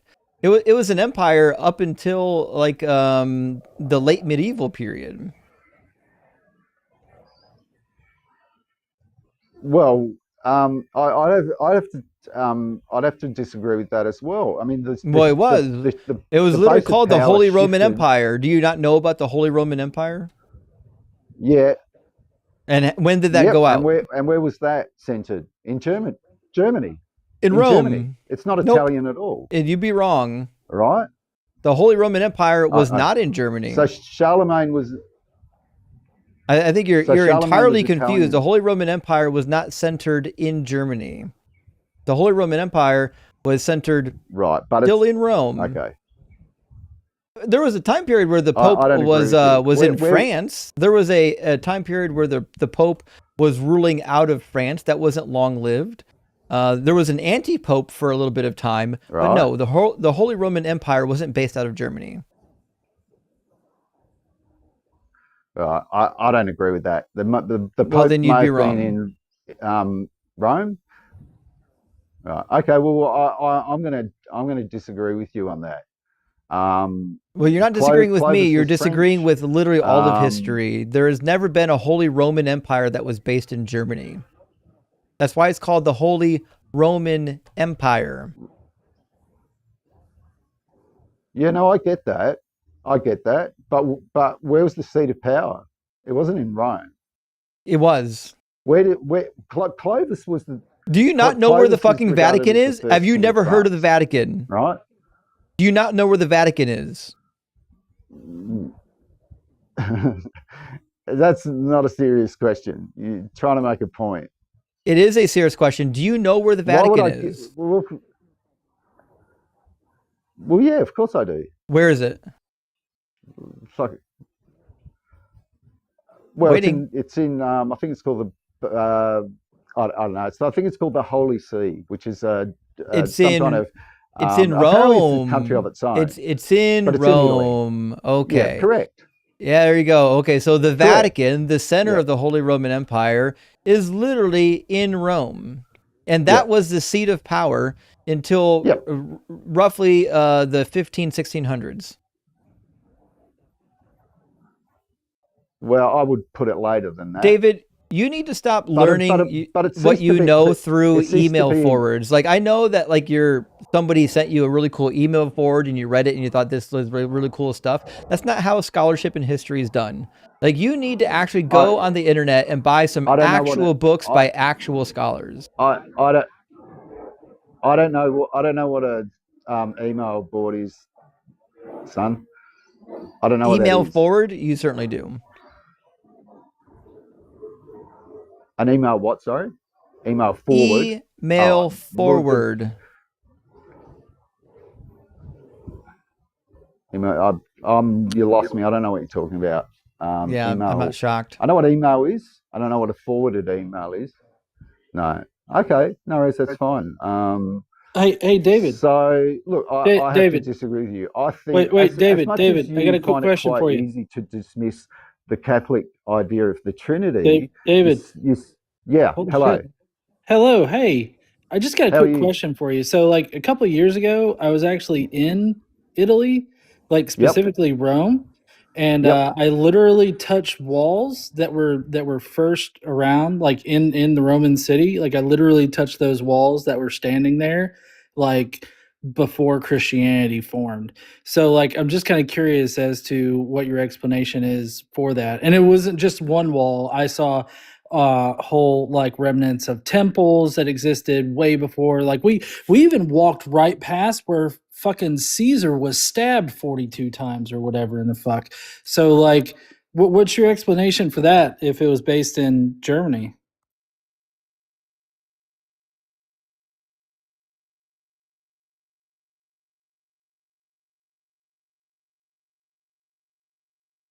David, do you know you're muted right now, David? I think you accidentally muted yourself, David.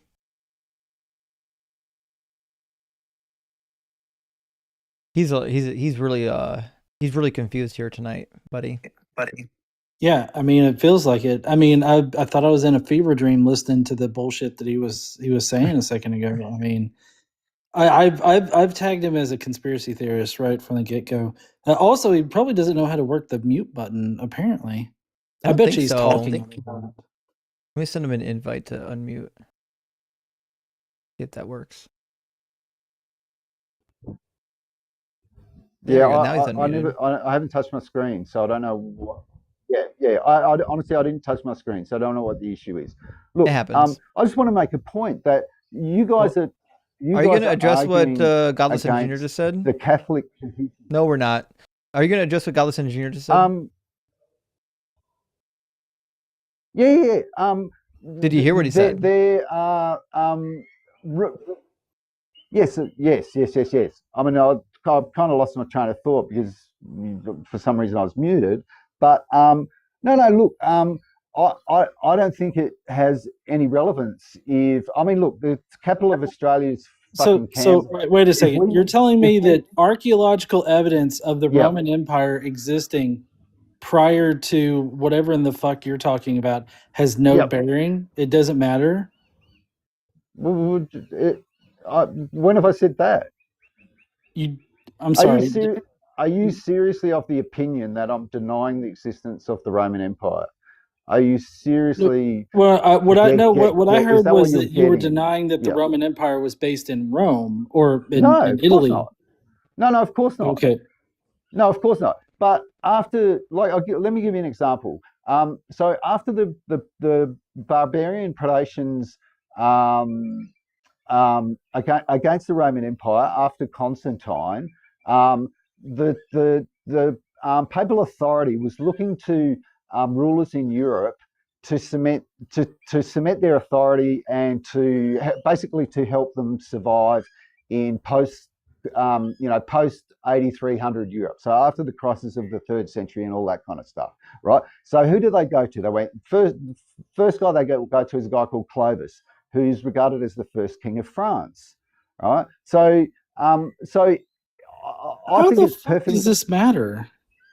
It had nothing to do with what Godless Engineer said. You're literally concussed right now. You're so fucking lost. It's like you walked into a cave and saw a sleeping bear wake up. You are not in the conversation. Do you need Godless Engineer to restate what he said so you can actually address it? Well, as far as I'm concerned, I did address it. You did not. And the way I've answered him is that, the way I've answered him is that, of course, look, well, let me say it again. It would be, as far as I'm concerned, it would be nonsensical for someone to deny the existence of the Roman Empire. And it would also be nonsensical of someone to deny that for a significant period of David of its time. Did either of us deny the existence of the Holy Roman Empire? I don't have a. No, you haven't. Okay, so that's a useless talking point. The power base. No, okay. So why were you having a conversation about it? Because you're saying untrue things. The seat of power of the Roman Empire was example. in Rome.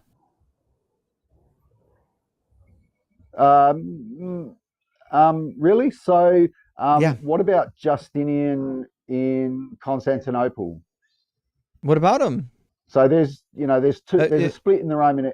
There's a split. Wait, hold on, David. Are you confusing like governorships with like the seat of power of Rome? Apparently, because like there was a central authority that was in Rome. Well, I'm separating the, let's just call it the theosophical aspect from the temporal aspect. The fuck does that mean? Well, I understand. Well, if I just make up words, we can baffle them with bullshit.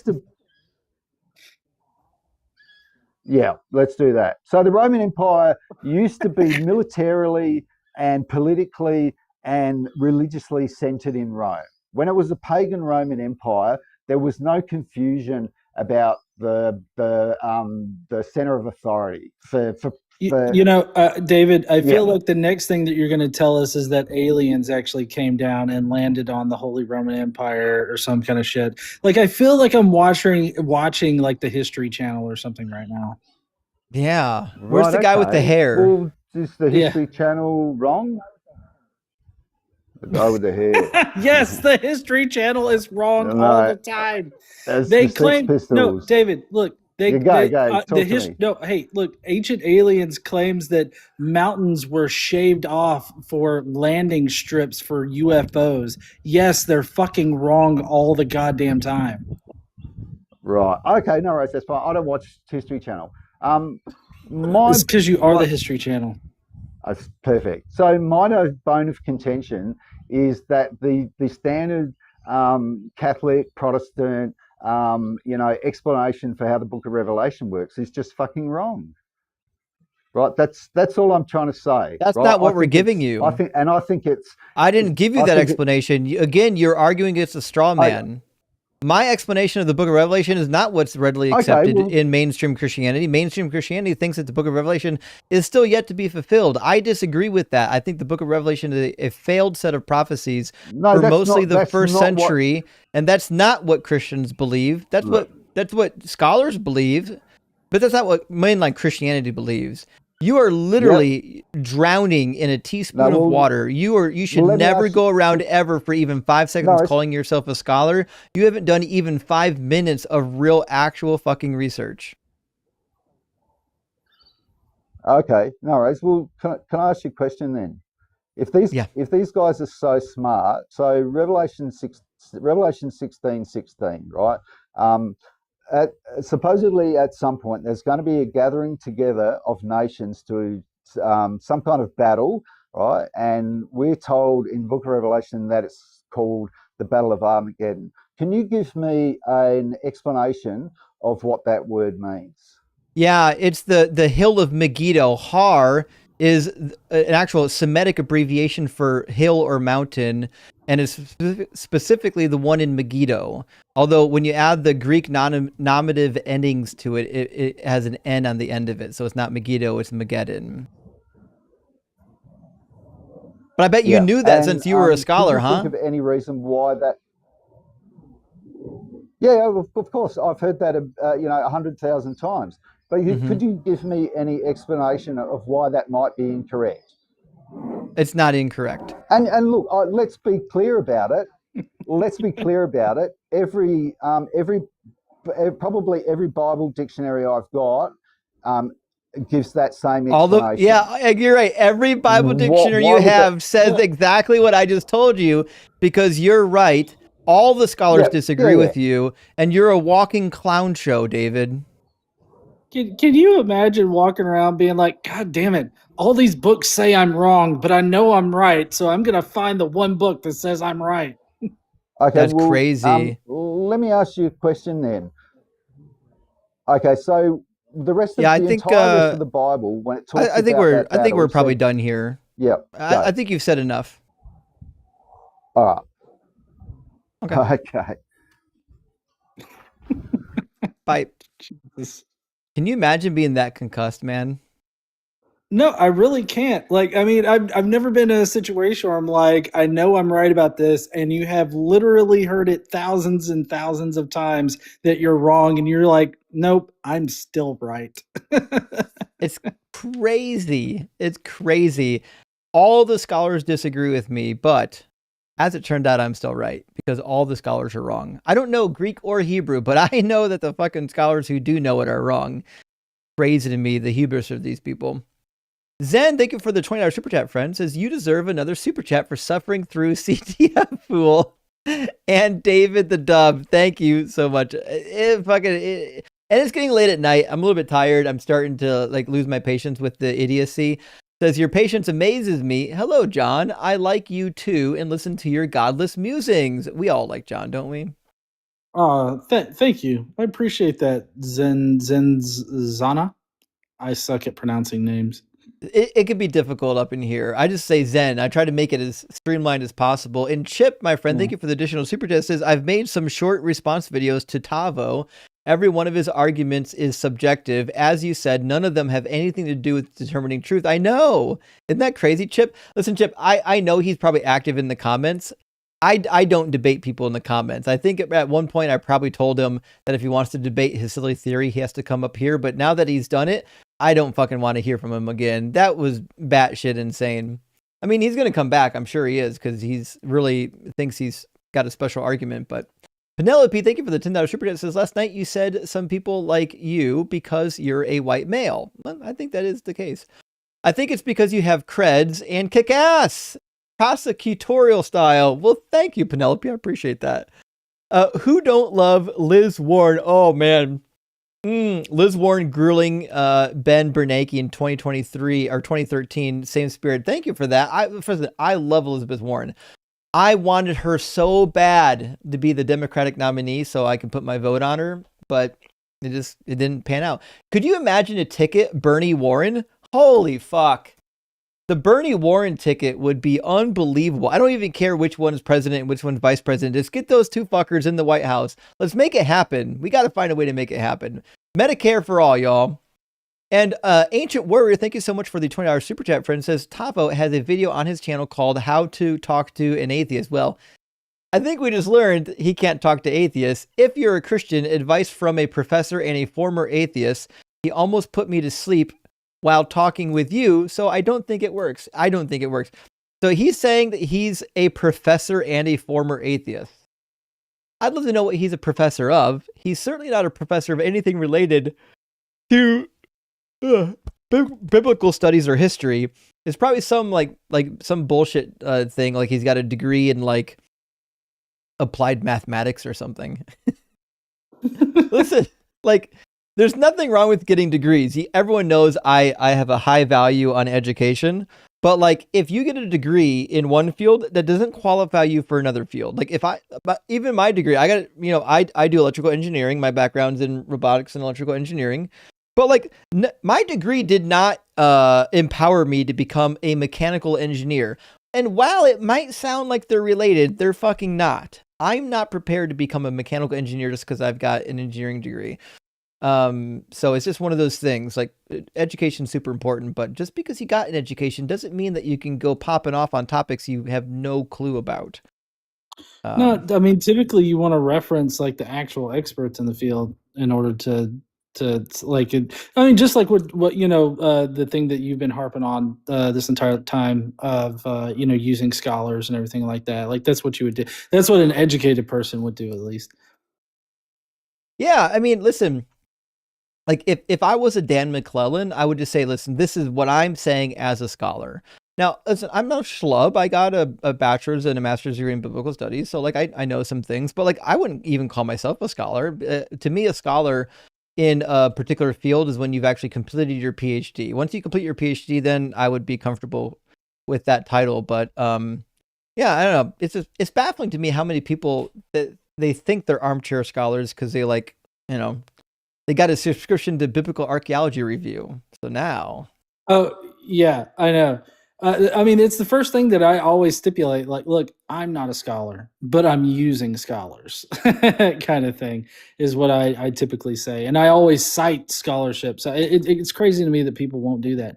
I do need to head out here in a second. I can't stay really, but I did want to ask you if you've ever been confronted with like the appeal to miracles sort of argument. Have you ever tried to get them to actually distinguish between magic and miracles?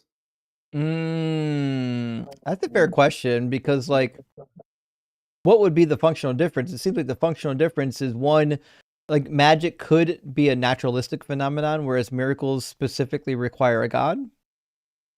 Well, yeah. So so the way I came up with a really quick and dirty sort of general definition for what I mean by magic that also applies to the whole God thing, and that would be some thinking agent that arbitrarily influences nature to like prevent the natural order of reality, to like suspend the natural laws and everything that we have and make something happen, but it has to be done in an arbitrary manner that's at the whim of the thinking agent.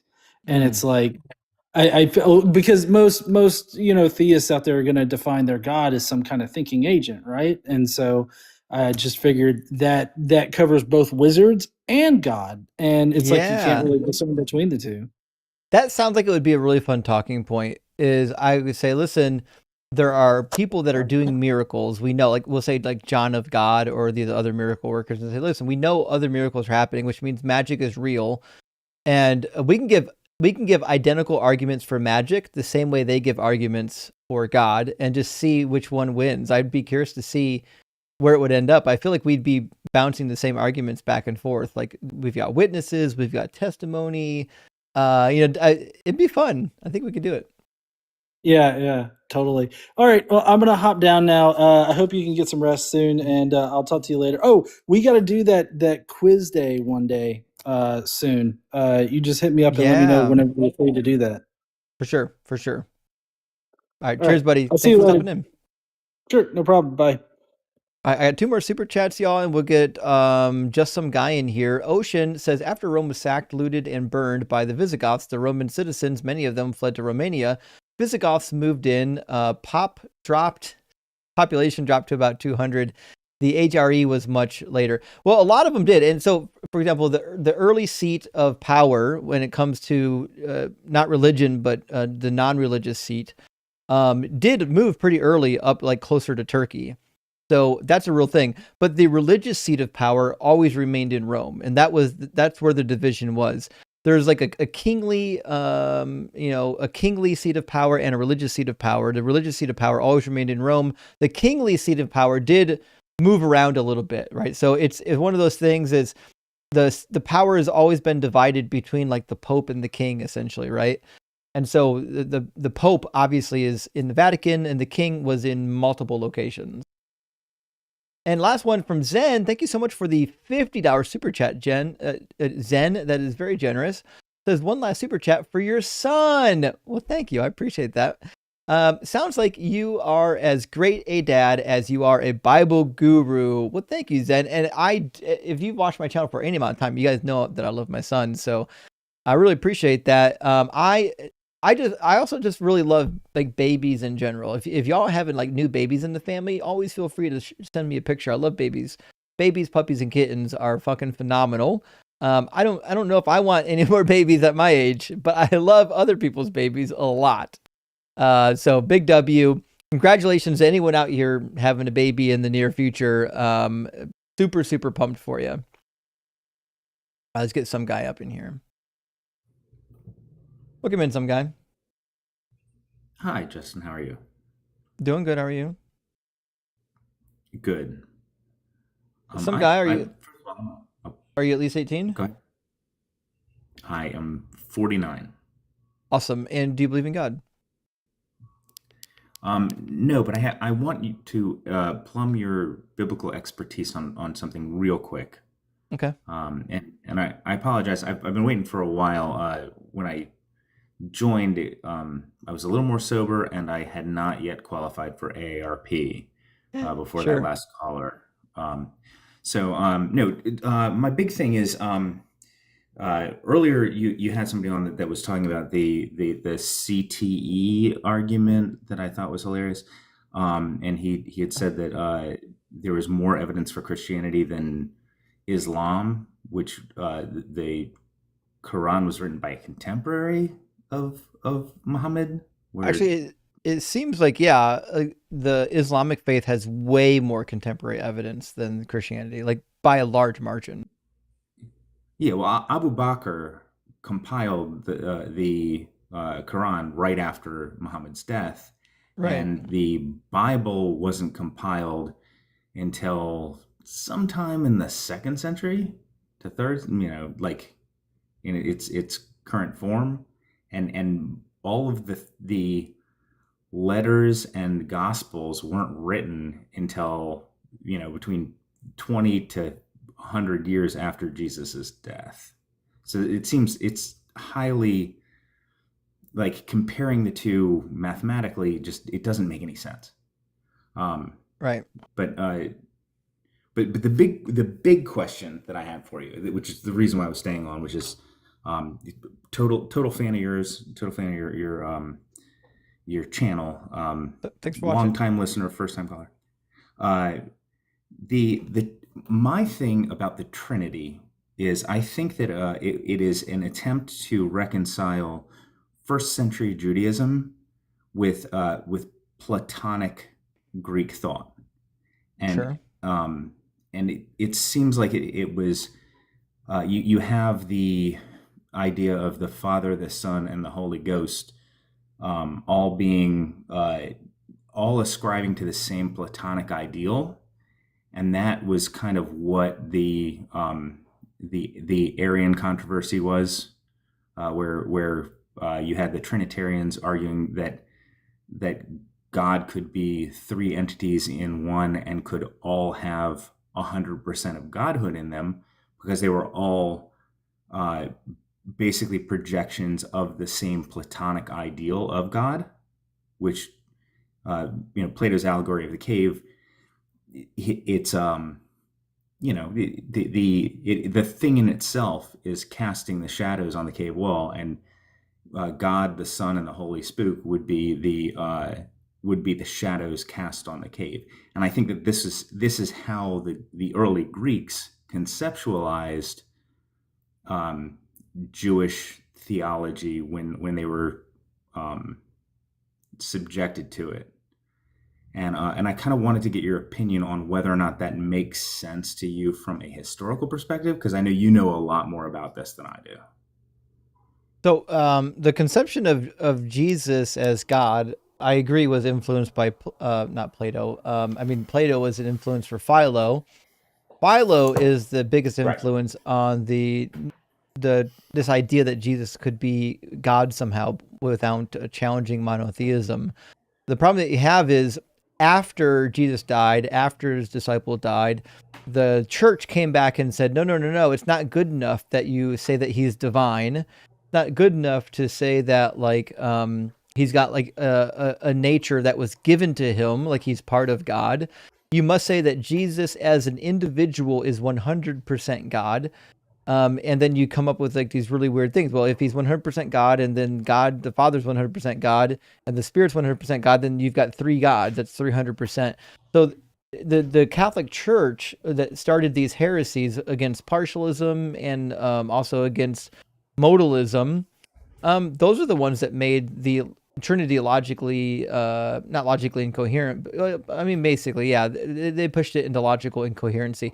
To be fair, the ancient conception that Philo's tapping into, I'm familiar with. This idea that a god could separate himself or itself into multiple locations was not unheard of. In fact, in the ancient literature from the Hittites, we've got one incantation for bringing the goddess of the night into a new temple.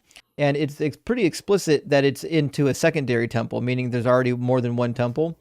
And so the god will, if you do the ritual right, the god will come and dwell in both temples and also inhabit the idol that is in the temple. So this idea that God is like this immaterial force, and the presence can be multiplied in multiple locations, but the idol itself where the God is living inside of is not God. And that's the problem with Jesus is if we use the ancient form of, well, the God can dwell in anything it wants to dwell in, the problem that you have is Jesus really is just a vessel. Jesus is not 100% God. He's just vessel with 100% God in it.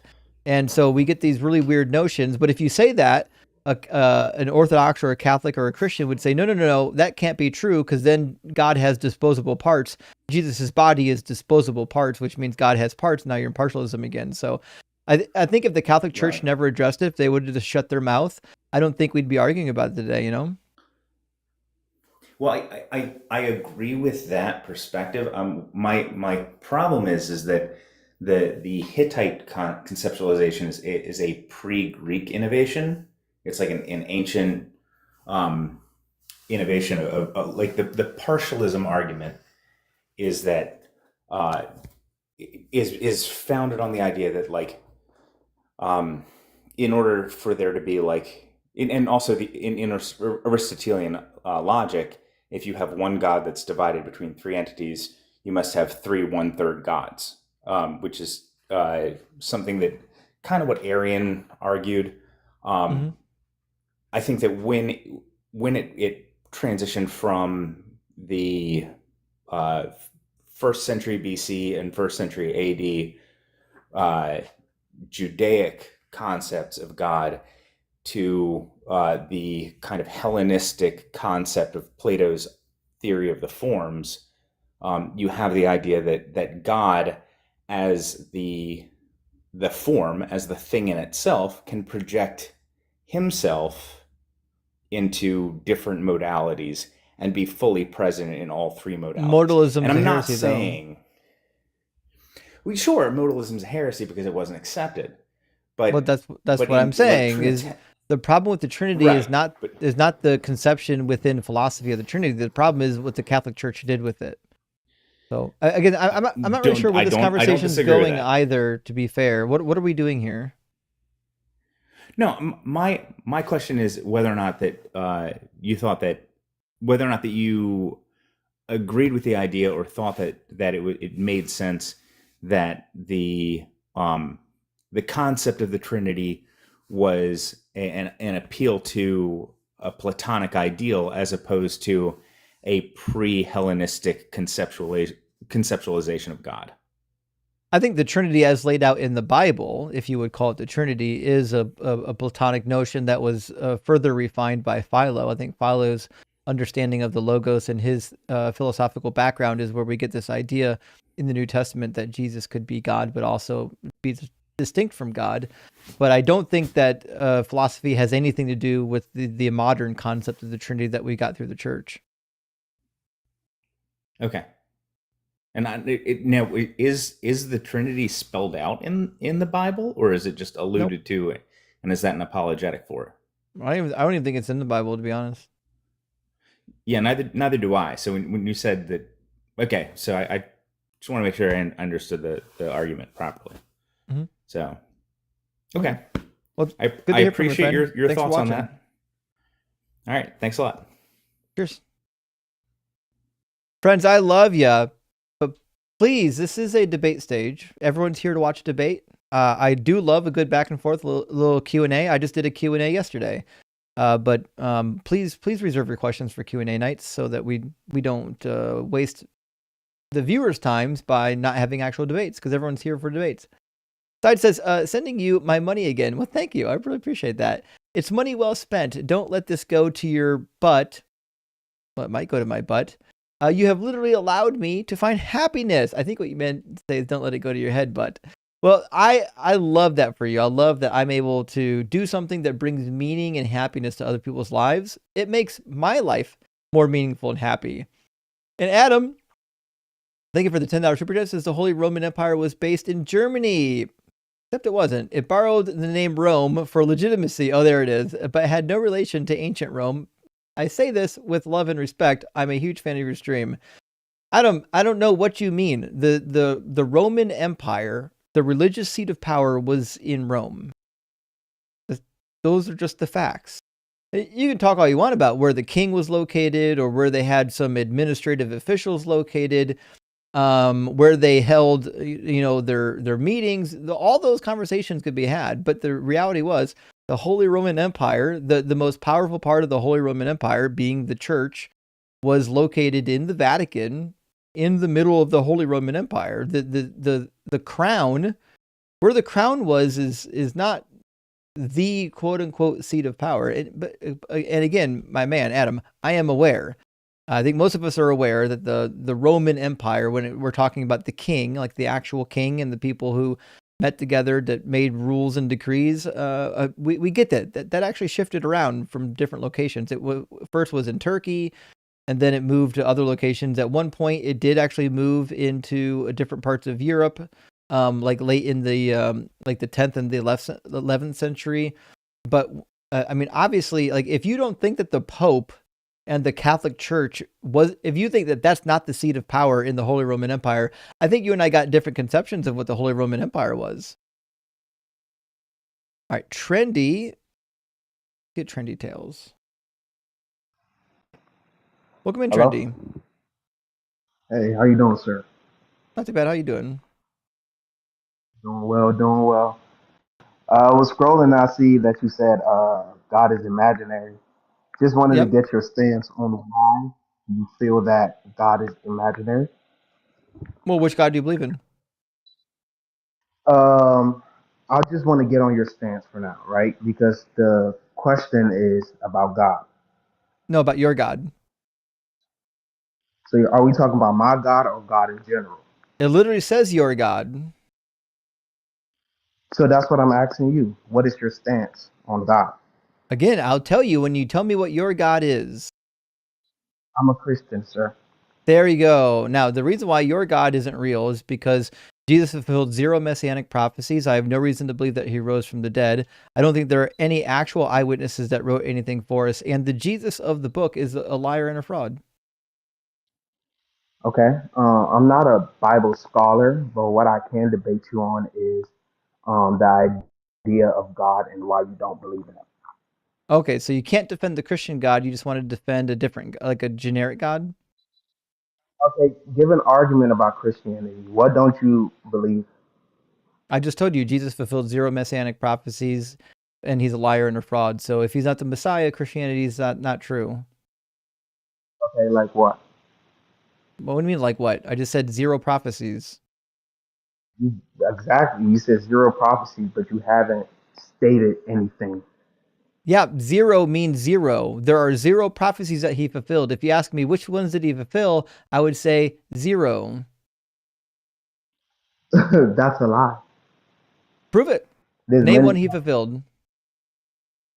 For example, when Jesus was riding on the donkey's ass, that's a prophecy. You sure? Where can I find said prophecy of the donkey? Do you know about this one? Yeah, sure, I got you. It's actually, let me pull it up for you. But let's not get too deep into the text. I just want to understand. We're definitely getting deep in the text because, as it turns out, riding the donkey didn't fulfill anything. It did fulfill something because it's fulfilling the Old Testament. Nope, you'd be wrong. How am I wrong? Because I've read it and you haven't. Want to read it with me? Sure, let's go. All right. Zechariah 9 isn't about a guy riding a donkey. About a king, a victorious king who defeats the Israel's enemies. It says, "Rejoice, O greatly, daughter Zion. Shout aloud, O daughter Jerusalem. See, your king comes to you. Triumphant and victorious is he, humble, riding on a donkey, on a colt, the foal of a donkey. He will cut off the chariot from Ephraim and the war horse from Jerusalem, and the battle bow shall be cut off. And he shall command peace to the nations, and his dominion shall be from sea to sea, from the river to the ends of the earth." Now, it's adorable that he rode a donkey. As it turns out, I've ridden a donkey as well. But that's not what the prophecy is about. The prophecy is about an actual king who's going to ride on in and defeat the enemies, which Jesus was never a king, and he certainly didn't defeat the enemies of Israel. Actually, he did. No, he didn't. Yes, he did. No, he didn't. Oh. Yes, he did. What makes you believe that he didn't? No, he didn't. The Romans fucked him up. Actually, what you're speaking about is a physical attack. You're not speaking spiritually, and I feel like it says a physical attack. The text says the chariots from Ephraim and the war horse from Jerusalem and the battle bow. These are physical, actual things in the real world. Did Jesus cut off the chariots from Ephraim? Do you understand that the Bible doesn't Did always speak Jesus in? cut off the chariots from Ephraim? Listen, brother. Let me speak, okay? Did Jesus cut off the chariots from Ephraim? I want you to speak, but what needs to come out of your mouth is a yes or a no. The Bible speaks in parables. This is not a So parable. This is a prediction. A parable is a story meant to illustrate something. That's not what this is. Try again. that is a parable. No, it's not. A Until parable you is a story. This is not a story. okay, show me one scholar, right, that This agrees with is what you say. literally all of them that study the Hebrew Bible will tell you that he didn't fulfill this prophecy. If you read a Christian commentary on this, he'll say that this is a partially fulfilled prophecy because he rode the donkey, but he didn't do anything else. Well, newsflash, I don't think partially fulfilled prophecies are fulfilled prophecies. If you didn't fulfill every point in the prophecy, then you didn't fulfill it. So the fact that he didn't actually fulfill all of this prophecy means it's unfulfilled. Okay, it's good that you said that. Are you aware of Jesus' second coming? Jesus failed his second coming. He said it was going to happen before his disciples were all dead. Matthew 16 says that. Matthew 24 says that. Matthew 10 says that. And he lied. So show me that verse right now, actually. Yep, Let's read it I'll show it together. to him. I'd love to read it with you. Yep. We're going to go to Matthew 10:23 first. Then we're going to go to 16:27 through 28. And then we're going to go to chapter 24, verses 29 through 34. And I'm going to read the Bible with you, and I'm assuming it's your first time ever reading it. When he sends the disciples out to preach to the villages, he says, when they persecute you in this town, flee to the next, for truly I tell you, you will not have finished going through all the towns of Israel before the Son of Man comes. Now, this is very important. What do you think it means when the Son of Man comes? When Jesus comes. From where? From heaven. There we go. We agree on that. Okay, the coming of the Son of Man is when Jesus comes from heaven. And when does he say this is going to happen? In Matthew 10:23.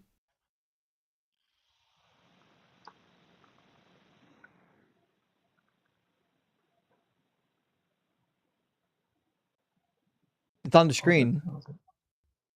Son of Man comes. So it says, when they persecute you in this town, flee to the next. For truly I tell you, you will not have finished going through all the towns of Israel before the Son of Man comes. Okay? Did the Son of Man come? Yes, he did come. That was his first coming, but he's also coming. He did not. You said that the Son of Man coming is his second coming. He certainly isn't predicting his first coming. What are you talking about?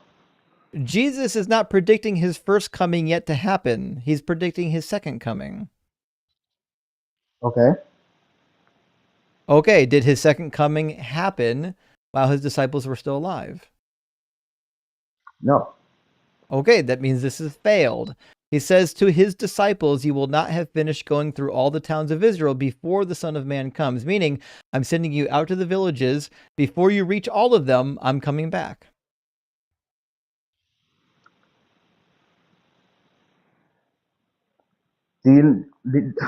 Actually, do you know what that means? I know exactly what it means. I'm waiting for you to catch up. Do you know what Jesus means by that passage? He's I know actually exactly talking what he about the whole. means. I'm waiting for you to catch up. He sent his disciples into the villages of Israel and told them to teach the Israelites, to preach to the Israelites about the kingdom.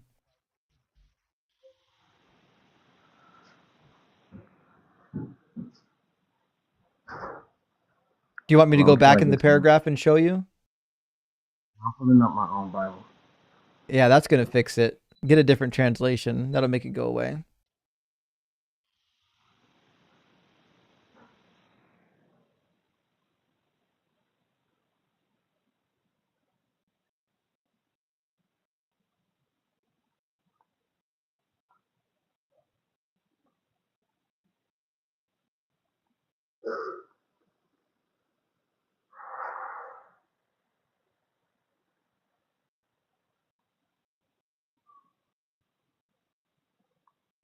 He comes out with the King James Bible, I swear.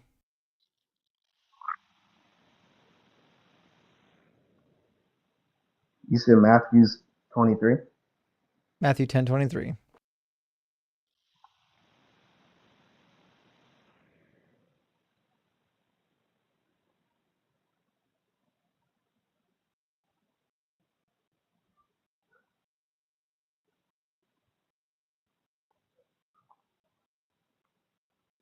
What does it say? Go to Son.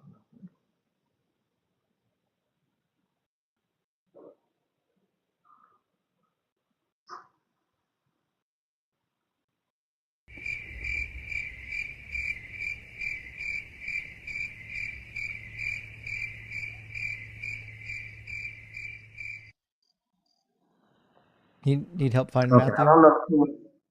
I see it. I don't know too much about this verse, but But you're yeah. going to tell me what it means anyways, huh?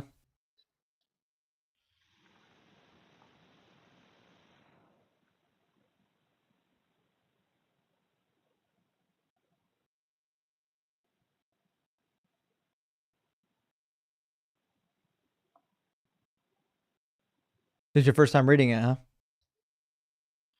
Now I read Matthew 10:23 before, but it wasn't in Apparently my not this mind like time. that. Um,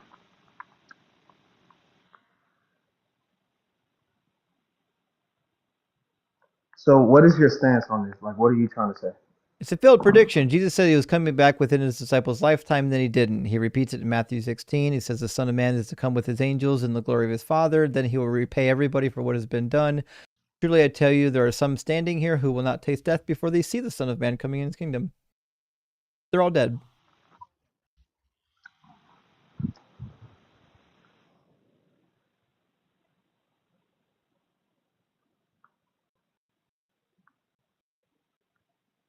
Okay. So are you aware that Jesus rose from the dead? I'm aware that it has nothing to do with this prophecy. Also, I No, but you're disagree, aware but this prophecy is not about rising from the dead. This prophecy is about Daniel chapter 7 coming on the clouds and dishing out justice to the whole world. Yeah, but you're aware that Jesus rose from the dead, right? I'm aware that the Bible claims he does. It doesn't satisfy the requirements of this prediction. Bro, listen. You are aware that the Bible claims that Jesus rose from the dead. What I'm Buddy, trying to everybody's tell aware that the Bible makes the claim. What I'm saying is that his resurrection doesn't fulfill the qualifications for this prophecy.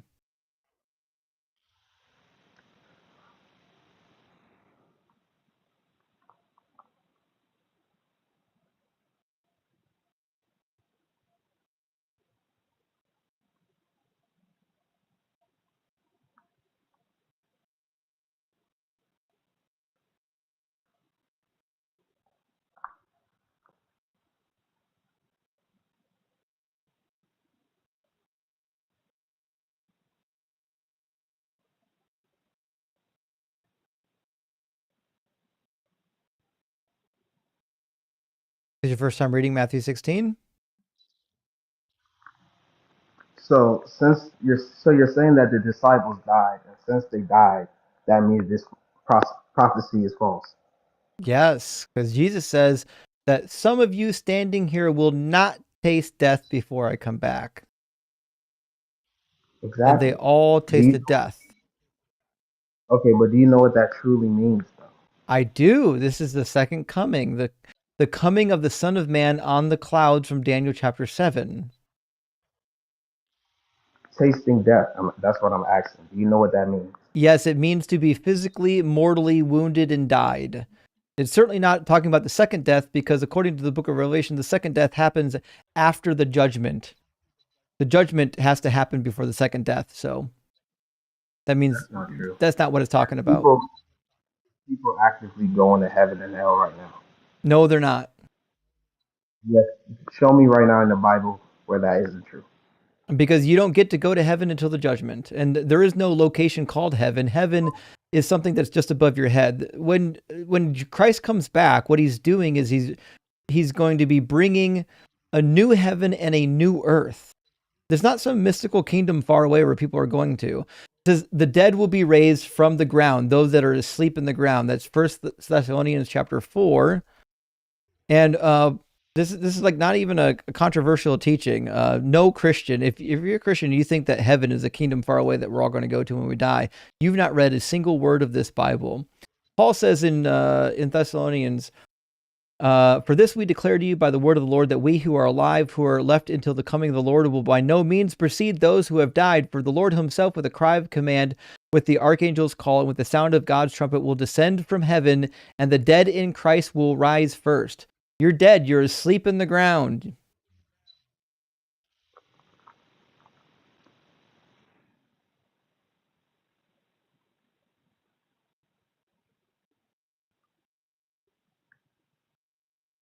Trinity, Okay. let me give you some advice. I'm being real. I'm not trying to give you a hard time. I'm being real here. It's very clear that you are a real Christian believer. You actually believe the stuff, but it's also becoming painfully evident that what you believe about Christianity didn't actually come from the Bible. It probably came from like a pastor or a relative that told you what to believe.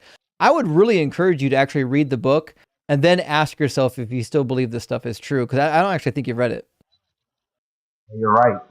I am studying the Bible, and that's why I told you that I didn't want to have a debate about this because I am not fully educated on the Bible because I am still learning. Right? Yeah. And that's not an insult against you. That's just painfully obvious. Like, I'm not saying that you're a bad person for having not read it.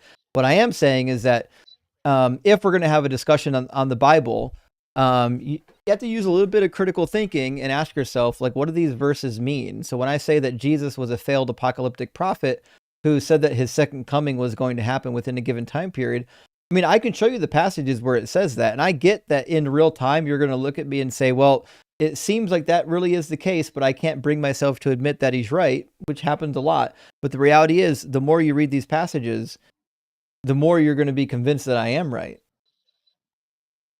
I mean, I have to read it more and really study. But I feel like the apologists that really study this stuff, they could easily destroy you when it Oh, comes to no, stuff like this. not a chance. Not even remotely true. I would cook them into oblivion. Like 9/10 of the apologists on the internet don't have any biblical education whatsoever. Have you ever debated Sam Shamoun? No, Sam Shamoun is never going to come to my live stream, not ever. And he's a joke. He's a clown. How about God Logic? You ever debated him? No, none of them will ever show up on my live stream. They're all too afraid. Yeah, you got to debate them. I believe they will crush you because, well, bring them over here, and you'll get the show you're hoping for. Yeah, 100%. But I mean, we could definitely debate on a different topic because, as I humbly said, I'm not too educated on the Bible because I am still learning. But, I really want to understand your point. Why don't you believe in God? Because, there's plenty of people, right, that got different religions and they believe in said religion, but you don't believe in no God at all. You're an atheist, right? Yep. Okay, so what I'm trying to understand is why are you an atheist? Because there's no evidence for God. How so? Because there is none. So unless you have it. Do you have evidence? Yeah. Look at the world around us. Look at you as a human being. Do you know how much detail is in just your eye? You know how much detail is in there? Yeah, thanks, evolution. I really appreciate that, evolution, for making eyeballs for us. We love having eyeballs. So you give the glory to evolution, but you don't give it to God. That's what the evidence says. The evidence says that eyeballs evolved, not that God made them. Satan told you, my friend. This is what they do. They come in this world and they deceive you. Who are you talking to? Say these things. I'm talking to you. Not talking to me. I've not been deceived. I've actually looked at the science and evidence. That's why I believe that evolution is true and that the Bible is not true. Have you ever felt the Spirit of God? Like when anything, like when when I was a Christian, I thought I did, but the reality is that I didn't, because there is no God and there's no spirit of God. Those are feelings that people are having, and people have them in every religion. They happen in Mormonism, especially in Mormonism. They happen in the Hindu faith. They happen in all kinds of other religions. Feeling a thing is never going to be evidence for the God. Yeah, but what I'm saying is I'm not talking about a particular feeling, right? What I'm talking about a full motion of God, like God coming onto you and you could feel his presence. Have you ever felt that ever? Yes, again, I did. I thought that I felt that when I was a Christian. Now I know better. Now I know that that's something that my mind and my chemicals in my body were doing, had nothing to do with the God.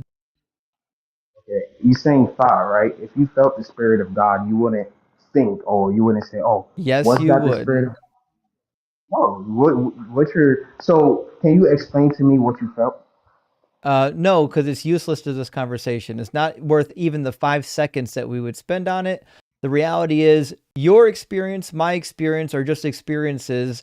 They are not validation that God does or doesn't exist. It is validation that the mind is a very powerful tool that can convince you that things exist that don't exist, but it will never be proof that your God exists. Exactly. And look at the mind, right? Oh, And there you see go. how the mind works. Oh, it's You easy. really Yeah, think? exactly. I'm right. Yeah. You see how the mind works, right? Do you actually think that a bang came and just made us all like this, where we're Well, conscious, unfortunately, that's not what evolution is saying. It doesn't say that there was just a giant bang and then poof humans. That's preposterous. Mhm. So it was us coming from one stage and we're elevating to another, right? You could say it that way. Okay. So what I'm trying to understand is if you look at the world and you see how everything is, right? Especially us as human beings, how do Yeah, you think that we it makes perfect sense with elevated? evolution. In fact, It does it not makes make perfect sense with evolution and zero sense with God. Evolution doesn't give a fuck about us. It doesn't care what happens to us, which is why babies are born with bone cancer. 97% of the water on the planet is undrinkable. Natural disasters take out 100,000 people a year. All of this is very parsimonious with the idea that we are evolved beings in a universe that doesn't give a shit about us. But it doesn't match a universe that was designed specifically for us by a God that is all loving and all powerful. An all loving, all powerful God would never create a habitation that purposely murders its inhabitants at a pretty high rate. The reason why these things happen is because of sin. Sin into the No, world. wrong again. We have all these. The reason why natural disasters happen is because your God decided that they would happen, which is incongruent with the properties that you're going to ascribe to him. Actually, God gave us the ability to choose, so we chose for these We things did to not happen. choose natural disasters. Of course, we didn't choose that, but that's our consequences. Who created nature? God created nature. Okay, and when Adam and Eve ate the apple, it's not really an apple, when they ate the fruit, could God have made the consequence as such where everything was the same as it is now, but there were no natural disasters? It's not for me to say what God can or can't do, It is for but you to it's for say us. because you think that God is all powerful. Is God all powerful? God is, God is all Okay. powerful, right? So if God is all powerful, then the answer to the question is yes. God could make the world in such a way that everything was the same other than natural disasters, correct? Yeah, but everything's not sunshine and Okay. rainbows, right? So then I didn't So say it was. Well, I'm talking about natural disasters. Just try to track. So if God's not required to make natural disasters as a response to what Adam and Eve did, then what that means is that natural disasters are unnecessary. they're not unnecessary What are because they these necessary for? are natural disasters. These things happen because there's also, if you didn't know, demonic forces, demonic realms in this world that actively do The these things to our demons? inhabitants. The demons are Yes, creating natural disasters. Why does God let them do that? because they have the ability of free will, just like So we have what? free will. Why doesn't God fucking stop them? Why would listen? If God is all Why loving, why right? would We're not. God why would God grant demons the ability to go around and fuck everything up for humans? Why would he do that? Could you imagine like if you like I'm going to leave my kids with the babysitter, but also I know my babysitter is going to abuse all of my children, but that's fine because free will and stuff. You don't think that's logical, do you? I understand where you're coming from, and these are the things that we look around our world. We're like, why does this happen? But you have to understand that God created this world perfectly initially. He certainly didn't. But when sin came into the world, what happens was the demons. I'll never understand why they preach. Why did God allow the demons to change the earth? Because they have free will. They can do it whatever doesn't they matter. want. God enables them to have certain powers. Could God limit their power so that they don't create natural disasters? And God does limit their powers. At times, no, God definitely... he doesn't. Could God limit their power so that they wouldn't cause any natural disasters? Yes or no? Yes, God can. I just said that. Okay, and why doesn't he do it? God doesn't do it because, I mean, he does do it at times, right? No. Why doesn't he do it all the time? Right now, why isn't it happening right now?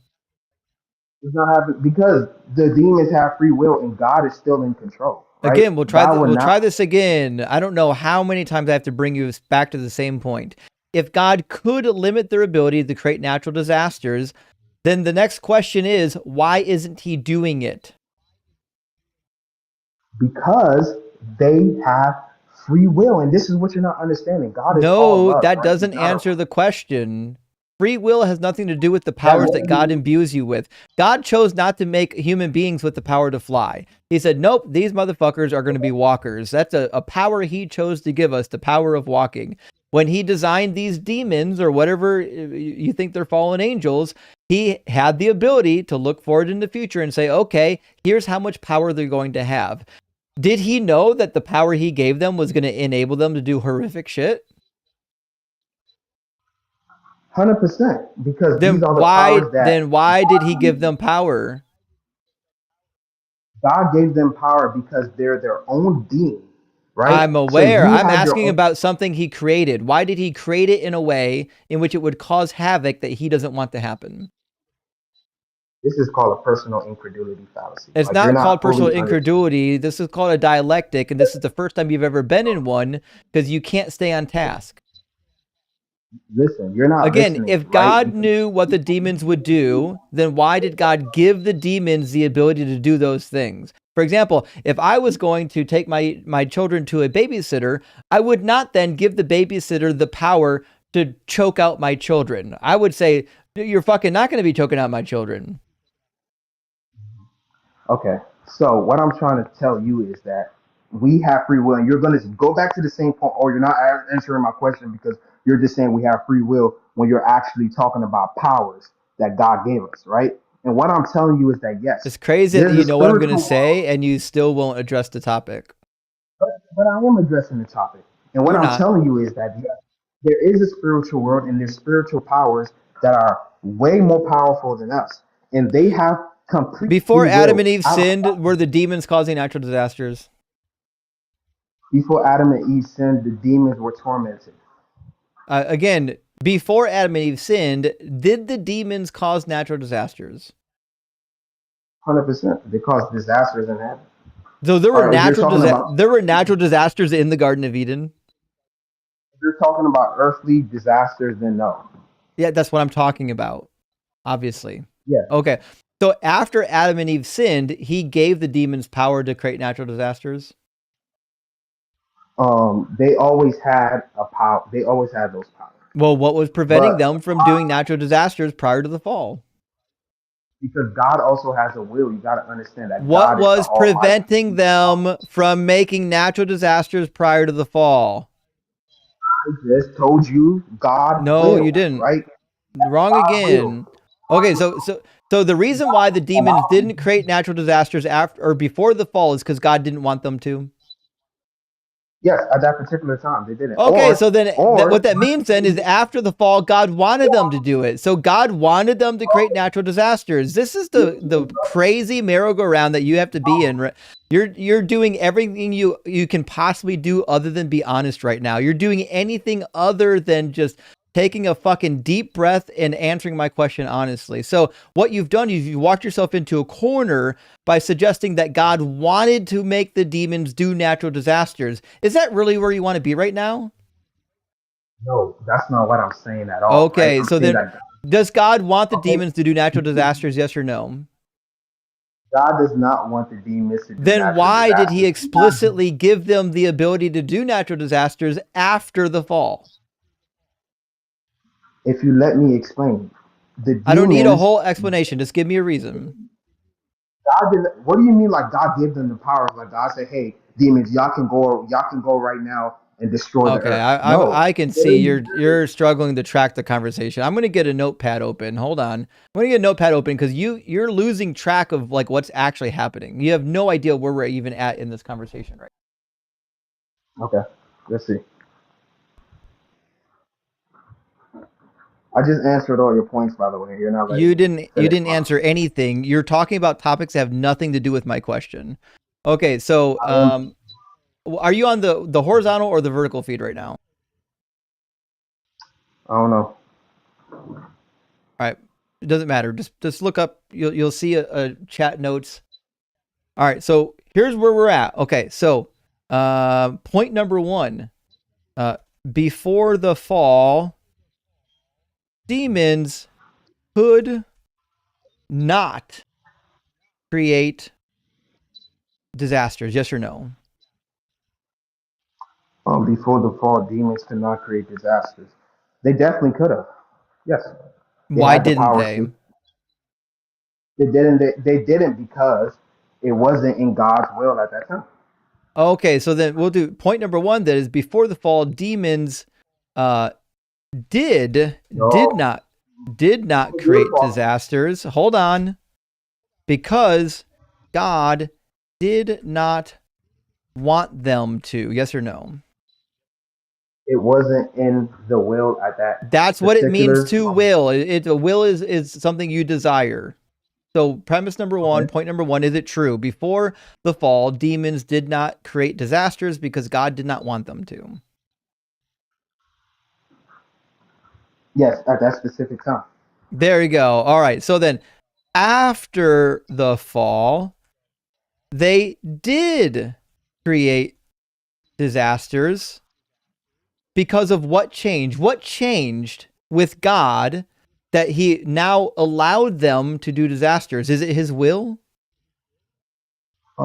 Because sin entered into the world. Nope. Is it because of his will? What do you mean? Is it because? Yes, it's because of God's will. Okay. So after the fall, they did create natural disasters because God wanted them to do that. No, God didn't want them to do that. Okay, this is basic logic then. Okay, so they didn't create natural disasters because God didn't want them to do it. And then after the fall, they did create natural disasters even though God didn't want them to do it, which means your first point fails now. You no longer have a justification for why they weren't doing natural disasters prior to the fall. Okay. All right. Are you going to let me answer now? And you're not going to interrupt me, right? I'm hoping you're going to address the actual point rather than ramble. You asked me a particular question, and I'm answering the perimeters of the questioning. You said to me, right, that do the demons have the power to create natural disasters because they just have the powers, or is it because of God's will? What I'm telling you is that they do have that power. It is not God's will for them to go and create those natural disasters. But since sin entered into the world, the evil forces of this world. Trendy, stop. Every person here knows this story. Every goddamn person in this live stream knows about the fall. We've read the Bible dozens of times. Nothing out of your mouth about this story is ever going to make this argument work. We need you to address the points that I've actually made. We don't need to hear the story again. We all know the story. So again, if premise number 2, if point number 2 isn't that God wants them to happen, that means your first point doesn't work anymore. Your first point is that the reason why the demons didn't create disasters. Hold on, just stop it. Stop. I'm not going to go over this 1, 2, 3, 4 point notepad 10 times with you. We're only doing it once. Okay. Point number 1, you told me that God didn't want them to do natural disasters prior to the fall. And that is the reason why they didn't do natural disasters prior to the fall. Do you still believe that? Yes, because it was Okay, so God will. nope, stop it. I don't need a because. I need a yes or no. Okay, so it's God's will for them to not do natural disasters. That's what it means to want. He doesn't want them to do it. Now, number 2, does God's will change? God will does not change. He still does not want them Okay, to do so it, but they, so then after the fall, God still didn't want them to do natural disasters, yes or no? God did not want them to do natural disasters, but they still had the power. We'll try this again. After the fall, did God desire them to do natural disasters, yes or no? After the fall, yes. Okay, so then what that means is God did desire them to do natural disasters after the fall. No. That's what do you think the word will means? Do you know what that word means? Have you bothered to pick up a dictionary? Listen, right? Let me answer your question. What does the word will mean? No, because don't even do that. Because when I What's the definition of will? What is the definition of will? I'm not about to be playing this game with you because when I ask you a question, it's you don't crazy. Answer it. It's crazy because you're lost. You're concussed. You're wandering around. You're on concussion protocol. You're in the locker room just fucking banging into stuff because you don't know where you're at right now. Put your helmet on, man. We're trying to actually get through a couple logical points on a notepad. You shouldn't be stumbling around in the fucking locker room right now. This is easy. All I'm asking is, do you know the definition of will? What does it mean when I say that I have a will to do something? What does it mean? That means that it is your action. It is something that you want to do. Want. There you fucking got it. Yes, if I have a will to do something, I have a want and a desire to do it. Can we agree then that when I put on my notepad that God wants something, that means it's in his will? Yes, but you see, will. There we fucking go. Almost. No, I don't need any of your bad explanations. I need you to say yes or no to my questions. None of your explanations are going to fix any of these problems. All you're doing is using. That's literally we're using the meaning of words to try to get to an actual conclusion because you're contradicting yourself right now. You're saying that God's will was the thing that prevented them from causing the natural disasters. And then in the very same breath, you're saying that God's will didn't prevent them from doing the natural disasters. So what that means is I need you to clear up the contradiction that you created. Can God's will alone, can God's desires alone prevent the demons from doing natural disasters, yes or no? And now please let me answer because it's a yes or a no. Is this a debate, yes or no? It's a dialectic. Dialectics require yes or no answers in order to reach a conclusion about questions. I need you to answer my questions because otherwise I can't engage in the point that you're trying to make because you've tried to make a point and your point has a contradiction. If your point has a contradiction, then I believe that you've made it in mistake. I'm giving you the benefit of the doubt right now, believing that you just made a mistake rather than you're affirming an actual fucking direct contradiction. That's why I'm asking you a question in order to rehabilitate your fucking position, not mine. I'm asking you this question so that you can better defend your own goddamn position. Do you understand what's happening right now? And I understand everything that you just said. Okay, so now I'm trying to clear up the contradiction in your position so we can move forward and you can tell me your solution. You can't tell me your solution until we clear up this contradiction. So, yes or no, is God's desire alone enough to prevent the demons from doing natural disasters, yes or no? No. There we go. All right. So is there anything that could prevent them? Because your first point is now no longer valid. Your first point was before the fall, demons did not create disasters because God didn't want them. That doesn't work anymore because you just told me that it can happen whether or not God wants it to happen or not. Yeah. All right. Now you're gonna let me answer. You got all your points across. You know, you said everything. Now If can you you let me don't answer? if you don't address, if you do not address point number one, I will bring you right back to it. Okay, so I can answer now. So is your answer what going to address point number one? Before the fall, demons did not create disasters because God did not want them to, right? Okay. No, you just said that's wrong. You literally just said that that's not true, that God's desire alone will not prevent the demons from doing natural disasters. So that's not why they're not doing it before the fall. You keep contradicting yourself. You're not even letting me explain myself. You're just because you're contradicting yourself. You're directly contradicting yourself, and I'm stopping you every single time you do it. Every single time you contradict yourself, I'm going to stop you and show you that you've committed a contradiction.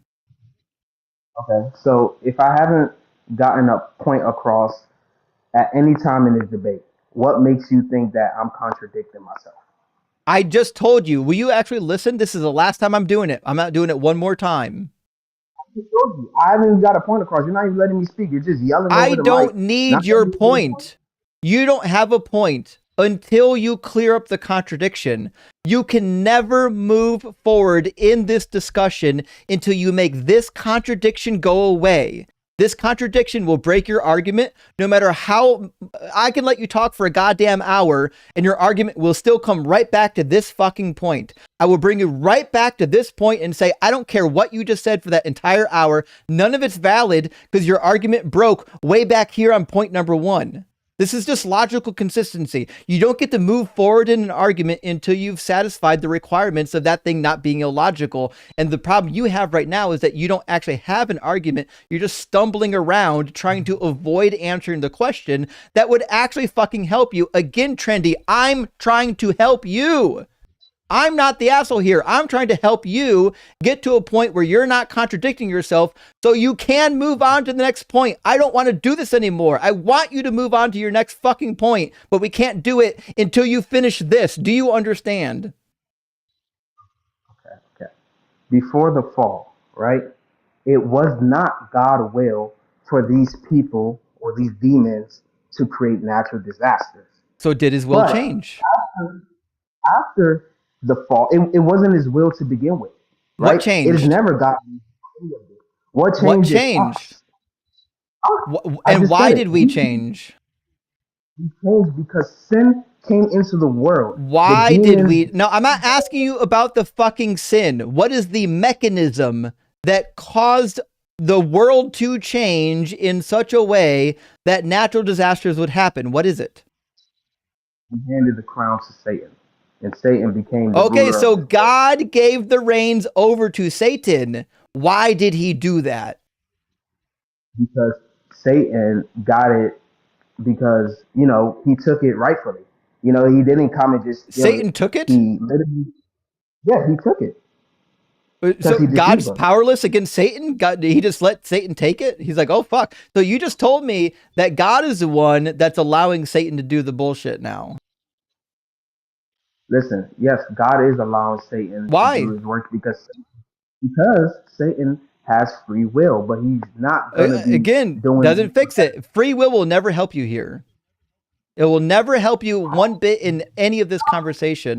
Everybody knows that you think free will is a magic word. It doesn't help you here. I'm asking, why did God, knowing what Satan and the devils were going to do, why did he give them the fucking power? You just said he handed the reins over to him. Why would he do that, knowing what's going to happen? If I knew that my babysitter was going to murder my child, I'm not handing over the reins to my babysitter. Why would God do something so irresponsible?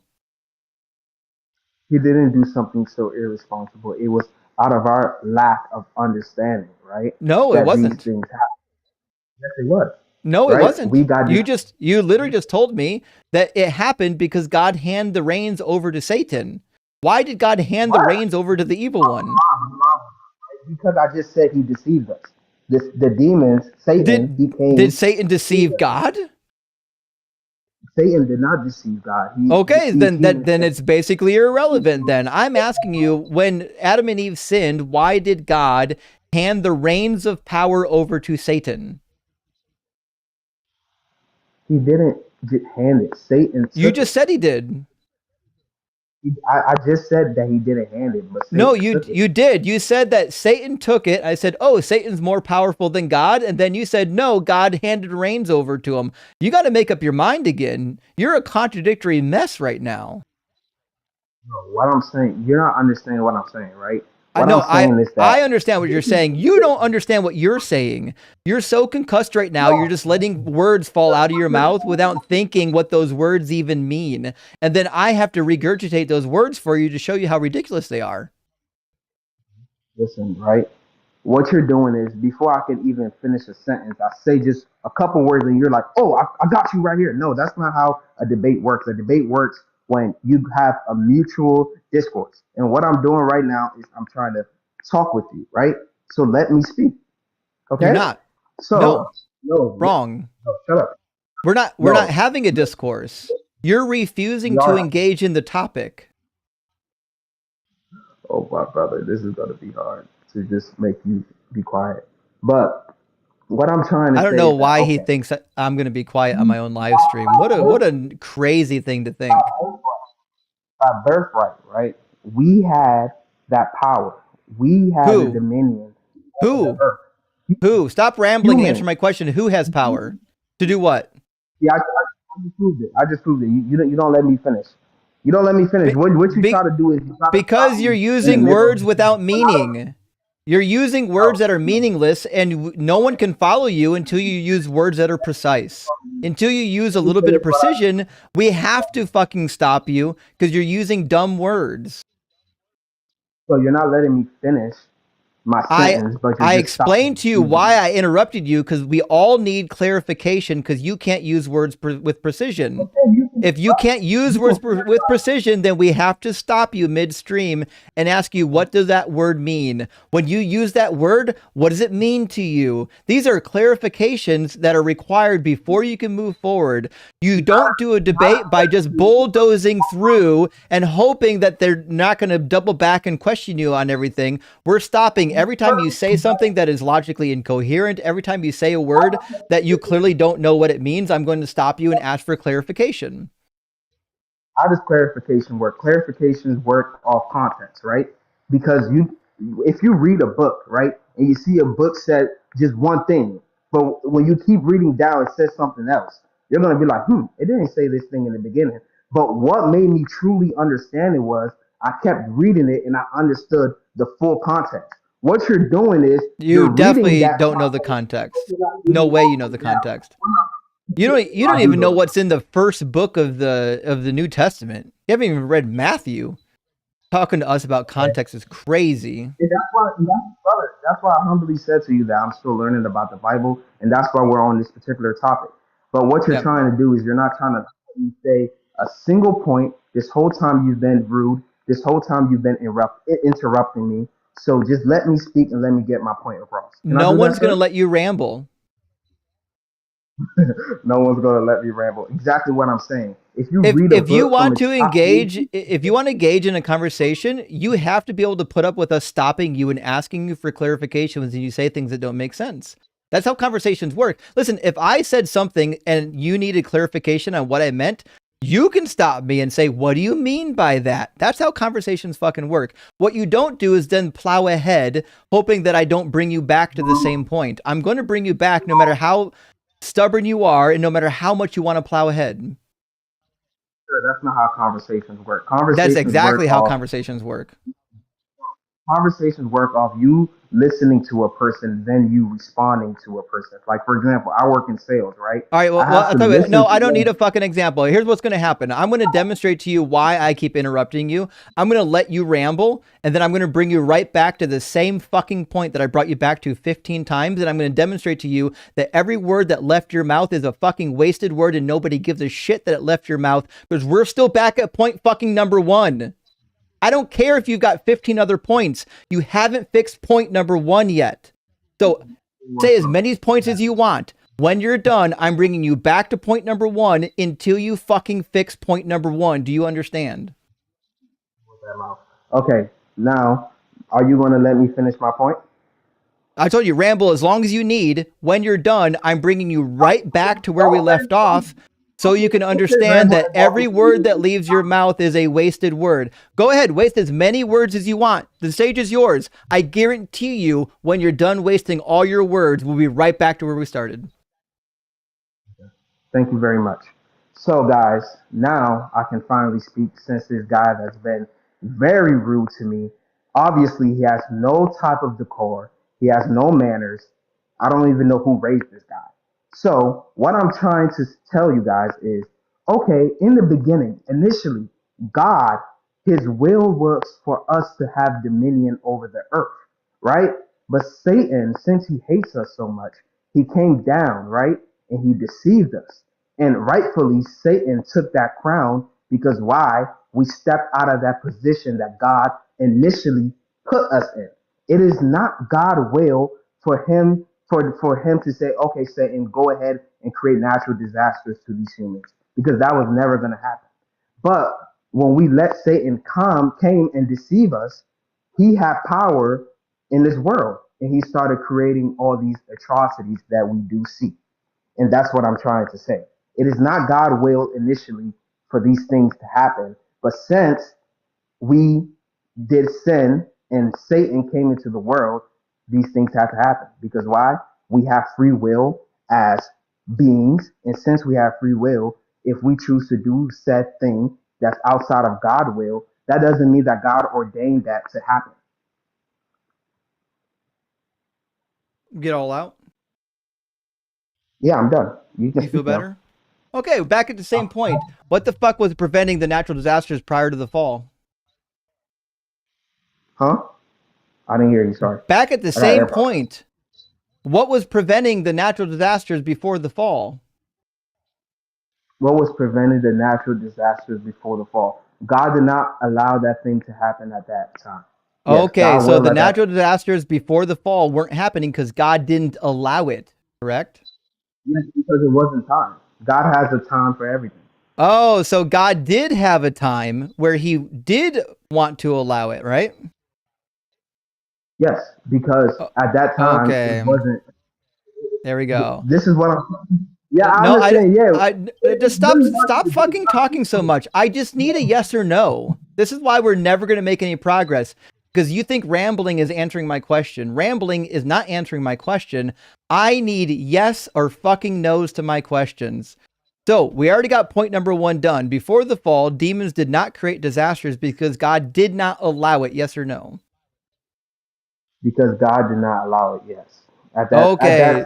Then number 2, after the fall, they did create natural disasters because God did allow it, right? Yes, God did allow it. Okay, so the thing that changed after the fall is God allowing it, correct? Yes. Okay, they're finally, okay. Agree or disagree, God could have chosen to still not allow them, yes or no? Yes. Okay, so then the only thing that changed was God unnecessarily allowed them to create natural disasters, yes or no? No.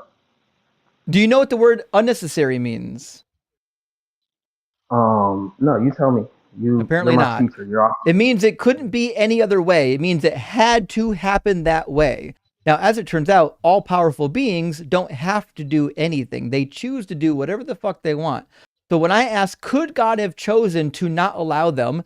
The answer is obviously yes. God can choose to do anything he wants to. Now, if the answer to this question is yes, then what that means, the conclusion is that the disasters were not necessary. If they were necessary, that means God couldn't have chosen to allow or disallow. He was required, but God doesn't have requirements. So what that means is that there are unnecessary natural disasters that are of no doing of anyone other than God deciding that he's going to allow them. Do we follow? Yes, 100%. And okay, these natural disasters were necessary because of our sin and because Satan took that. What about sin makes them necessary? Because we handed that power to Satan. So no, we didn't. therefore, We didn't have the power. We did hand that power to Satan. No, we don't have the Because it's not- power. You just said that God did. The reason why natural disasters are being held at bay or not held at bay is only because God is allowing it to happen, which means God has the power, not humans.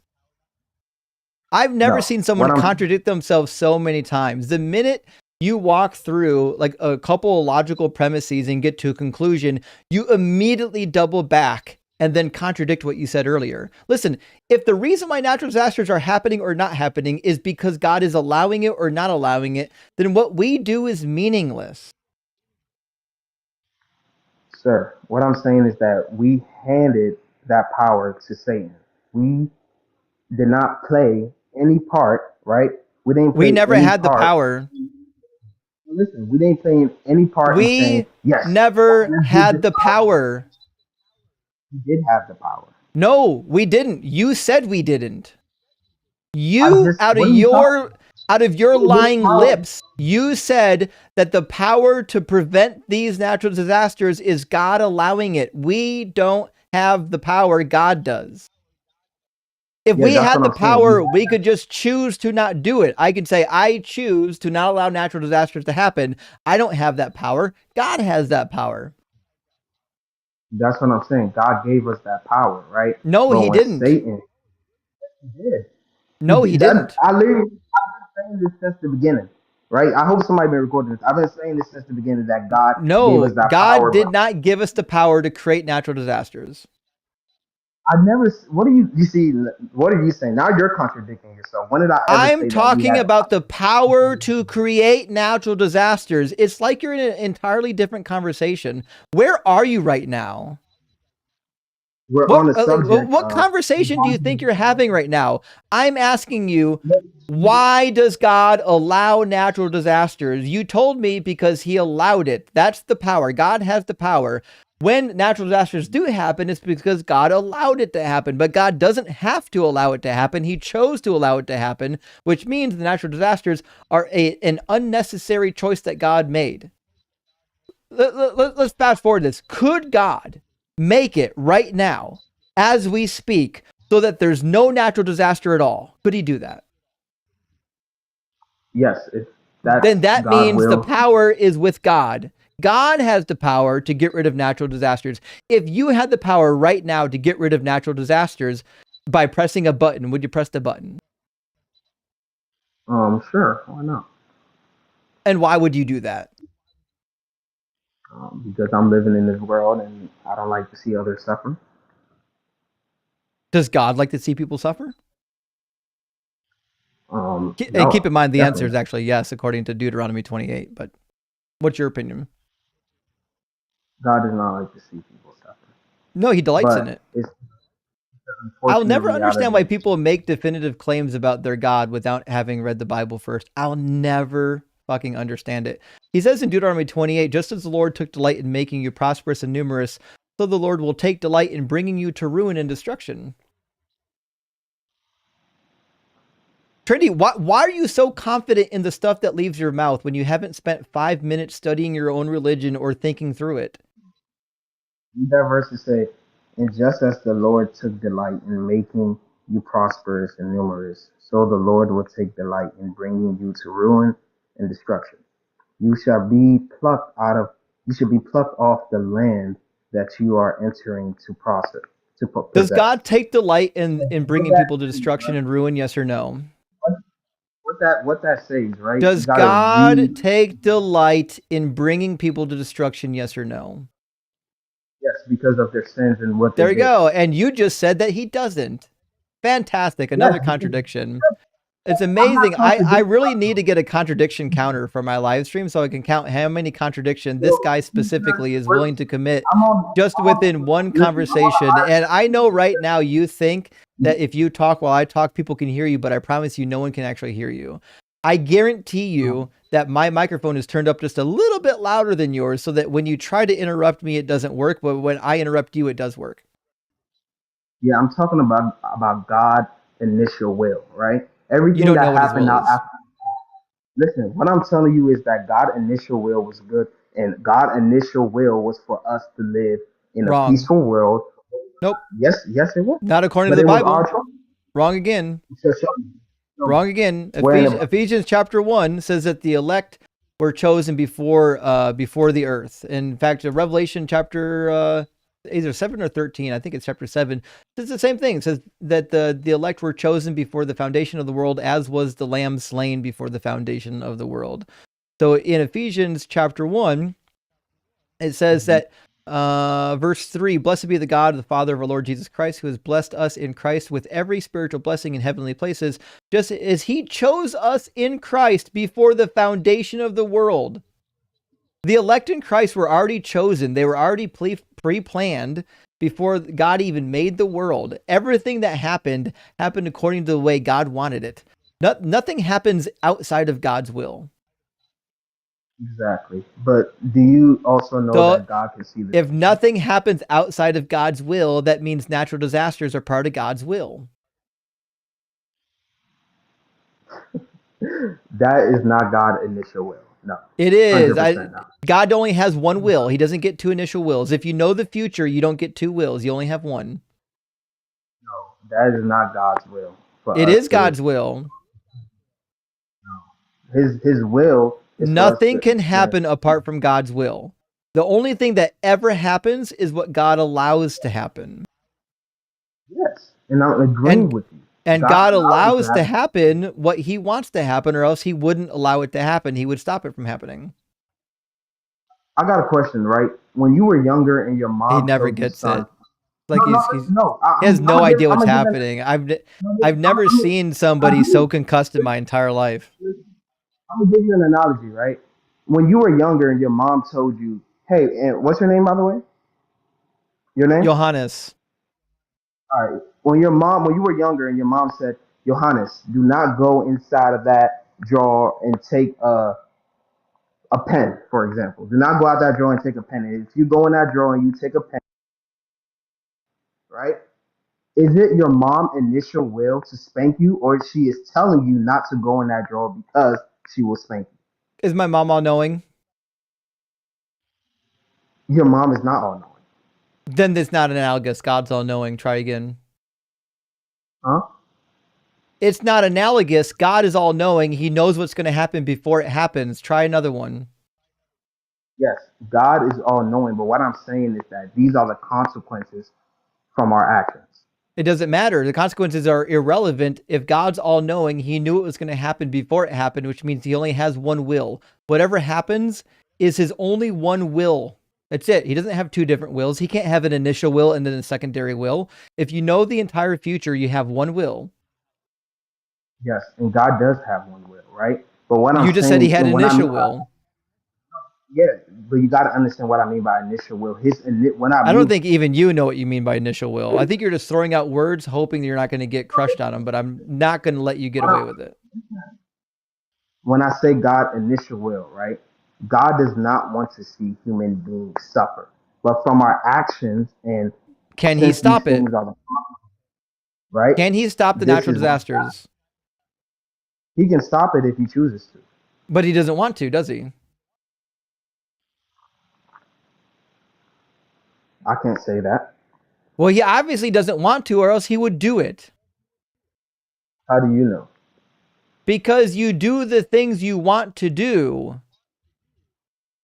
He's God. Nothing is constraining God.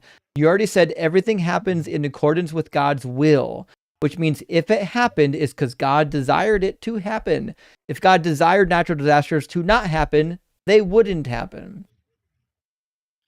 100%. Okay, what that means then is God wants the natural disasters to happen. It's not God's desire, and it's fucking crazy. All right, we're done. We're done here, Trendy. You're not smart enough for this conversation, okay? I'm not gonna double. Nope, shut the fuck up. I'm not gonna double back and do another contradiction with you. I'm not gonna let you contradict yourself one more time. We all literally just heard you fucking say that it only happened because God desires it to happen. And then when I said, well, God desires this to happen, the natural disasters, you said no. Listen, but if you can't be fucking honest, you don't get to stay up here. Plus, it's too late at night. I'm too tired for this bullshit. That's crazy. It's been a long time since I talked to someone so fucking dishonest. Crazy to me. Oh, well, at least we had fun. We didn't get any good spicy calls till the very end of the night, which is fine. I think we needed a good spicy call to mix things up, eh? It does help with the numbers, by the way. It's funny, you get one really good spicy call, and the viewership goes through the fucking roof. It's pretty wild. People love that kind of stuff. If it bleeds, it leads. You know what I mean? That's why sometimes you have to kind of push the buttons just a little bit. You just have to gas things up a little bit to keep it interesting, you know? If you don't get a little excited, the audience gets bored after a little while, which I totally understand. All right, friends, I think that's our last call for the night. I'm going to read through the super chats and try to get, my old ass in bed. Clever Moniker, thank you so much for the super chat. Says Justin deployed the bot to deepen the schism. You know what? I'm sorry about the night bot. I'll figure out how to use the software better, and then I'll work on getting it deployed better. Trendy, why the fuck are you in my guest box again? I just told you, you're not equipped for this. This is not your thing, bro. You're not good at debating. You're not even good at following logic. This is not the right space for you. If you contradict yourself 15 times in one conversation, you're in the wrong place. You got to hang it up. You're not made for the debate space, Trendy. If you can't recognize a contradiction, you can't have a conversation. Master says, guys, that's Nuberwang? I know this is in regards to an earlier conversation, but I don't get it, my friend. But Jennifer says, what current disclosures baby paste is with current disclosures, baby paste is passe. Actually, I don't fully understand how that definition works, passe. Hold on. I have to look that one up. What's the definition of passe? Oh, no longer fashionable. So is baby paste no longer fashionable? I don't know about that. I think baby paste is still in fashion. I think it's in vogue. Former Prophet says Nightbot has go to Nightbot has go to the Hague with you. And I think you mean has to go. Maybe I could be wrong. I did disable most of its capabilities, so maybe it's behaved for the rest of the stream. I have to find out though. Let me check Nightbot real quick. It looks like it calmed down a little bit. There's only 18 timeouts for the entire stream. And it looks like it was, I don't like these timeouts at all. Somebody wrote got him in all caps, got timed out. Don't love that. Somebody put Doug. Former Prophet, you did that. You put Doug in the chat and it timed you out. I don't like this at all. But after I changed the settings, it looks like at 6:02, it stopped doing all that bullshit. So I think it's okay right now. I turned off all the stuff. So I think after 6 o'clock, it's probably been okay. Phuket says, chat, we cut or uncut? Oh. I got the snip. I don't know about anyone else. That's why Jesus is no use to me, according to Galatians chapter 3. And Optimus says, Jesus, dude, take a fucking breath. I forget which guest that is you're talking about now, but it's a common problem. Dr. Fudge, this has nothing to do with the power of attorney. What? Power over Ethernet?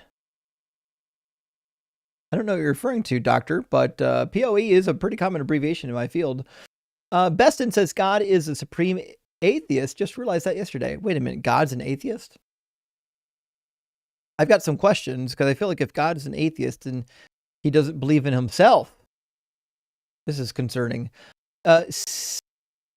Fredgar, hey, I recognize your face, my friend. Good to see you.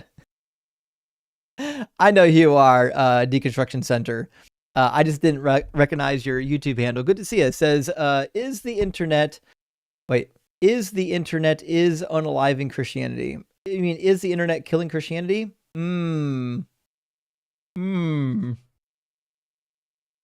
I would say this. Information is killing Christianity. The internet is a good way to facilitate information, though. Nightman comes and says, Zach spent 2 hours last week embarrassing himself with Blitz and Ian. He was also in the in the bath when he was talking with them as well. What a weirdo. Oh, so that Zach guy. Let's see. I talked to him. It's a simulation idiot. Dr. Blitz and Ian wasted 2 hours on him. That's fucking crazy. I'm glad I didn't. I don't want to talk to that guy for 2 hours. Amir, thank you for the additional super chat. Says, thanks, Justin. In response to gnashing texts, I gnash my teeth daily. I've wailed too. Life has torment. Those verses don't say it's constant. Oh. You think you're in hell right now, Amir? Is that what you're suggesting? Fuck. I might be with you, actually. Also, is gnashing for all unbelievers or mainly rebels and hypocrites? Many gnashing lines are parables aimed at insiders worth pressing. Please reply. I don't think so, because like in Matthew chapter 5, hold on. Because I think in Matthew chapter 5, Jesus talks about people being thrown into the fire furnace with wailing and gnashing of teeth. And it's just referring to people that sin, essentially. Let's see if I can grab that real quick. It's also in Matthew chapter 8 and 13. Let's do chapter 13. 1342, I think.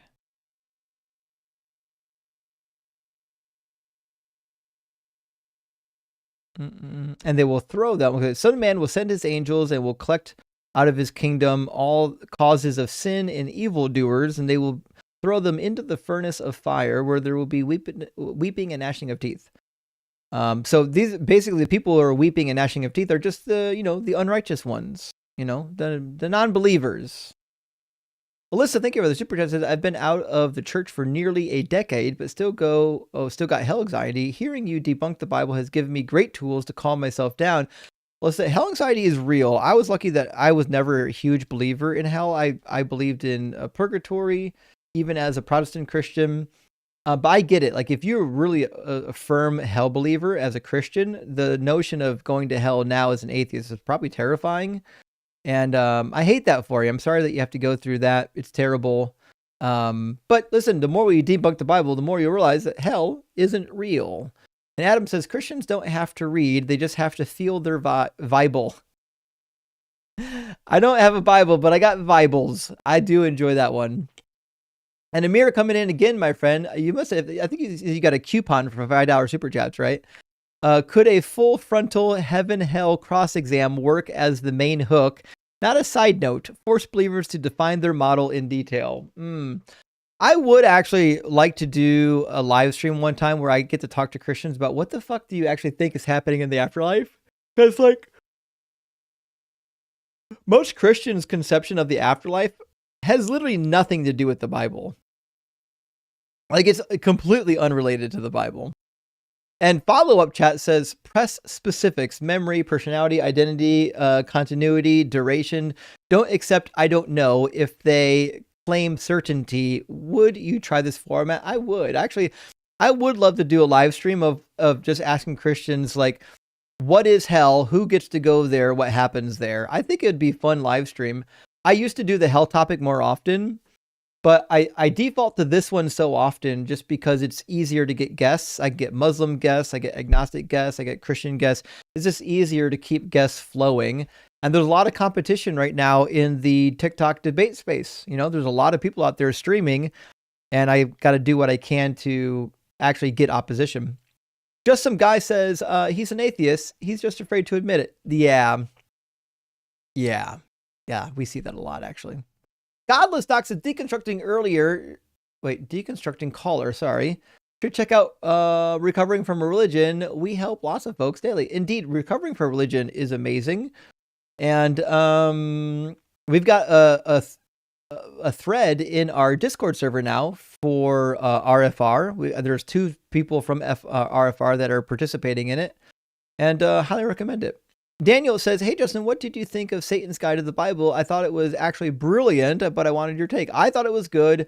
The only thing I would take issue with is the way the Satan's Guide to the Bible was worded was like, if your pastor went to seminary, he's for sure going to learn these things, and they're for sure going to lie to you about it. I think that's being heavy-handed. I think there's a pretty good diversity of seminaries. We can't say that everybody's going to learn the same thing. I mean, we all are going to have a core curriculum for sure, but also I don't think a lot of pastors go to seminary and they learn the higher critical level stuff, but a lot of them don't believe it, right? The ones that believe it deconstruct like me, but there's a lot of pastors that they're just like, yeah, this is bullshit. I don't believe the scholarship. I believe my fairy tales, right? And there are some pastors that were like, oh yeah, I learned the scholarship. I believe the scholarship, but now I'm stuck in this church. That does happen. That certainly is a thing. I just don't think it's fair to, I don't think it's fair to say that all pastors are kind of like that, you know? But either way, I mean, I agree with almost everything in the Satan's Guide to the Bible. I haven't found much in there that I really disliked. Foxy says, my job is through a church, so I read some Bibles in my downtime. How do you rate the NIV translation? Dalton and Justin. Good question, Foxy. The NIV is trash. I do, if you're going to pick an NIV, I'd pick the 2011 edition over the prior edition. I forget when the prior edition came out, 84, 85. But the 2011 NIV is certainly much better. Is it good? Nah, that's not good. Is it terrible? No. I mean, I'd take the NIV 2011 over the King James Bible probably. But you guys know me. I like the NABRE and the NRSV updated edition. Those are my two bangers. I like them both, actually, quite a bit. And Gentle Viking says, a question for Catholics. If Mary was born sans original sin, would she get periods? If not, could she be considered mature? Or would she be nida? This is really interesting. This is a fair question, Gentleman Viking. Okay. So if Mary lacked all the stuff that would defile her as a woman, we would expect that her flow of blood wouldn't exist because you're ritually impure during your flow of blood, your monthly flow. So, but if Mary was never ritually impure ever, we would conclude that she never had a flow.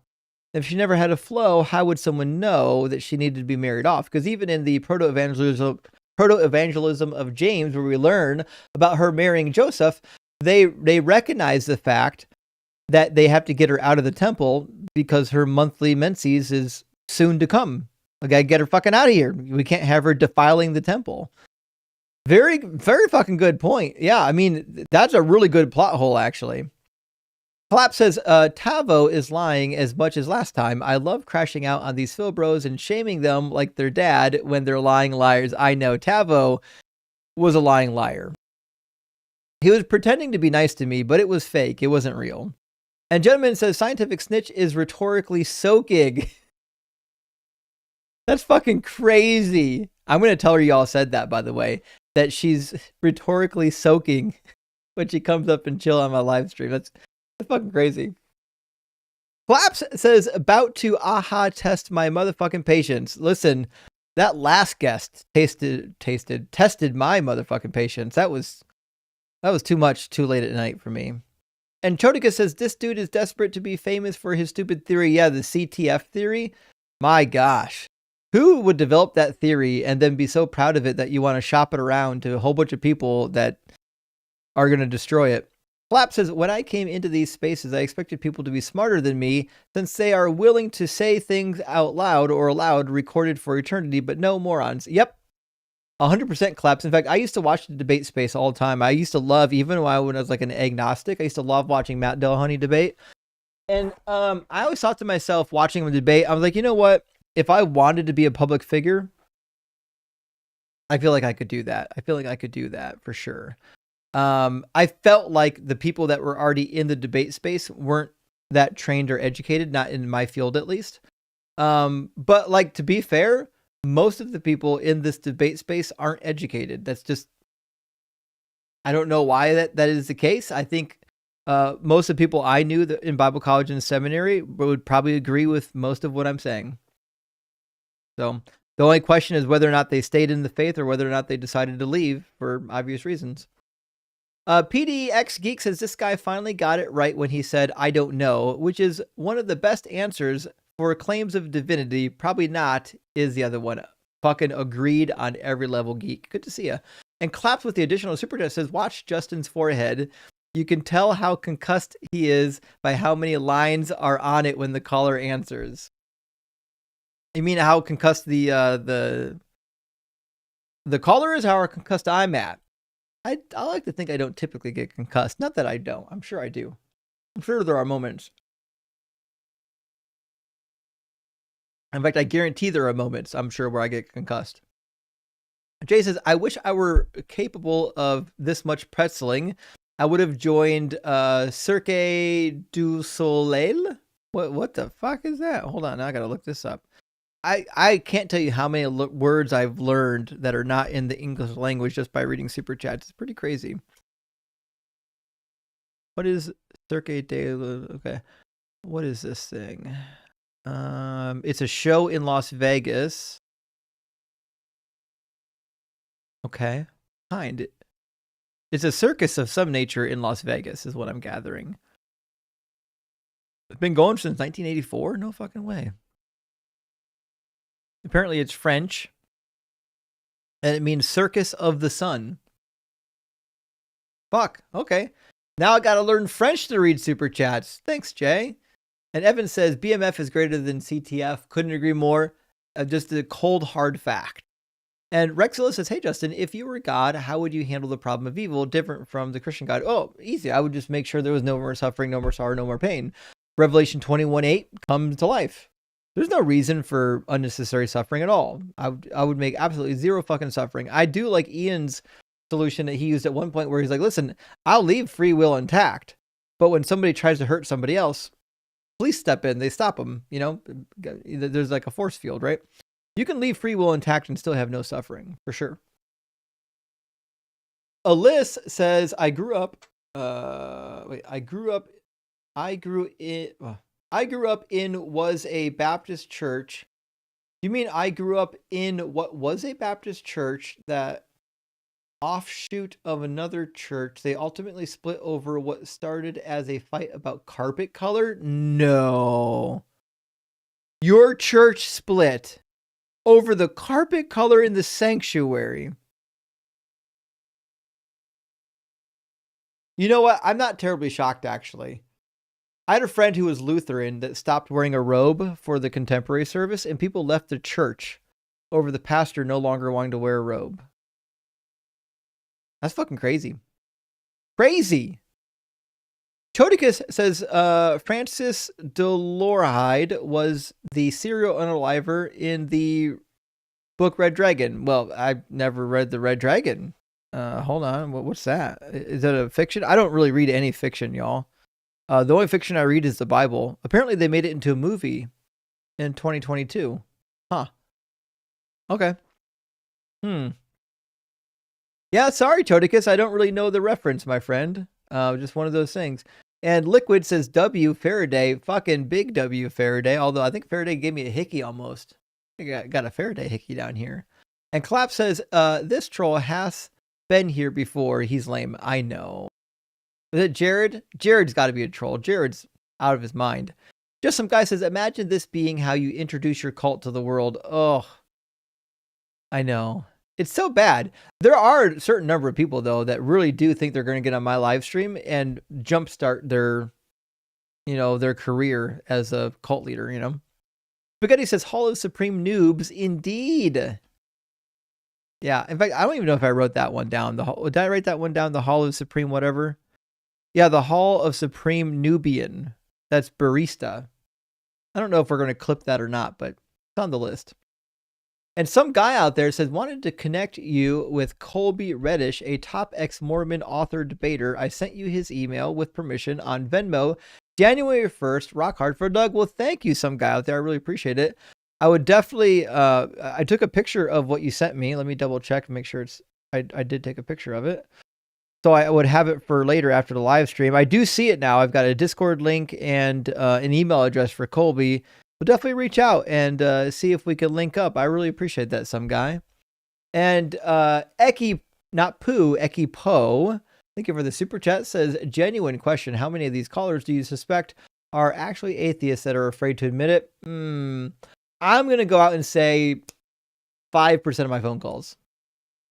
It's a little bit of a guess, but I'm going to go with 5%. Hank says, I expect better from my fellow Australians.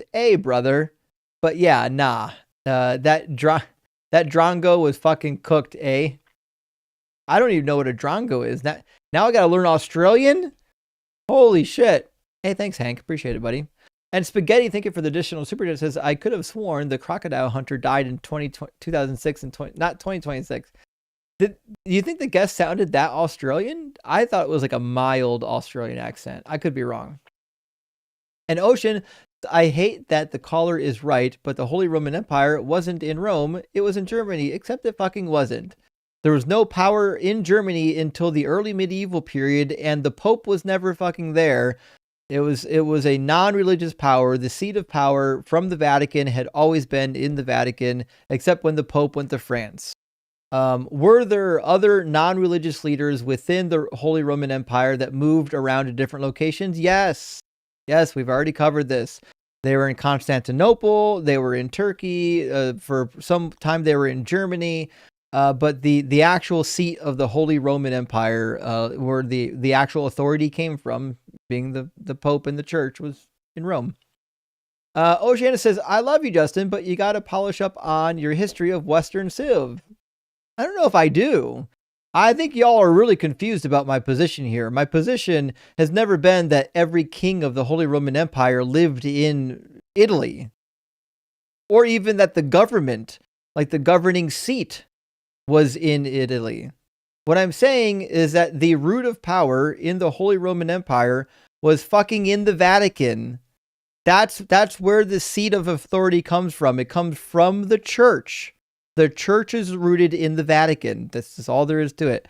You can talk all you want about how like the crown moved from country to country, about how the actual government moved around from place to place, but the Pope, the religion, was rooted in the Vatican. It's just the truth of the matter.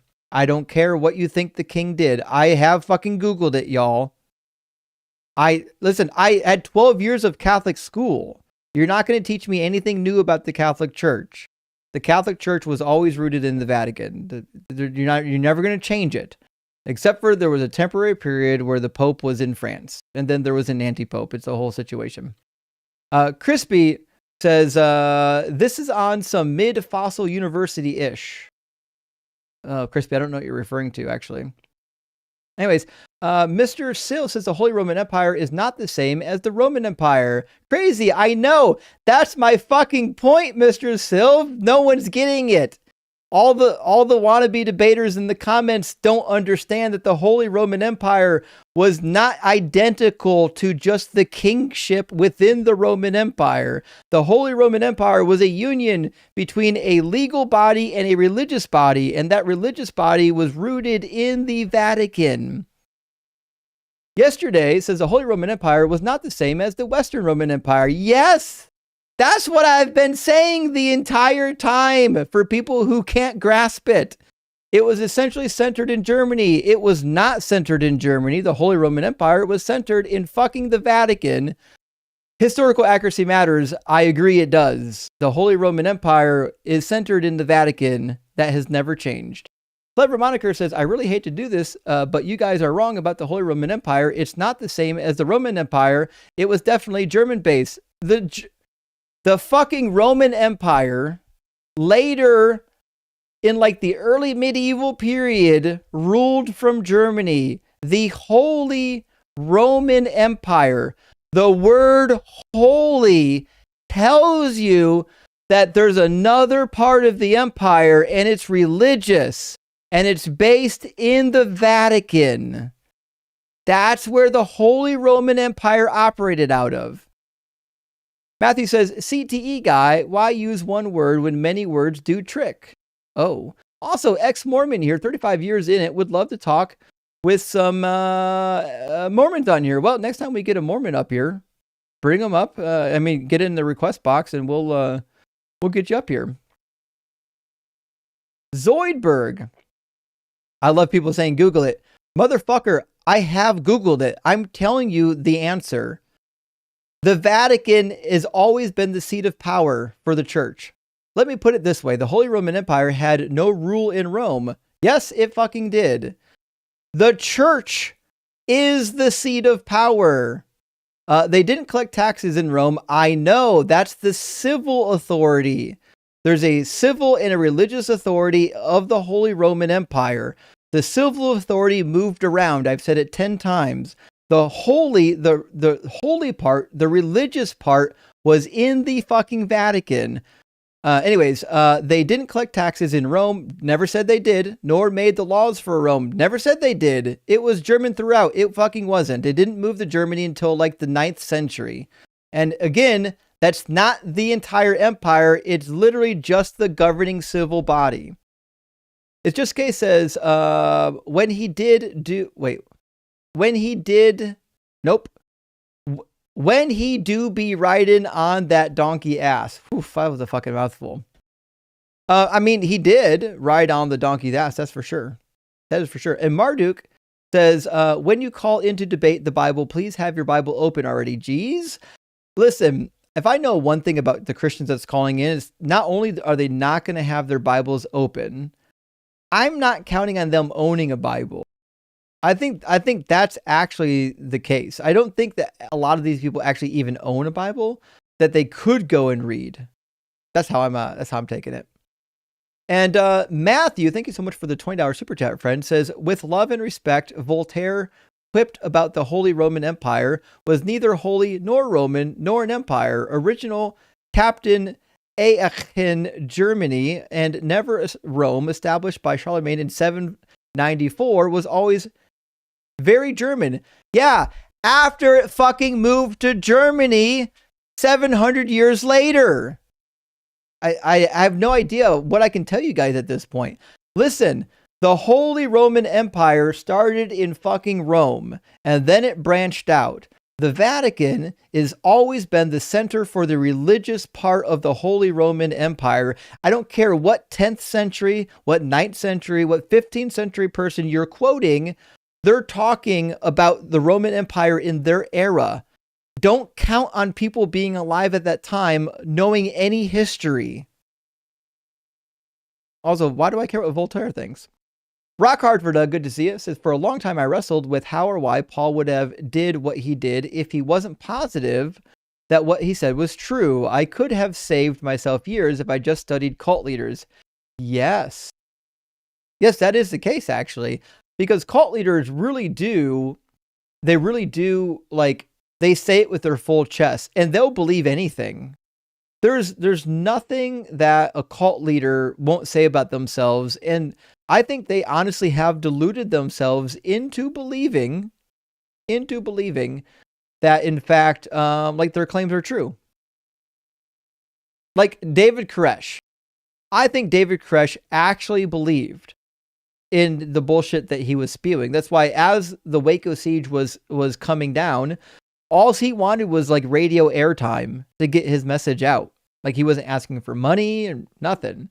So yeah. Rastaman says, hey dude, how many innocent boys do you think King Herod murdered due to God's shitty timing? Way to go, God. Well, to be fair, I don't think Herod murdered any babies at all. Like the murder of the innocents, I don't think one baby died, according to the book of Matthew and the murdering of the innocents. I don't believe whatsoever that Herod had any babies killed. So I'm going to say 0, maybe. Game Guy says, why was Jesus so popular with the ladies? Holds arm out in Jesus pose because he was hung like this. Oh, like this. Both arms. Yeah. He was hung like this. Fair joke. We've heard this one before, but you do get the rim shot. Definitely still get the rim shot. And Richard said, I believe the Holy Roman Empire was located in Constantinople. Well, the civil authority at one point was located in Constantinople, but the church was not. I don't know how many times we have to say this. The church was always based in Italy. Sorry, guys. That's just the facts. Alleles says, I think specificals, the Holy Roman Empire is German. Nope, not. Fucking, it's Italian. I don't know what to tell you. why they spoke Latin. That's why their documents are preserved in Latin. That's why most of the popes in the Common Era can fucking speak Italian and Latin, because it's based in fucking Rome. Why it's called the Holy Roman Empire. Matthew says the HRE was certainly never in Constantinople. The Eastern Roman, by the way, you guys have to remember, you guys realize that the Roman Empire was like split in two factions at one point, right? Like, you guys understand that saying the Holy Roman Empire is typically referring to the Western faction. Like, you have to get that. Anyways, the Eastern Roman Empire, but fun fact, the German Holy Roman Empire, Russians, and even Ottomans claimed some of their legitimacy continuing the Roman Empire. I agree. Yes, the Roman Empire was large, and there were multiple factions that wanted to be, quote unquote, the true Roman Empire. But the true Holy Roman Empire started in Rome. Mike says, what do you think about humanism? Is there a book you would recommend for or against this topic? Looking forward to reading your book. Well, unfortunately, I don't read a lot of books on atheism. I don't really know any books on humanism, but I do know this. One popular book was by Sam Harris, and even it seems, even Matt Dillahunty seems to like that book.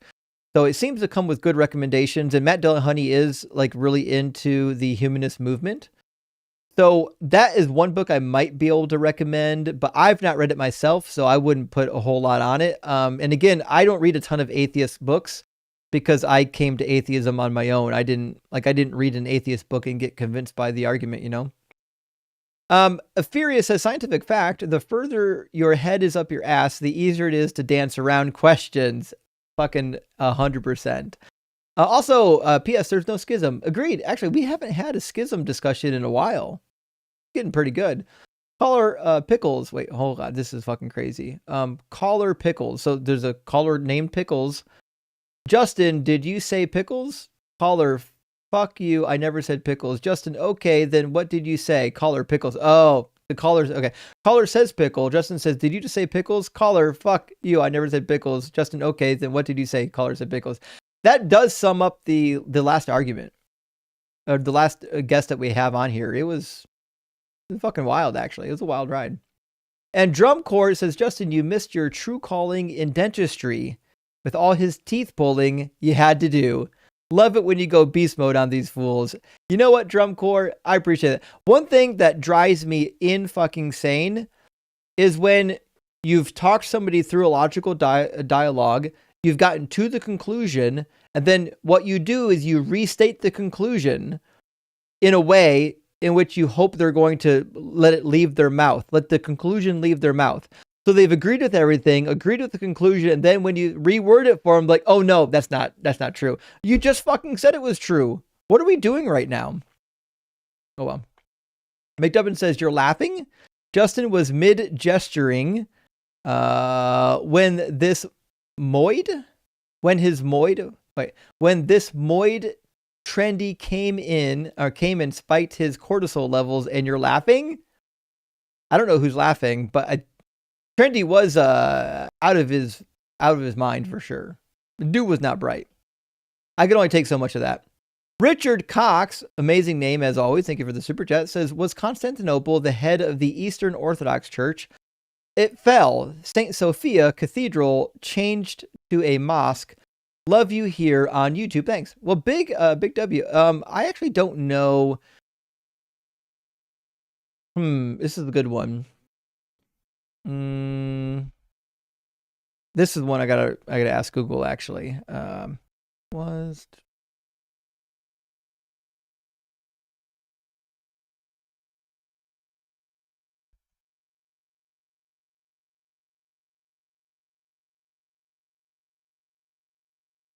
Okay. Yeah, the ecumenical patriarch of Constantinople is considered the spiritual leader of the Eastern Orthodox Church. So according to the Eastern Orthodox, the Orthodox Empire seems to have been headquartered in Constantinople, which is basically Turkey, not Germany, Turkey, which, to be fair, is the earliest seat of civil authority. after it was after they left Rome. Former Prophet Nathan says, so many guests tonight have used so many words to say absolutely nothing. Shake my head crazy. Simply but for Sharon and Rock Hard for Doug. Agreed. These guests tonight wanted to say so many words without saying absolutely anything or furthering the conversation at all. It was so painful. And Mixtress Monica, thank you for the super chat, says eating an apple caused God to get pissed off at Adam and Eve and everyone else. The God in the Bible is a narcissist tyrant. Doug, take the wheel. We do need the song Doug, Take the Wheel, actually. We really need that song. Flux, thank you for the additional super chat, says Christians seem to get really confused about more than 3 sentences strung in a row. Anyway, I'm knee deep in a bottle of Bourbon Court, my rum of choice. If you haven't tried it, I would recommend. It's pretty good, actually. Big W, Flux. Have a drink for me, my friend. I might have one tonight. I needed one at that last guest. It fucking gave me a headache, but yeah. And D-Lo, thank you for the super chat, says, I love you, but the Roman in Holy Roman Empire referred to the imperial title. I'm not talking about the imperial title. I said the Holy Roman Empire, which includes the civil and the religious authority. If I meant literally just the civil authority, I would have said so. Anyways, the Holy Roman Empire referred to the imperial title and not universal claim, not a Roman-centered territorial state. Yeah, I would disagree. I don't know what to tell you. Go tell my 12 years of Catholic education that they're wrong about everything you thought you knew about the Catholic Church. DJ says, trendy, God did it. Humans did it. Satan and demons did it. Well, God did it, but humans still did it. They really can't hear themselves saying the contradictions. It's wild. They really can't, actually. The fact that they can contradict themselves 10 times in one sentence and then not self-correct is pretty wild. I love the amount of people saying Google it in the comments like I haven't already fucking Googled it. It's crazy that you have this level of confidence in something that clearly you haven't Googled yourself. Like, I get that you probably did Google something and you were confused by the result, but the reality is you can do some real Googling and find out that the Holy Roman Empire was very vast and very complicated. Just saying it was based in one location will never be true. Flux Chandler says, I may be a little drunk, but why are we so concerned with God's willy exactly? Well, Flux, I didn't know we were concerned with God's willy, to be fair. Jennifer says, there's baby eating in the files, but yeah. You know what? So this is actually really true. So I was kind of scanning through the files, and I came across the baby eating, and I was too busy, so I couldn't actually sit down and read it, not the way I wanted to, but I'm definitely planning on getting back to it. So the baby eating set me through a loop. And to be fair, the thing that set me through a loop is immediately when I read it, I was like, oh no. Are we fucking bringing back adrenochrome? Is that going to be the thing? Is adrenochrome next? I don't know. I'm just saying, I don't know. Master Macheteer says, you need to watch Mitchell and Webb, older Brit comedy, get some old pop culture in you. They are the ones that did Are We the Baddie skit. Well, I've never heard of the baddie skit. So the pop culture reference to the pop culture reference is entirely lost on me, my friend. I apologize. I don't understand a word that you literally just said. Anyways, Doc Pleroma says, saying God has a moral will and a permissive will is like saying a CEO opposes layoffs but signs every termination. No idea how you get through this. Yeah, it's crazy. They're going to do it because they've been trained to do it. They believe that by adding the permissive will, they're going to be adding a secondary allowance. God permits some things to happen even though they're evil, but we have to make sure that it's still something God is doing. So we're like, well, we can't just say it's his will. We'll say, oh no, it's his permissive will, meaning he wills for some things to happen, but he doesn't directly cause them to happen. He just permits them to happen, which to me is a distinction without a difference. It's a meaningless thing to say. Buget says, title idea, your hell isn't the Bible hell. Maybe, I don't know. I think that's kind of boring, to be honest. And I honestly think that the Bible hell is what most people think of hell. I'm not convinced that most people think of hell any different than what the Bible paints it. They might not realize it, but that's been my experience. She-Boy, thank you so much for the $10 super thanks. I really appreciate that. And Scott, thank you for the $5 super chat. Says, I don't think we can fully trust the church fathers. Only 5 of them spoke or read Hebrew. You should look up Dr. Michael Heiser on the Unseen Realm. Dr. Michael Heiser, first of all, he's dead. Michael Heiser's dope. I like him, but no, Michael Heiser is. I wouldn't put him as like the voice of authority for any one topic. I get that if you're first getting into biblical studies, you'll find a popular scholar that you like, and you'll just follow all their stuff and assume that everything they say is always true. But what you'll learn when you get into scholarship is that that's not really how that works. You're going to find scholars that have differing opinions on different things.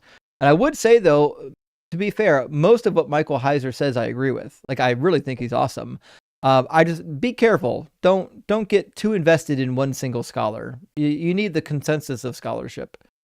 And a salient monk says, if there are no real receipts for the books of the New Testament showing who or when they were written, why should anyone believe that Jesus actually said what he said? I'm with you, actually. That's what I'm saying.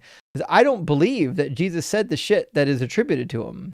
Like, that's just not a thing that I would ascribe to Jesus. I mean, I'm sure he said some stuff. I just don't know what. And Collapse says, hit you with sunlock and concuss by their dumbness. Well, I don't... Oh, stunlock. Is that a game? Like a game move like stunlock? Like you can stun somebody with something? If so, it does make a little bit of sense. You can hit somebody with a stun and then concuss them with dumbness. Maybe. Heather, thank you for the super chat. Beautiful Doggo says, why isn't Satan made me do it a viable defense in the U.S. legal system since we're apparently a Christian nation? It's funny, the Christians want to have a Christian nation, but they really don't want it. If you brought back like the Christian legal structure, then I think it'd be pretty problematic, actually. I think it would. Thanks for the super chat, Joe. And Cute Waterfowl. Interesting name. I don't think I've seen that before. When's Justin the Messiah coming back? Soon. You should travel to Israel and record you on a donkey coming into Israel. I would fucking love that. Do you think they'd even let me? I got questions now as to whether or not they would even let me. Chicken Orama says Nora from TikTok. Well, greetings, Nora. I don't know how hopeful that is, though, my friend. I have a lot of TikTok followers. You might know me. I might not know you. How dare someone make fun of our Aussie Lord and Savior, Steve Irwin? Listen, I do love Steve Irwin, actually. Big fan as a kid. And I even follow his kids. Steve Irwin, because they're doing the same stuff now. Gary, thank you for the additional super chat. Says, Justin, you are right about this Rome and Holy Roman crap. Don't let these fools get you down. Sleep well, okay? Thank you. I appreciate it. Listen, I get it. I get that the Roman Empire at large is vast and confusing and has morphed over different time periods. When I say Holy Roman Empire, you guys already know, because I've already clarified that the Holy Roman Empire includes the Holy Arm, which is seated in the Vatican. Magic says, I don't think Rome exists. Oh, fuck. We got a Rome mythicist? Okay. That's wild. Okay, cool. Hey, thanks for letting us know, actually.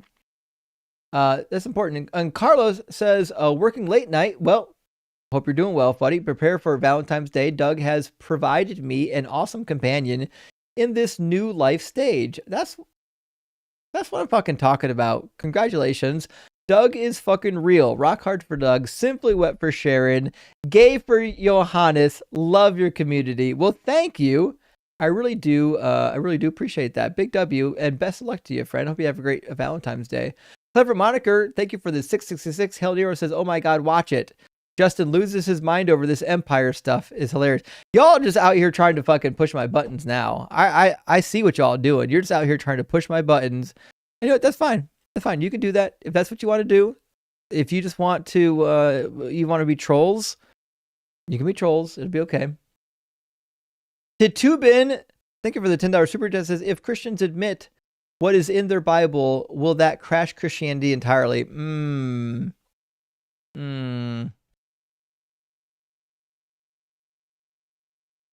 Maybe. It depends on which parts, because like the Bible does contradict itself, right? So like if they're saying, listen, the Bible is true, they're going to come up and find these contradictions, and then they're going to have to admit one of two things. Either the Bible's not all true, or their religion is not true, actually. So, you know. I'm trying to think, though.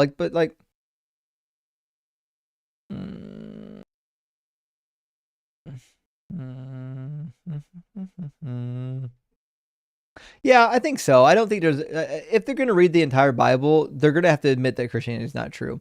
TikTok.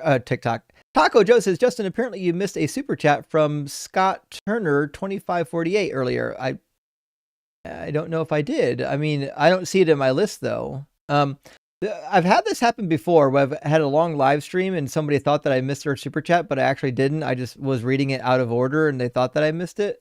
But I know there have been some occasions on rare instances where somebody's super chat just, for some reason, my aggregation software just didn't see it. And it's hard to know if that's happened or not. Let me type in the name Scott and see if something comes up.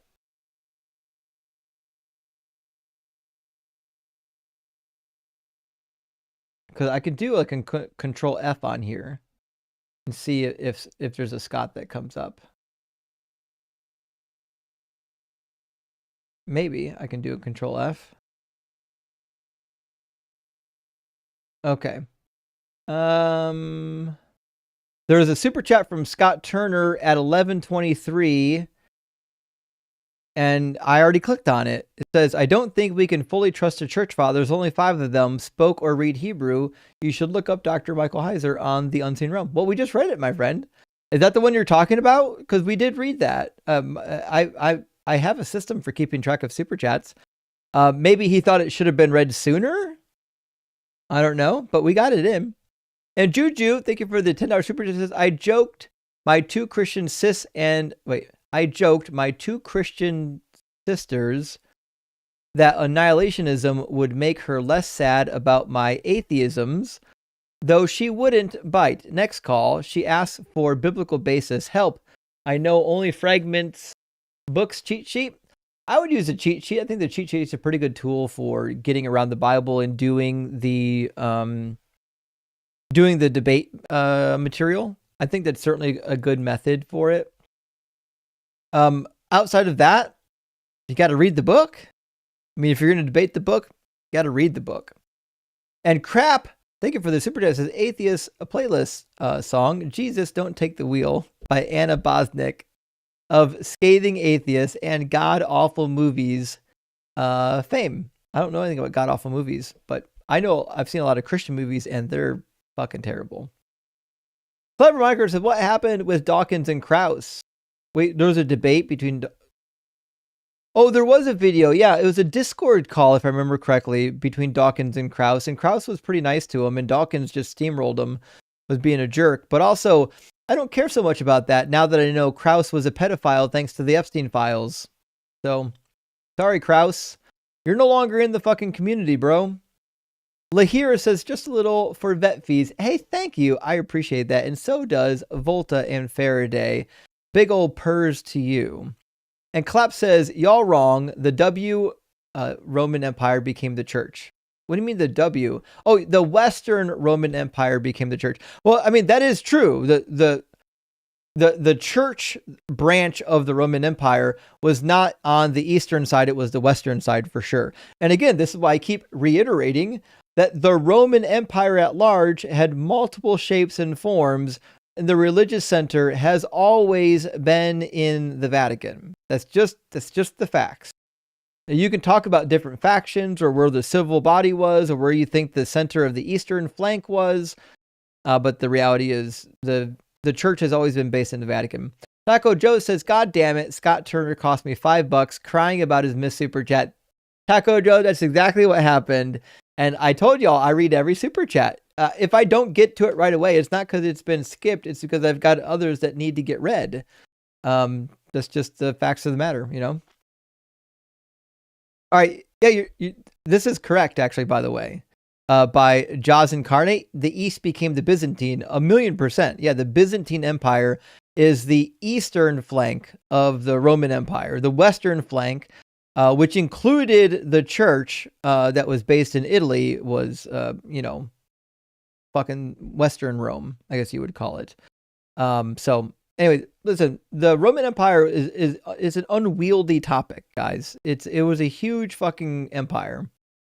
And Clap says, whoops, in the emails meant Sum 41 killed 400 plus times. Wait, what? Wait, in the emails, the band Sum 41 was in it 400 times? I don't know. I just got to open up the emails now. Hold on.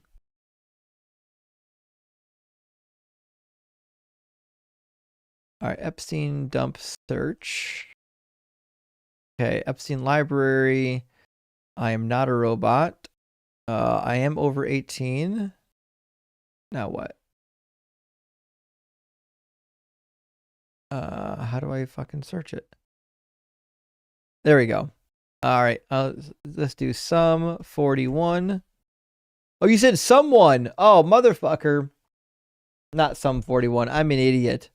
I'm an absolute fucking idiot. Okay. Sorry, I read that wrong. My brain read Sum 41 because they've got an album called All Killer No Filler. And when I read Someone Killed, my brain went right to Sum 41. Sorry. So let me read it again. Whoops. Whoops in the emails means someone killed 400 plus times. Wait, so whoops? The word whoops is what I need to search for. And that word means that somebody was killed? Okay. So the word whoops is what they're using to cover up kill, meaning have an accident, I would imagine. Interesting. And that's been used over 400 times. Yeah, 419 I'm seeing. So that means they possibly had 419 conversations about killing people. That's fucking crazy. I don't like that at all. Okay. Well, friends, that is the end of the live stream. Who's live right now that we can go raid? Let me take a look and see who's live that we can go and raid right now. Surely somebody is. Erica and Forrest are still going. Holy shit. That's impressive. Okay.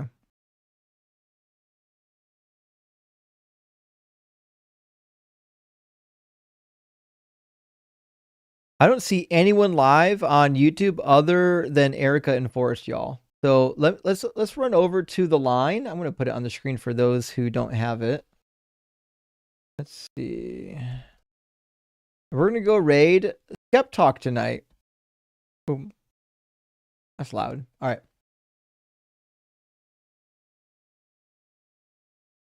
Let's go raid Skep Talk. They got about 1,100 people watching. I think they're still live. Oh, they're wrapping it up. They're doing super chats. It looks like they were going to stay later then. Anyways, y'all stop in and say hello. I don't know if anyone else is live that we can actually go raid. I think that's it, y'all. Probably who's live on TikTok that we can go raid? Surely someone's live on TikTok. Hold on.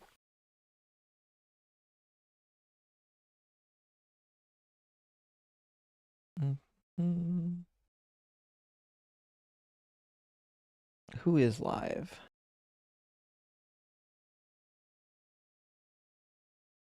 Oh, fuck. The Born Again Atheist is live tonight. Live stream's popping, 300 people. Y'all, on TikTok, let's all go raid the Born Again Atheists and tell her Justin and Doug sent you. Thank you so much for being here, friends. Really appreciate it. Even those who think that the Roman Empire is German, that's fine. Part of it was. We'll see you again on Wednesday night, friends. Thank you so much for being here and supporting the stream. Really appreciate it. Get some rest, y'all.